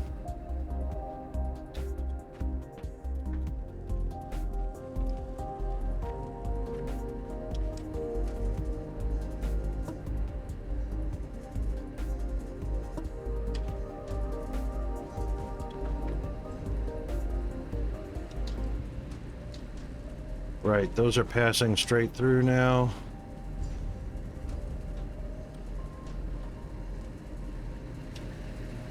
Those are all running.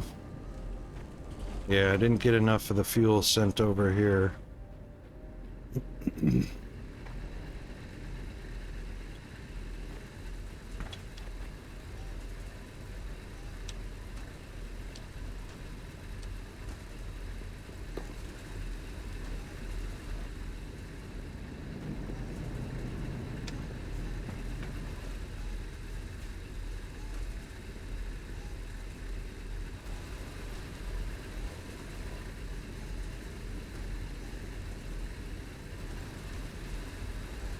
Let's just use those until the pucks get a chance to build up a little bit since I neglected them.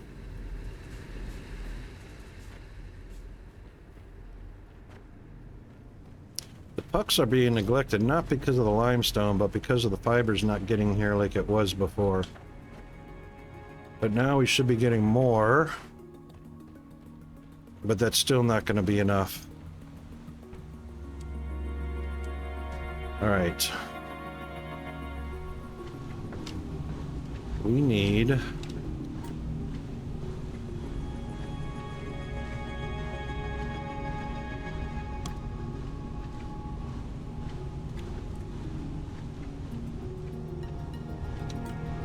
How many have we got? 10?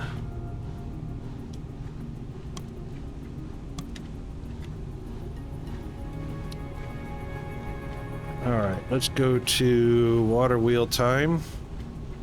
Oh, we've got 2. Now we got 3.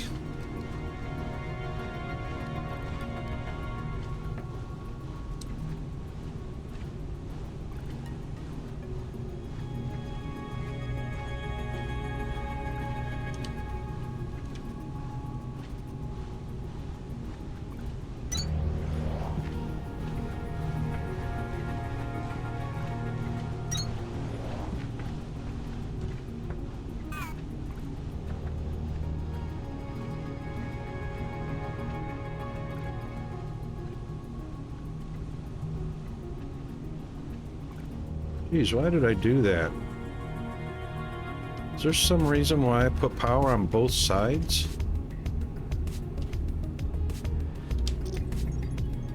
I can't think of why I did that.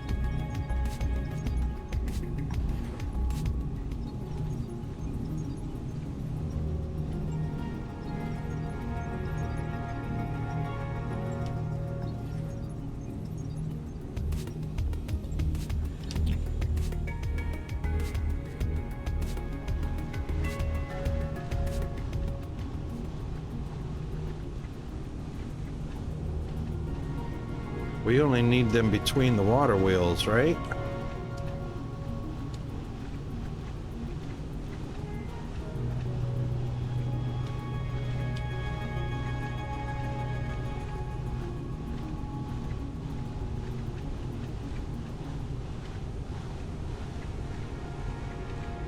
Actually, no. We just need to connect them to around the water wheels. These guys aren't even actually sitting on a platform, they're just sitting on some blocks.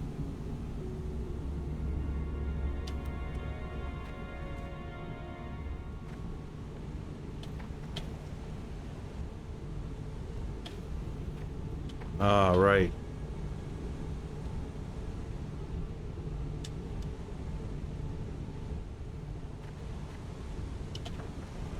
Damn, I'm a cheap bastard.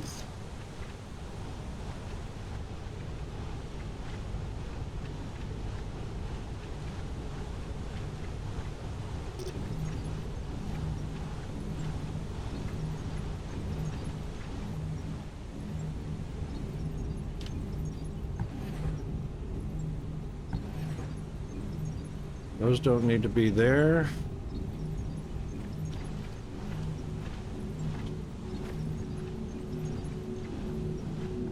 And those don't need to be there.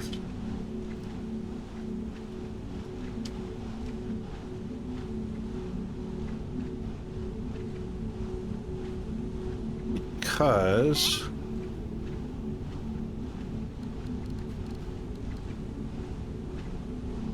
all we need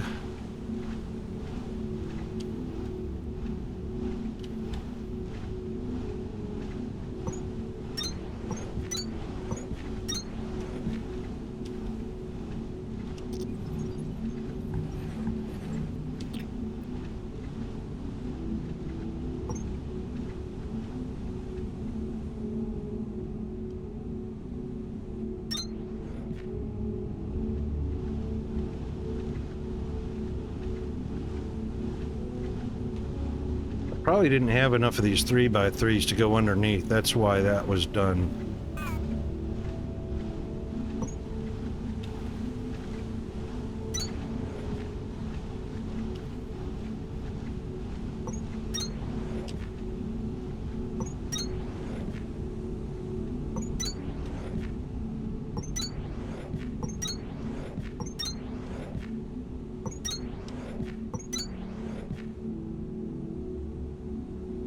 Correct.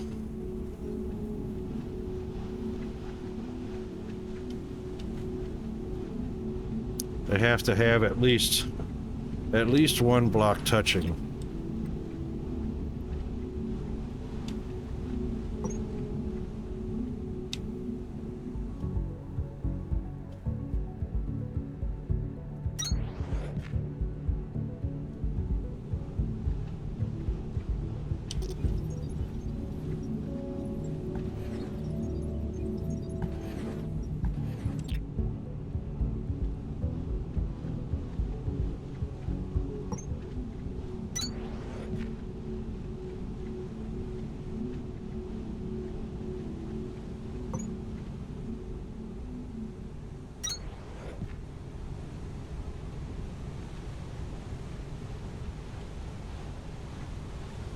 Oh.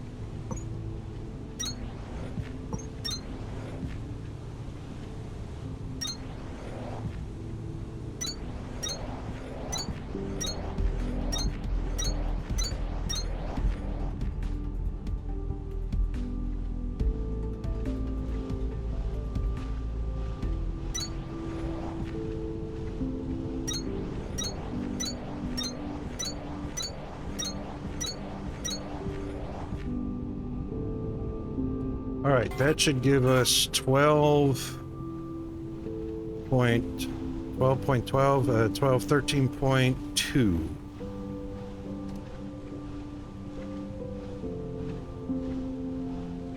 No.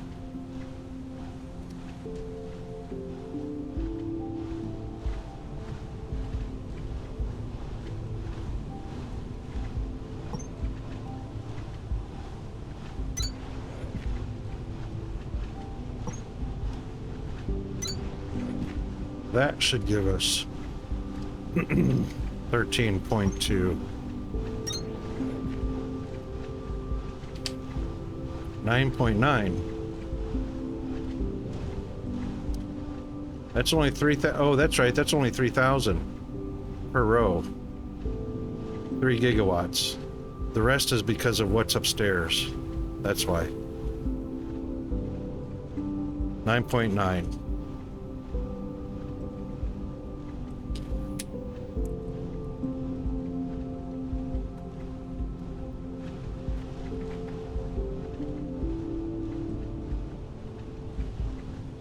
Yep. So 3.3 plus 3.3 is 6.6, plus there's 10 upstairs, which is 9.9.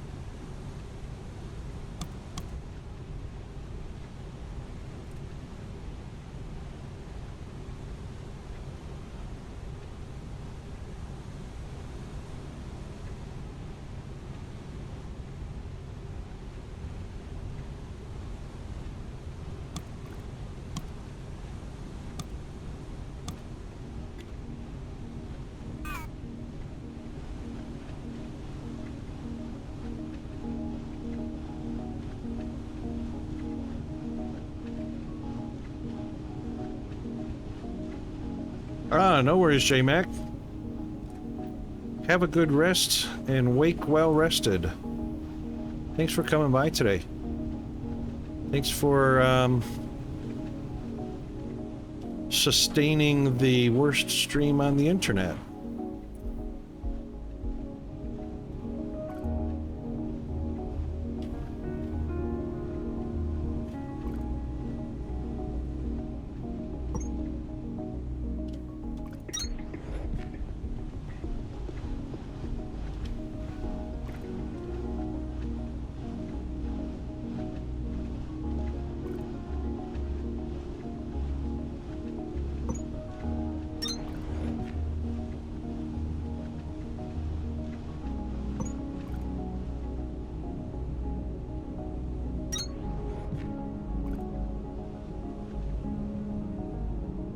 That looks stupid.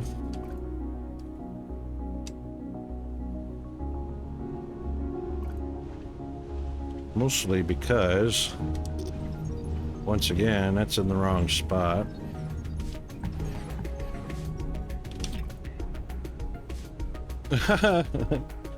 Well, you know, give me a minute or two. It'll be darn close.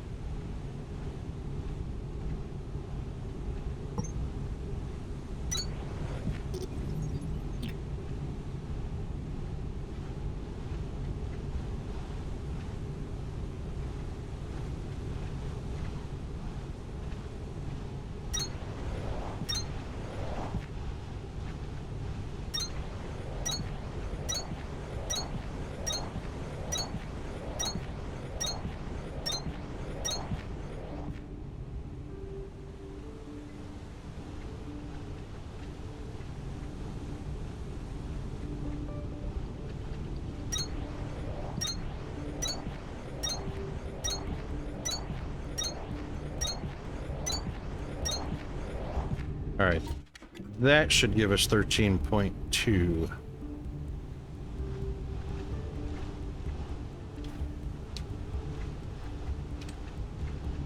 There we go.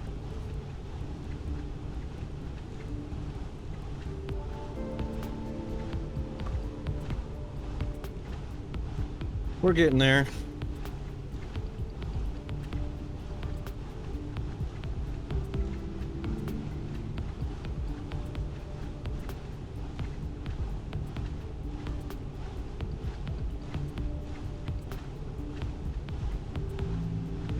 So we're using just under half of that, about a third of a third to almost a half. What's the next upgrade? 690 megajoules. Mark II conveyor belts and Atlantum ingots. Oh, that sucks. Anyway, we're still building our basic stuff. Everything's rotating in the correct direction toward the waterfall. Perfect.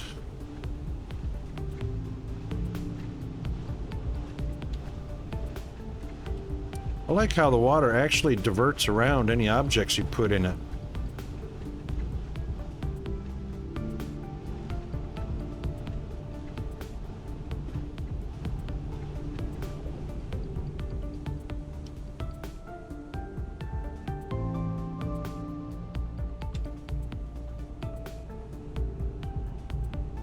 And even getting somewhat trapped.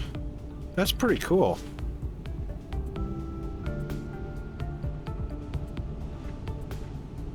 Okay, anyway, focus, focus, focus.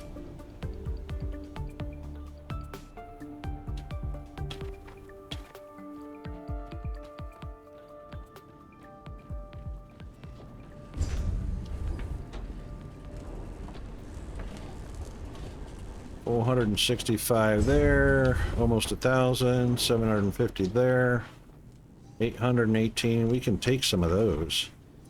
Oh yeah. That's what we want. Alright, iron ingots are now coming in properly like they're supposed to, so that's why we've got belts. Alright.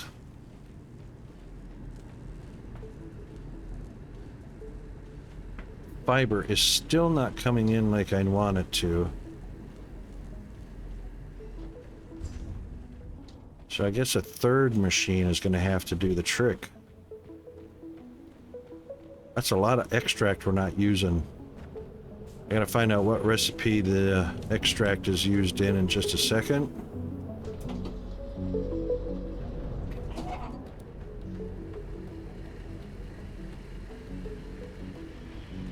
Hang on, this is backed up.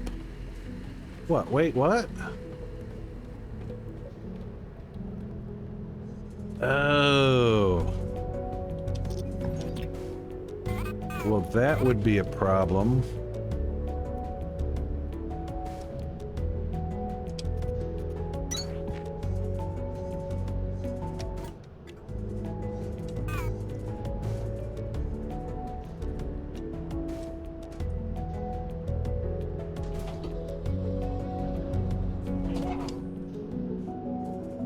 That's why. Yellow in and red out. That's still a yellow out. That's better.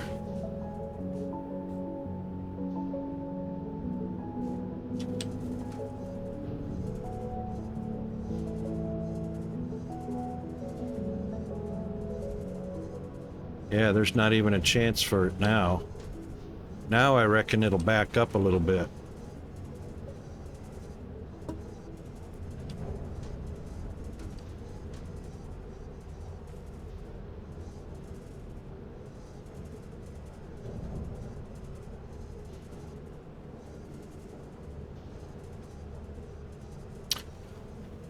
What I could do...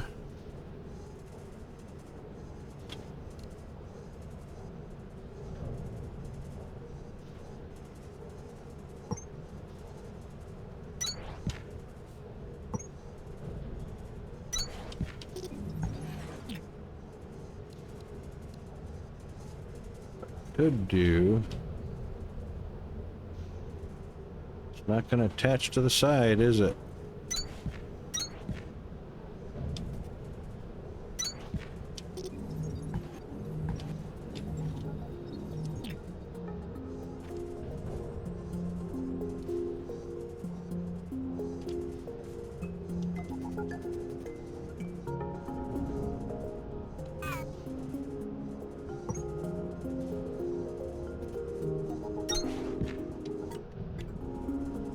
Not escape rocket.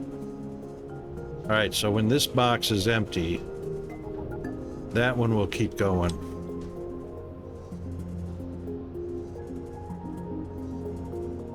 Actually, they're both going at the same time, but you know.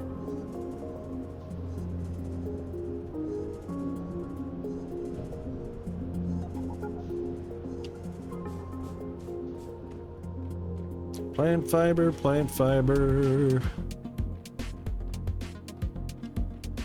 That's more better.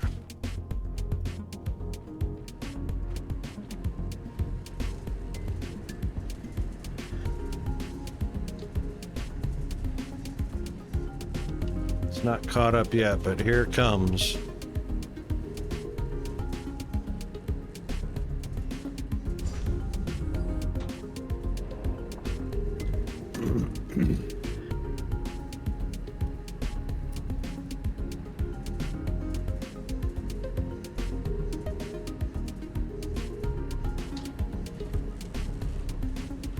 Now, let's see if it'll get 12 in there before it's done. Nope. I think it's about 4. So we really do need to step up. That needs to be a saturated about 90 a minute. What's our belt? 120? So almost a saturated belt.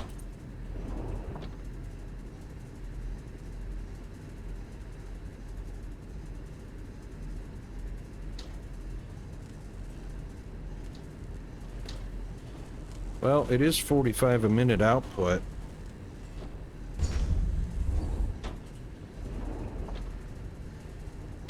Using extract for the Atlantum ingots and Shiverthorn coolant for the mole. What, both of those are used in the mole?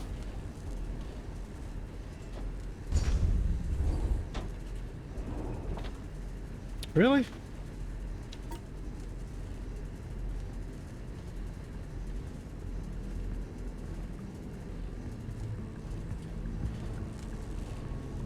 No.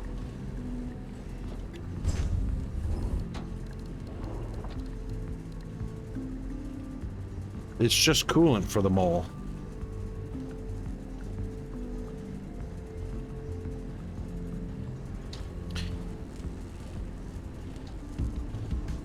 Oh, for the Atlantum ingots, right.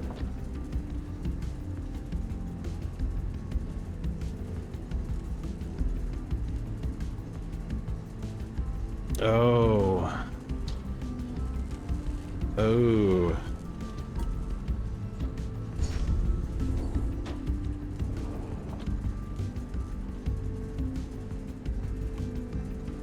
Right, because you need the Atlantum mixture to make, yep, Atlantum ingots. So you got, so it, if I'm not mistaken, it takes the Mark II miners up against the Atlantum ore vein in order to give you the Atlantum ore powder.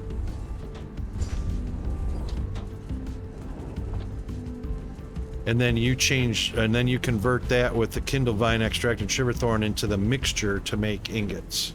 Yep. Yeah, I remember doing that. I hated that because it was a long process, but you know what? It used to be that the Atlantum ore mixture was the powder plus limestone to make all of the mixtures. So any pure powder that you had from the iron powder, copper powder, Atlantum powder, you had to add limestone to it in order to come up with a mixture. Now they've got, instead, 2 more recipe items, which is the Kindlevine extract to replace the limestone, and then the Shiverthorn extract. That's why I'm not dumping my extracts, even though they're not getting used in anything right now, because I know what's coming up. I didn't know that this recipe had changed, though.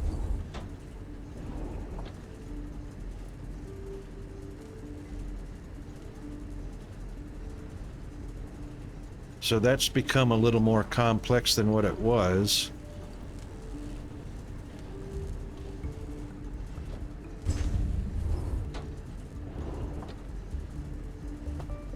"16 limestone becomes quicklime, which becomes cement.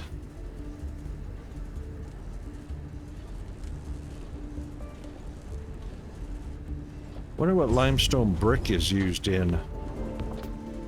Because it's not any of those.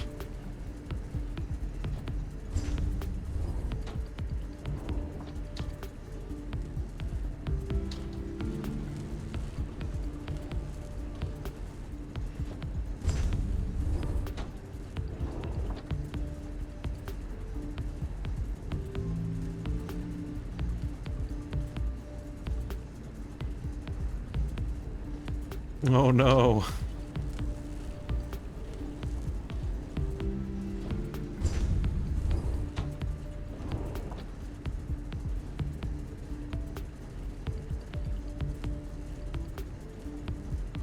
So far, nothing that I can make uses limestone brick. Wonder what that's going to be used for.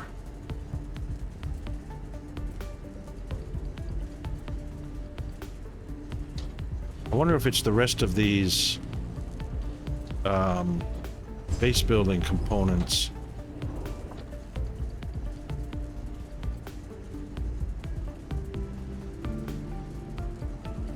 Does it say anywhere what it's used in?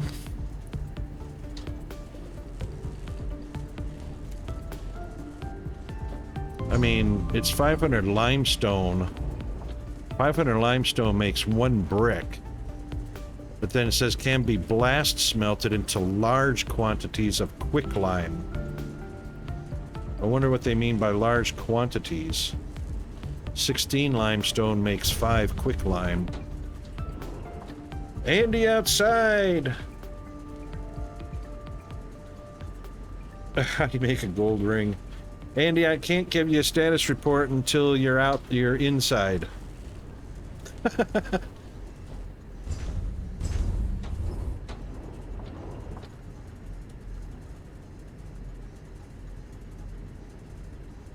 What? That's not even a thing in Dyson Sphere. You didn't even specify.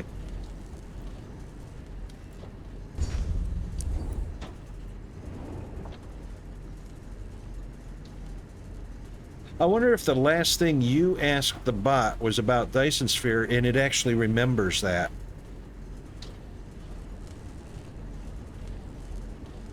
I think so. Because I've asked it to convert Celsius to Fahrenheit already, and it did it fine. The last thing you probably asked him was about Dyson Sphere.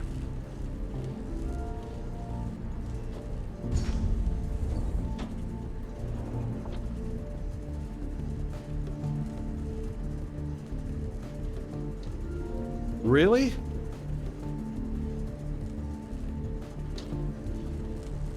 That's a lie. That's a flat out lie.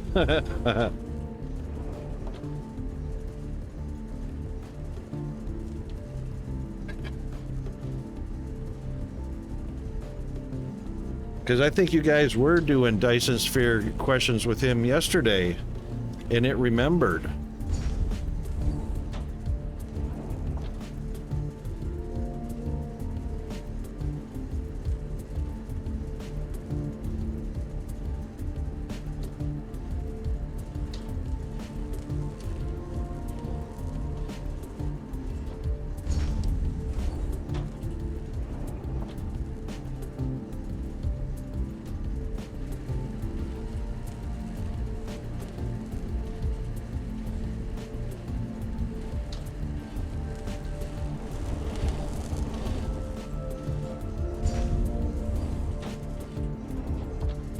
That's too slow.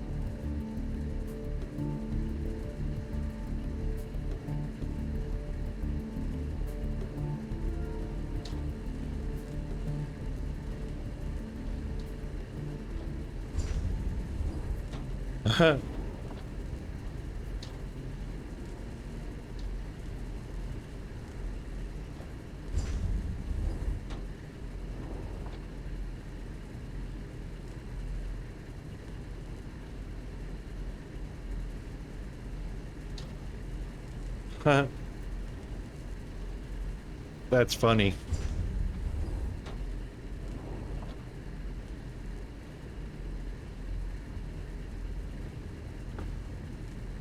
That's funny, because that's not true.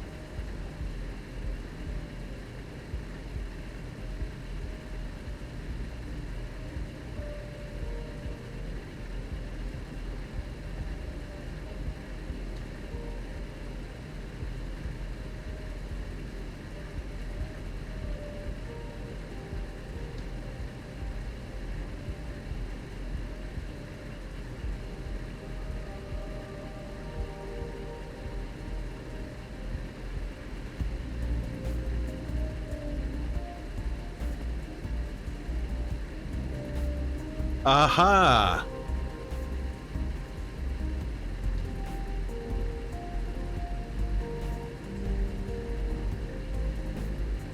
That's interesting.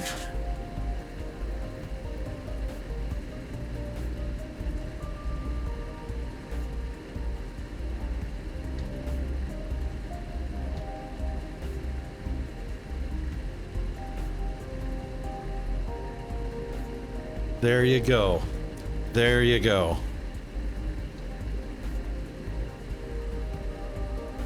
That's really interesting. That kind of revealed how the bot operates.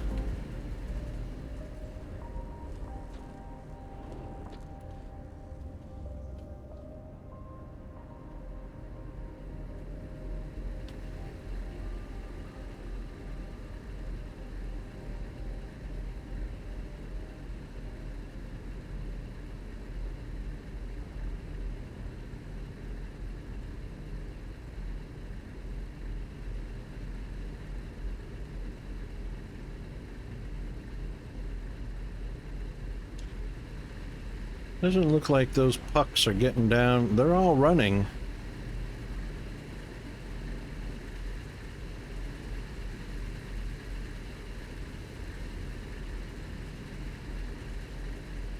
They're all running, but it sure doesn't seem like...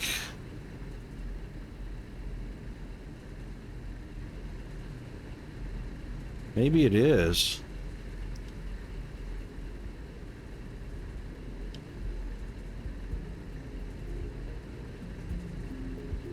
That one doesn't need any. That one will take one. Maybe that one will take one. Okay. That one will take one. And it needed it. So that'll take two. Nope, there we go.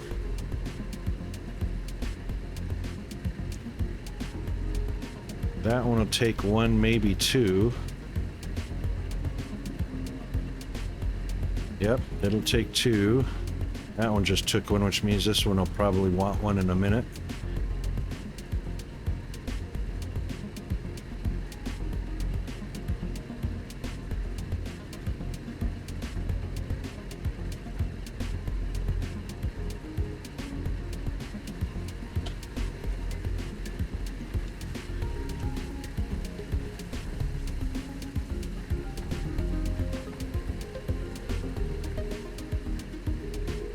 That one needs one. That one does not. That one does. I guess it's a steady enough flow that they're all getting what they need down here. That works for me.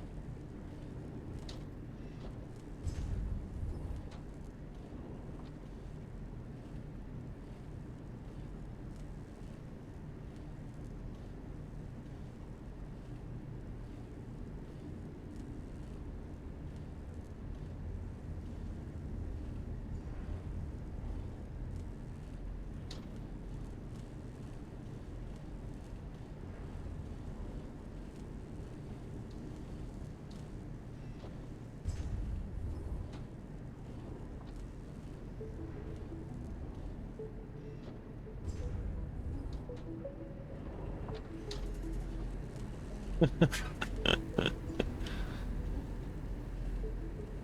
you planning on starting a jewelry business?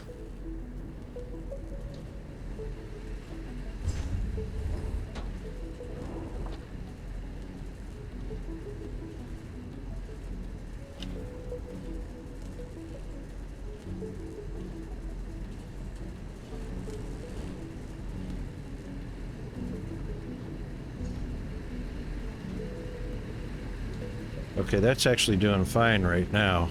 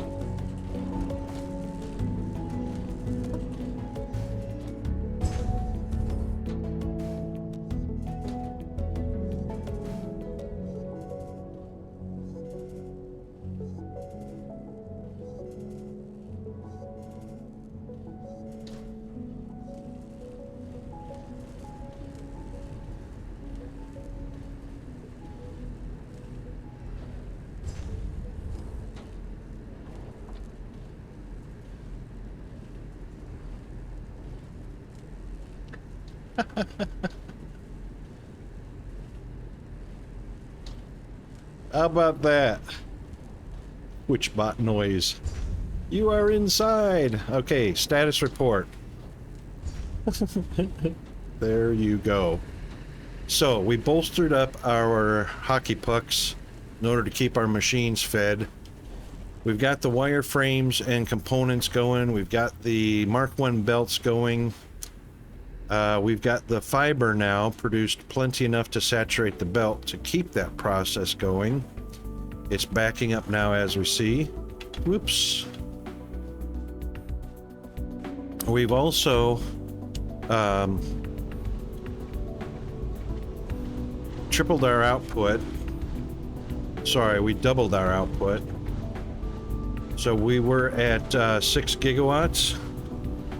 We were able to boost it 10%, and then we added more to 13.2 gigawatts. We've also did a little bit of hunting scanning. GFA! I know, right? That was a cool response.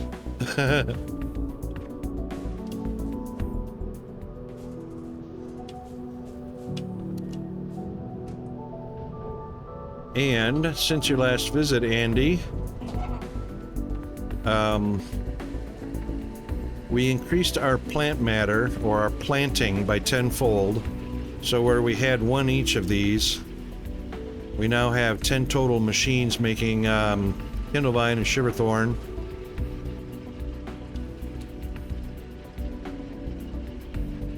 I didn't do a loop back on this one. I did it on the other side.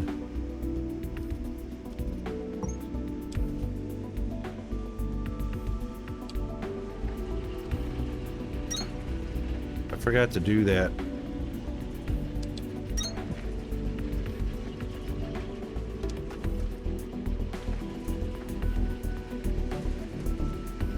And we probably should limit that to about there.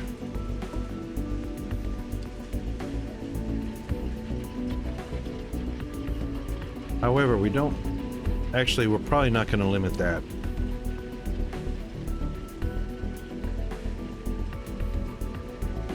We'll do that. That gives it plenty of room so that the machine doesn't shut down.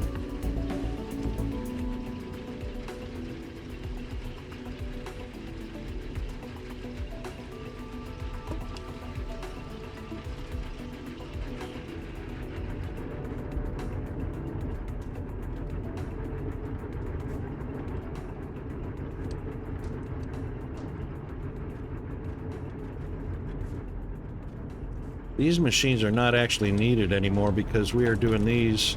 Well, this one we'll use. This one we'll use. This one's being done upstairs.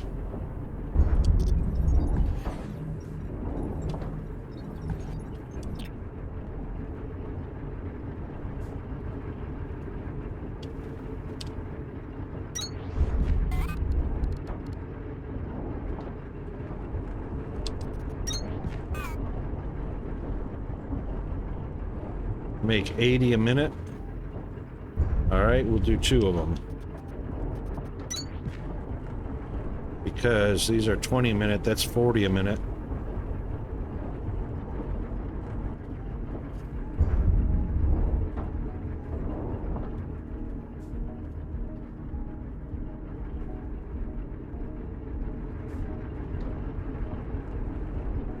We're going to have to do this next. So basically what we're doing is we're doing the basics, wireframe and components. On the iron, I need to set up the gears or iron components and the iron frames. And then of course this one is going to be the next factory, even though we just have 1 of those.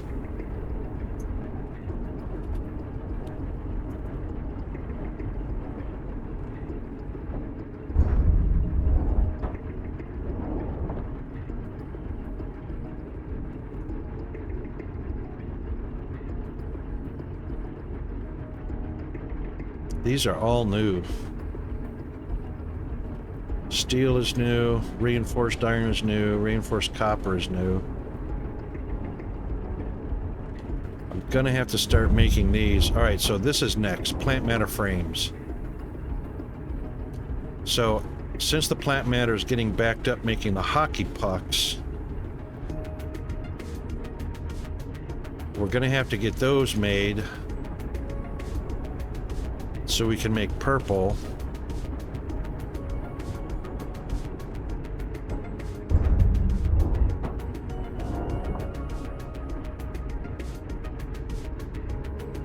Mining drills. God, I hate that idea. Yeah, so we need the frames and the components to make mining drills. Just so we can make drill bits. Stupid. Stupid, stupid, stupid.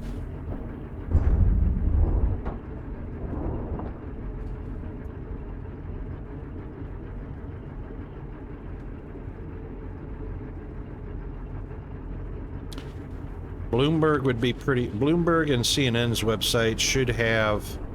Or not CNN, MSNBC. Bloomberg and MSNBC should have the latest and greatest ticker tapes.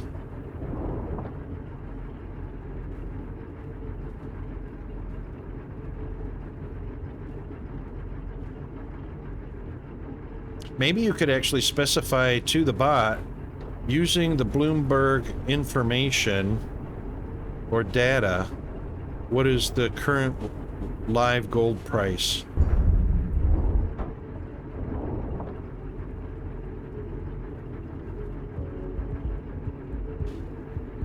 Yes, I did. Thank you, Tom. Thank you. Yeah, we needed 120 of those bad boys. Ha!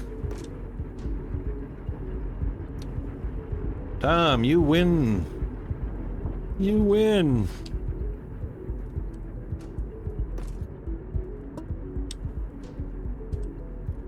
And we needed 120 to unlock blue research, and then we needed 180 more to unlock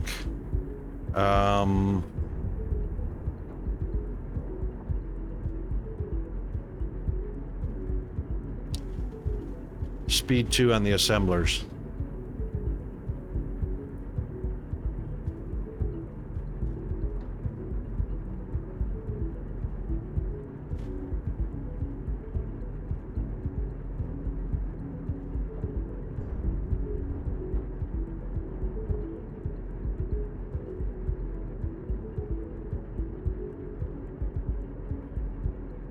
That's right on, Tom. Boy, thank you for keeping my brain focused, my Brian cell.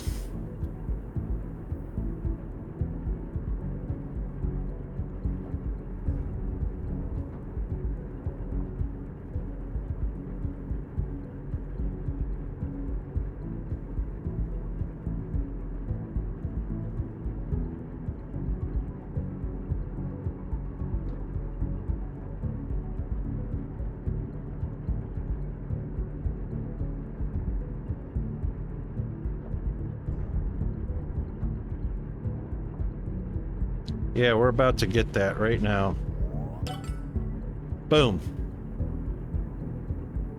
At least Spectre answered your last question really accurate. Because that is... Hold on. If you go to Bloomberg or MSNBC, that'll be right. It's probably right around 1385 right now. What is the replacer?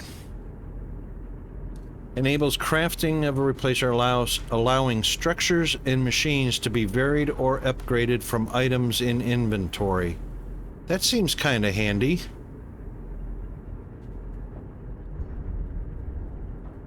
That's what I was looking for, to be able to upgrade yellow inserters to red inserters without having to delete one and place a new inserter. And for belts to go from Mark 1 to Mark 2s. Yeah. And machines to go from Mark 1 to Mark 2s. Yeah, we need that.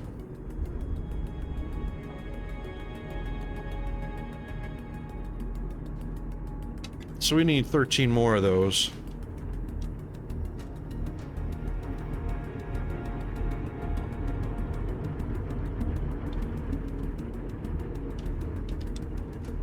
Uh-oh.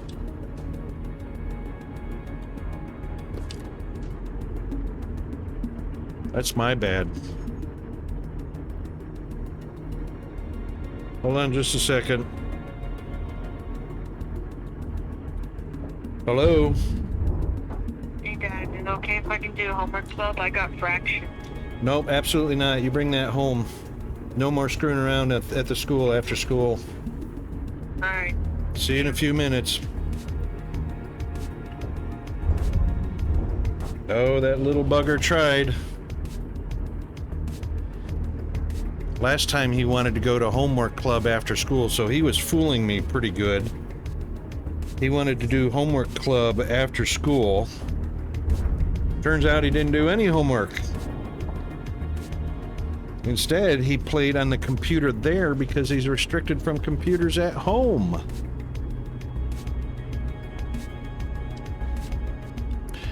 Daddy's onto him.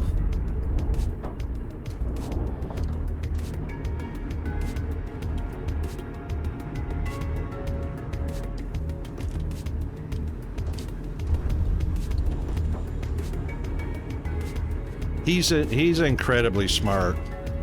And he makes it sound so genuine too.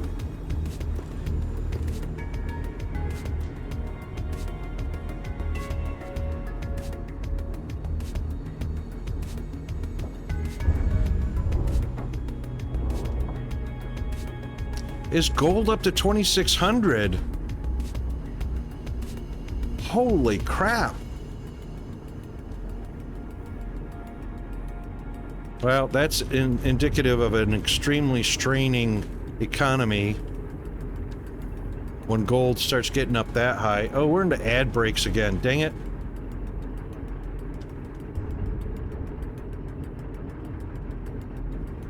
We'll be right back. I gotta go top up my coffee and get something to hydrate with. Be right back.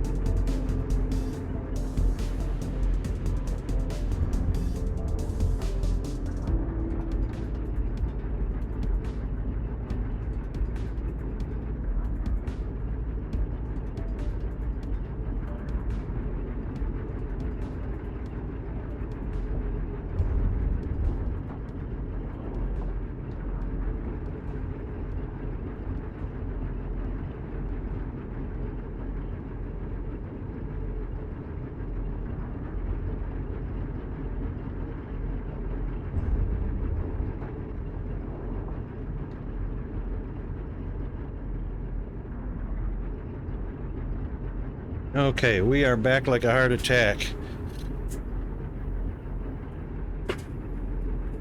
Oh, so Chris, you found that it only sometimes works. Oh, that's kind of interesting.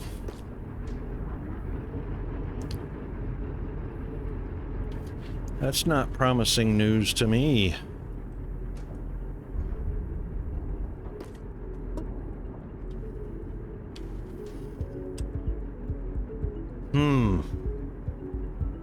I don't need this core reassignment, so I'll likely never do that.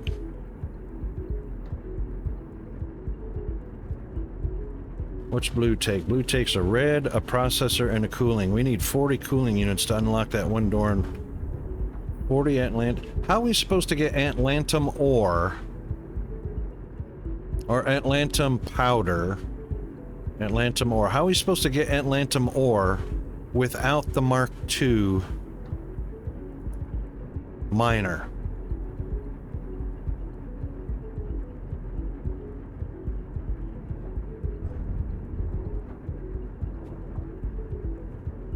How is that supposed to be a thing?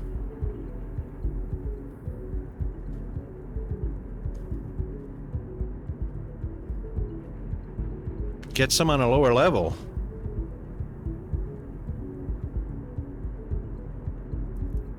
Ah, the mining charges give us the ore. That's right, I forgot about that. But the mining charges only blast the crust off. So once we get down to the core... Alright, then we have to use the miner.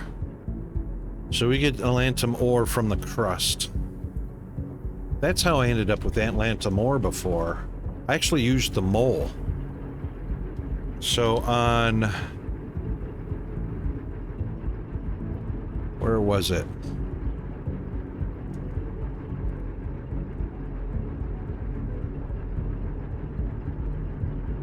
Down here?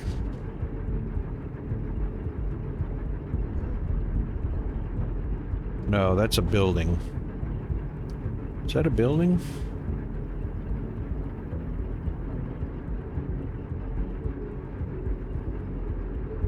Yeah, I actually used the mole before I had blast charges unlocked and pulled it off of that tiny sliver of Atlantum up at the, what was it, admin level. It was the only one I was able to do that.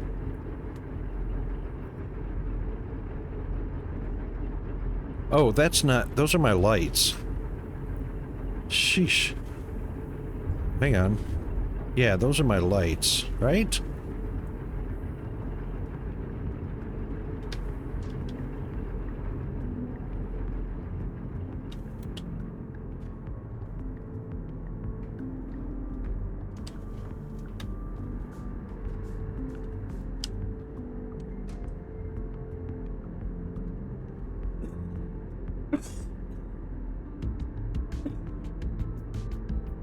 Sorry, I still don't have use of the mute button.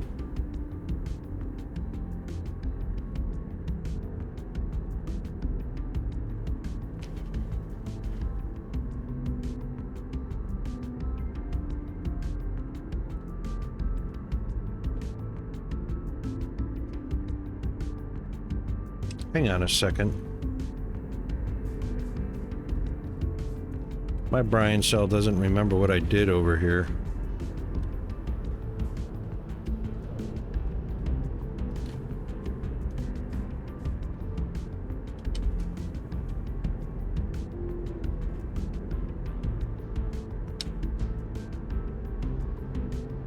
Or maybe I didn't do anything. Yeah, I did. Yeah, these are my lights. Down to whatever I found down here. One is... No, I can't make cement and steel yet. There is actually a box right there.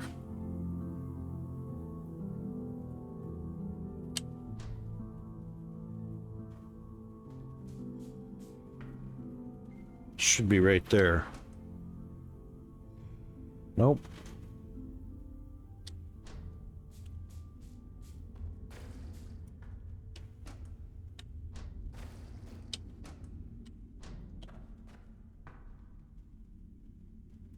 Right there, there's a box.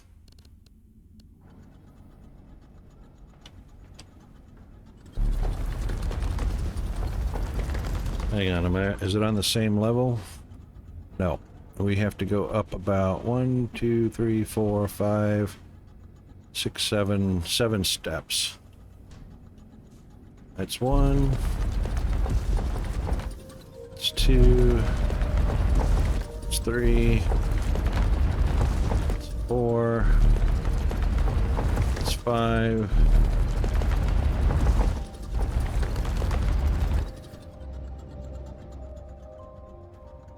Should be right there.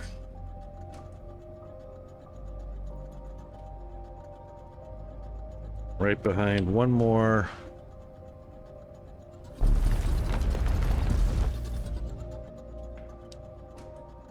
Yay. I'm so happy to get that.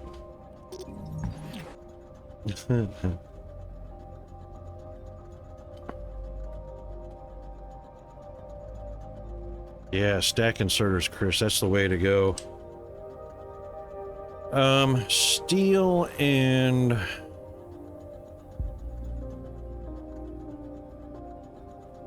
Steel and cement.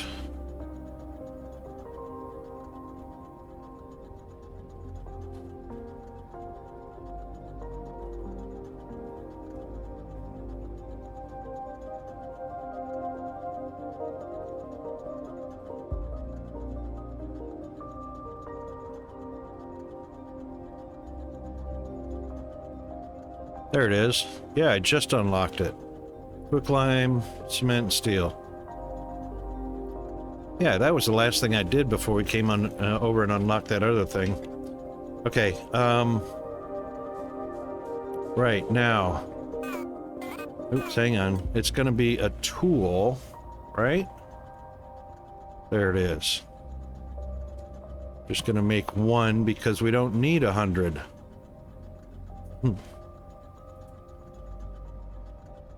And I'm sure, like the other equipment, all we have to do is hold it.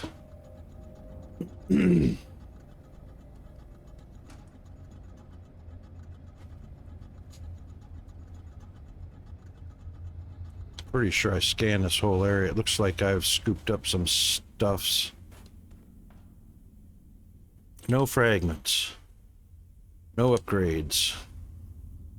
1 crate. Listen, come here. Get started on your homework. Get started on your homework. Listen, come here. I'm not done talking to you. I lied about the homework. Yeah, I thought so. So the way this works is if you do the homework, whether it's at homework club or here at home, that shows me that you're working hard to improve and I can trust you to do that. That gets you different kinds of rewards. Maybe not working on computer or playing on computers at school, but it gets you different rewards and it gains you trust. Yes, sir. Okay? That means I can let you do other things and give you rewards for other things. Once you get that trust, don't abuse it. Because if you abuse it, then I can't trust anymore. It takes twice as much work to get it back. Yes, sir. Okay? I love you.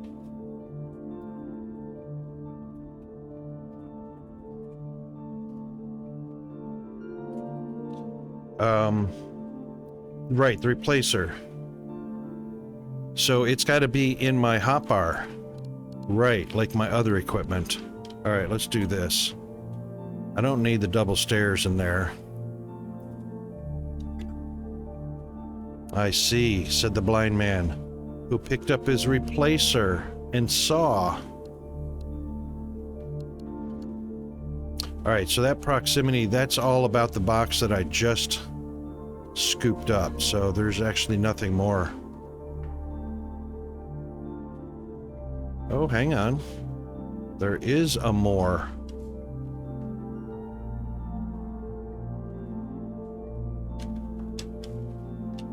There is a more.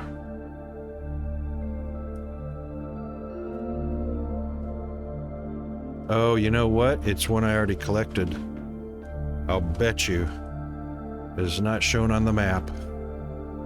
Yep, just like the other one that still shows on the map even though I collected it. I deleted it so it wouldn't show on the map. Okay, we're good.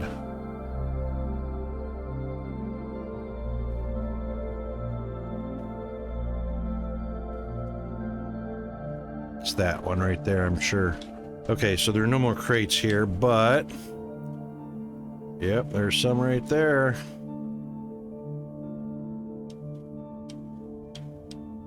Carbon ore. Wonder what level that shows up on. Scrap ore, none. And fragments. None. Okay, we're all done.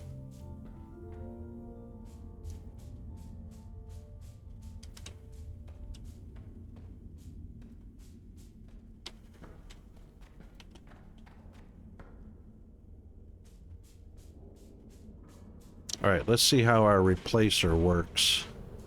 This will be interesting.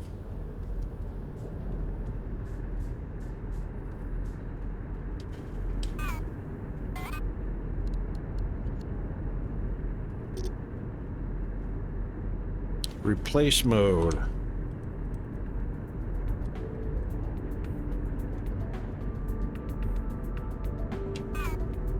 Huh. It did it.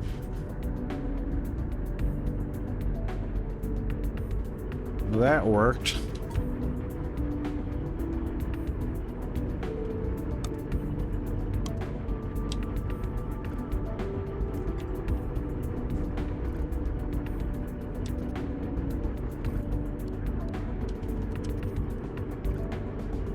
Oops, did I just put a splitter there? What?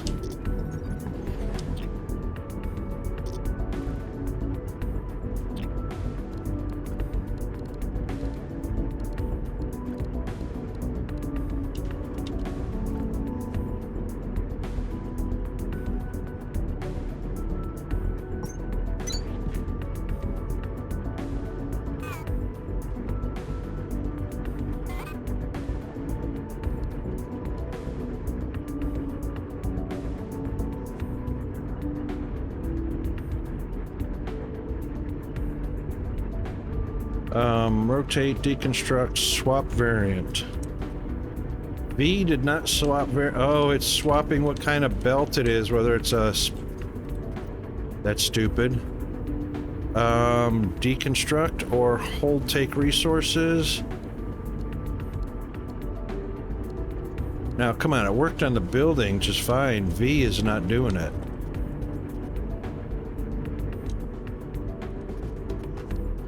Shift V, Control V, roll, Shift scroll.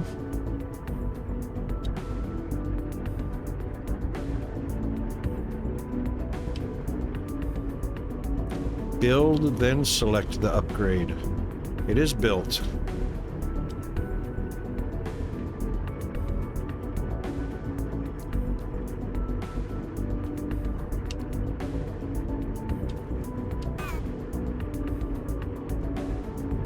You mean go like that and then select the replacer? What?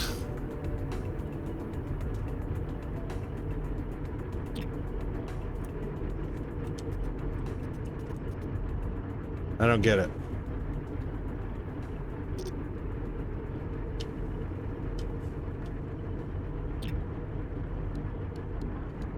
Scroll wheel is not doing it. V is not doing it.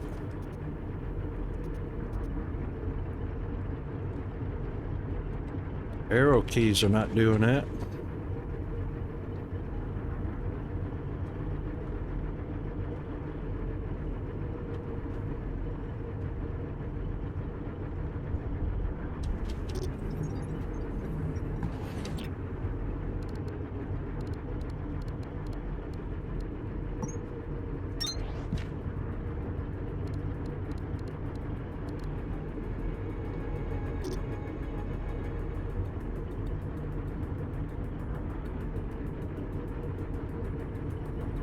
Oh my god, I heard thunder. Is it raining? Is that thunder? Wow. Alright, change selection is the scroll wheel. Oh, that changes.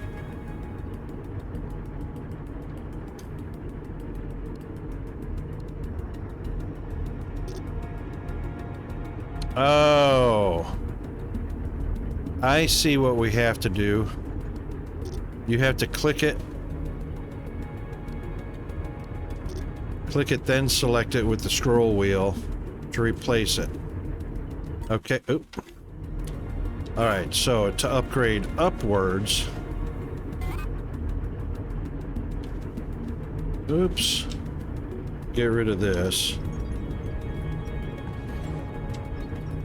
Alright, to go upwards with that, we have to select it, then scroll it, and then boom, it's a 2. There we go. Yeah.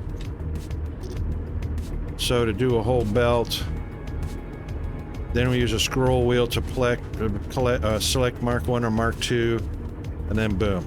Okay, I got it. So it works on belts, works on buildings, or machines.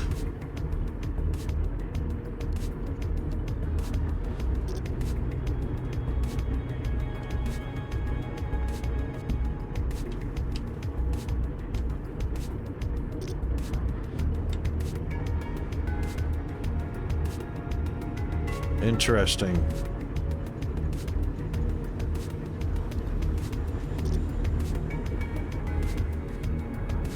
How about that? Oh, but it loses its recipe. Oh. All right, vines. To make...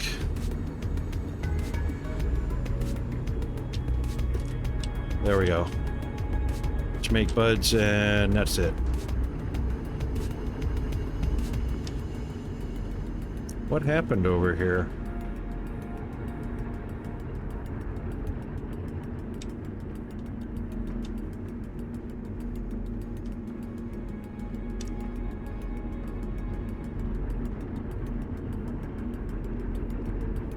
Wow. Okay, I guess the loop's not so... Well, those are all full up. Something's not working right. 120 there. Oh, yeah. Are the vines really that slow? No, they're building up now.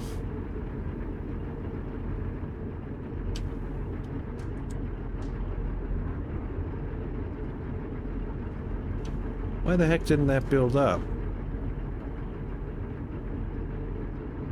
1. It only takes 1. 2.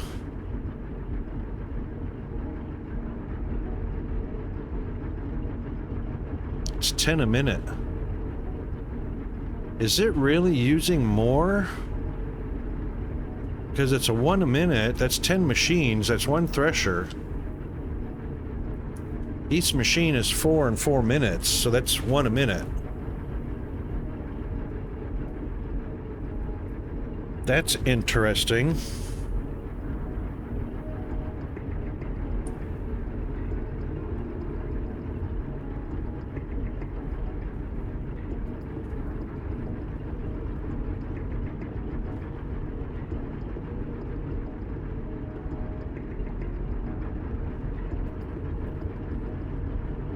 Don't think so.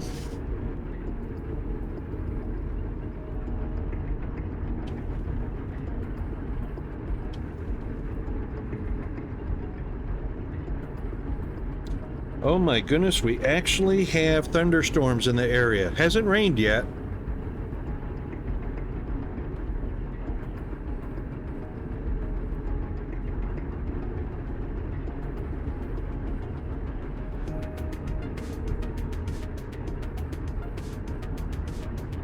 And of course, it's all to the south of us.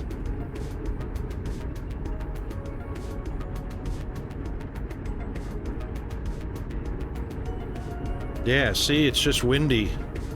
And I can hear the thunder, but that's from way south of us.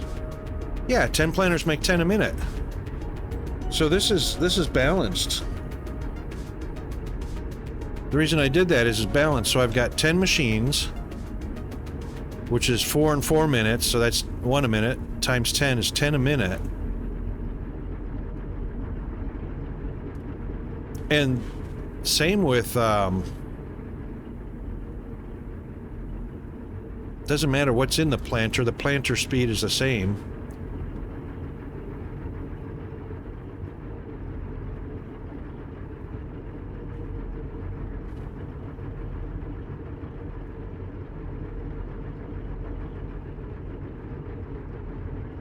This has actually got 2 sources being pulled from the blue. I've only got 1 source, 2 sources pulling from blue, and it's backing up. 1 thresher there, 1 thresher here. Oh, actually, a box. So this is extra. So if any extra gets by, it's supposed to go here. But it's really slow.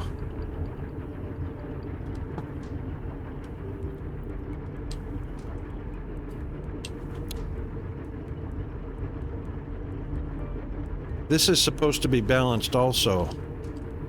Oh, hang on. This is 5 a minute. Input is 1. 5 a minute. Uses 5 a minute. But that's the extract. This one's 10 a minute. 10 a minute. Okay, so it's 10 a minute. It's the same.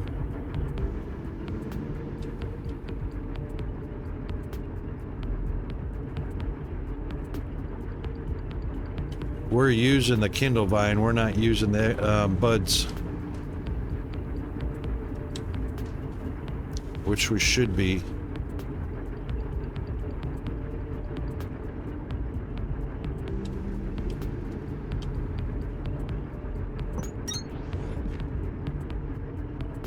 Yeah, so 10 a minute here, 10 a minute here, 10 a minute there, 10 a minute there. I don't understand why. Holy crap-ola.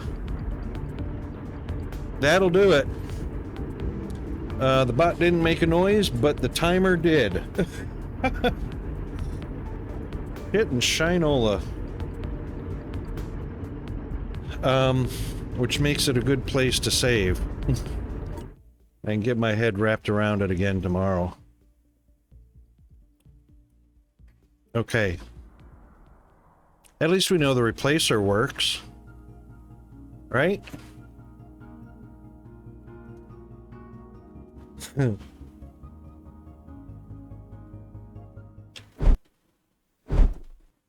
All right then.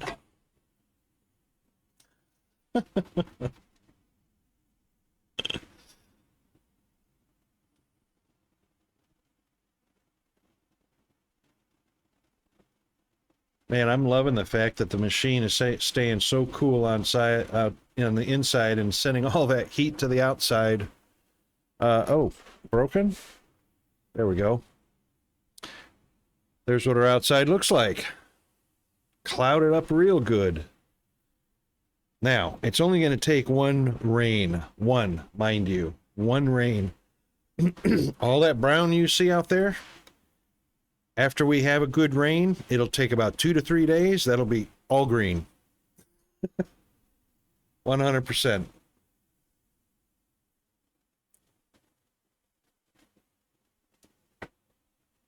Who are we going to raid? Hey, if you guys have a suggestion of who to raid, if there's somebody in our community playing a game, it doesn't have to be the one I was just playing. Don't hesitate to suggest. Mr. Skash, how are you doing? The Power Demons. Yes, they are. In about 30 minutes, we will be up to our 54 cents an hour. 54 cents per kilowatt hour. How are you doing today, Skash?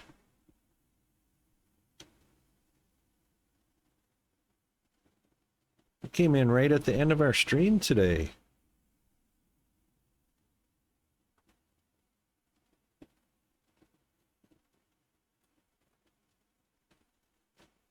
Evil Rays? Yeah, doing all good in the down underhood, mate. Gruff is on and Evil. What's Evil playing? Let's see what Evil and Gruff are playing.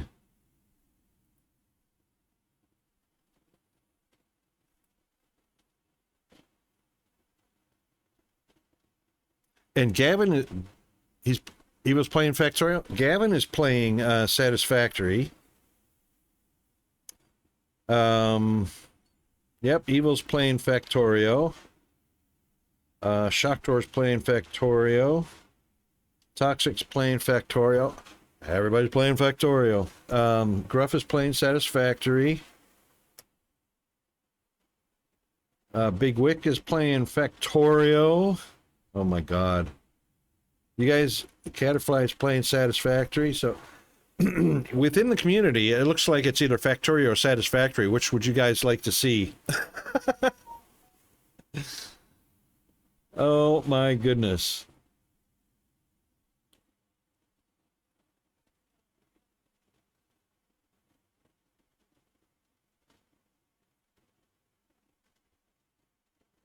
Gavin's only got 8 viewers. We could share some love with Gavin. You prefer not Satisfactory? Okay. Let's see. Evil's got a bunch as always.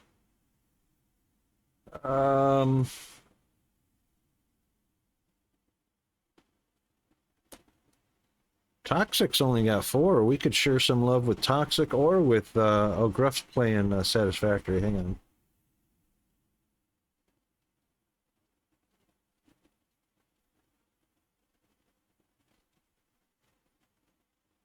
Shall we help out a fellow streamer playing Factorio? How's that sound? We can raid him with a whole bunch of viewers and help boost his view count. Sound like a plan? Cool. Oh, in the meantime, let me not forget your rating tools. There you go. Copy and paste whichever ones are appropriate for you. Tomb Raider pickaxes for the non-subscribers. For everyone else, you'll get the emotes for being a subscriber. Alrighty then. Start. We'll start it, and then we'll go on over to our outro screen. So, Chef Smitty gave us follow today, brand new to chat. Thank you very much for that. Chris8629 scared the absolute gold brick out of me with 30 bits on an alert I had not heard ever before. Miss Bandit was second in stream. Thank you for the redeem. Major Tom first in stream. Thank you very much for the team redeem. Yeah, Team Rocket. Good to see everybody. Andy outside, Skash. Don't forget to follow Skash when you go see his stream. Chris 000328. Thank you very much for popping in and having a chat with us. GFA Undead, one of our wonderful moderators, in today to help out with about 30 seconds of bot chat. And of course, JMac, Major Tom, Dooms, Dr. D. Oh my goodness, and everybody. And on the next screen, which we better go to right now, is the rest of the thank yous. And stay tuned for the raid. It's coming up in about 15 seconds or less. And tomorrow I will see you guys all on our TGI Friday. That's it for me. See you tomorrow, TGIF.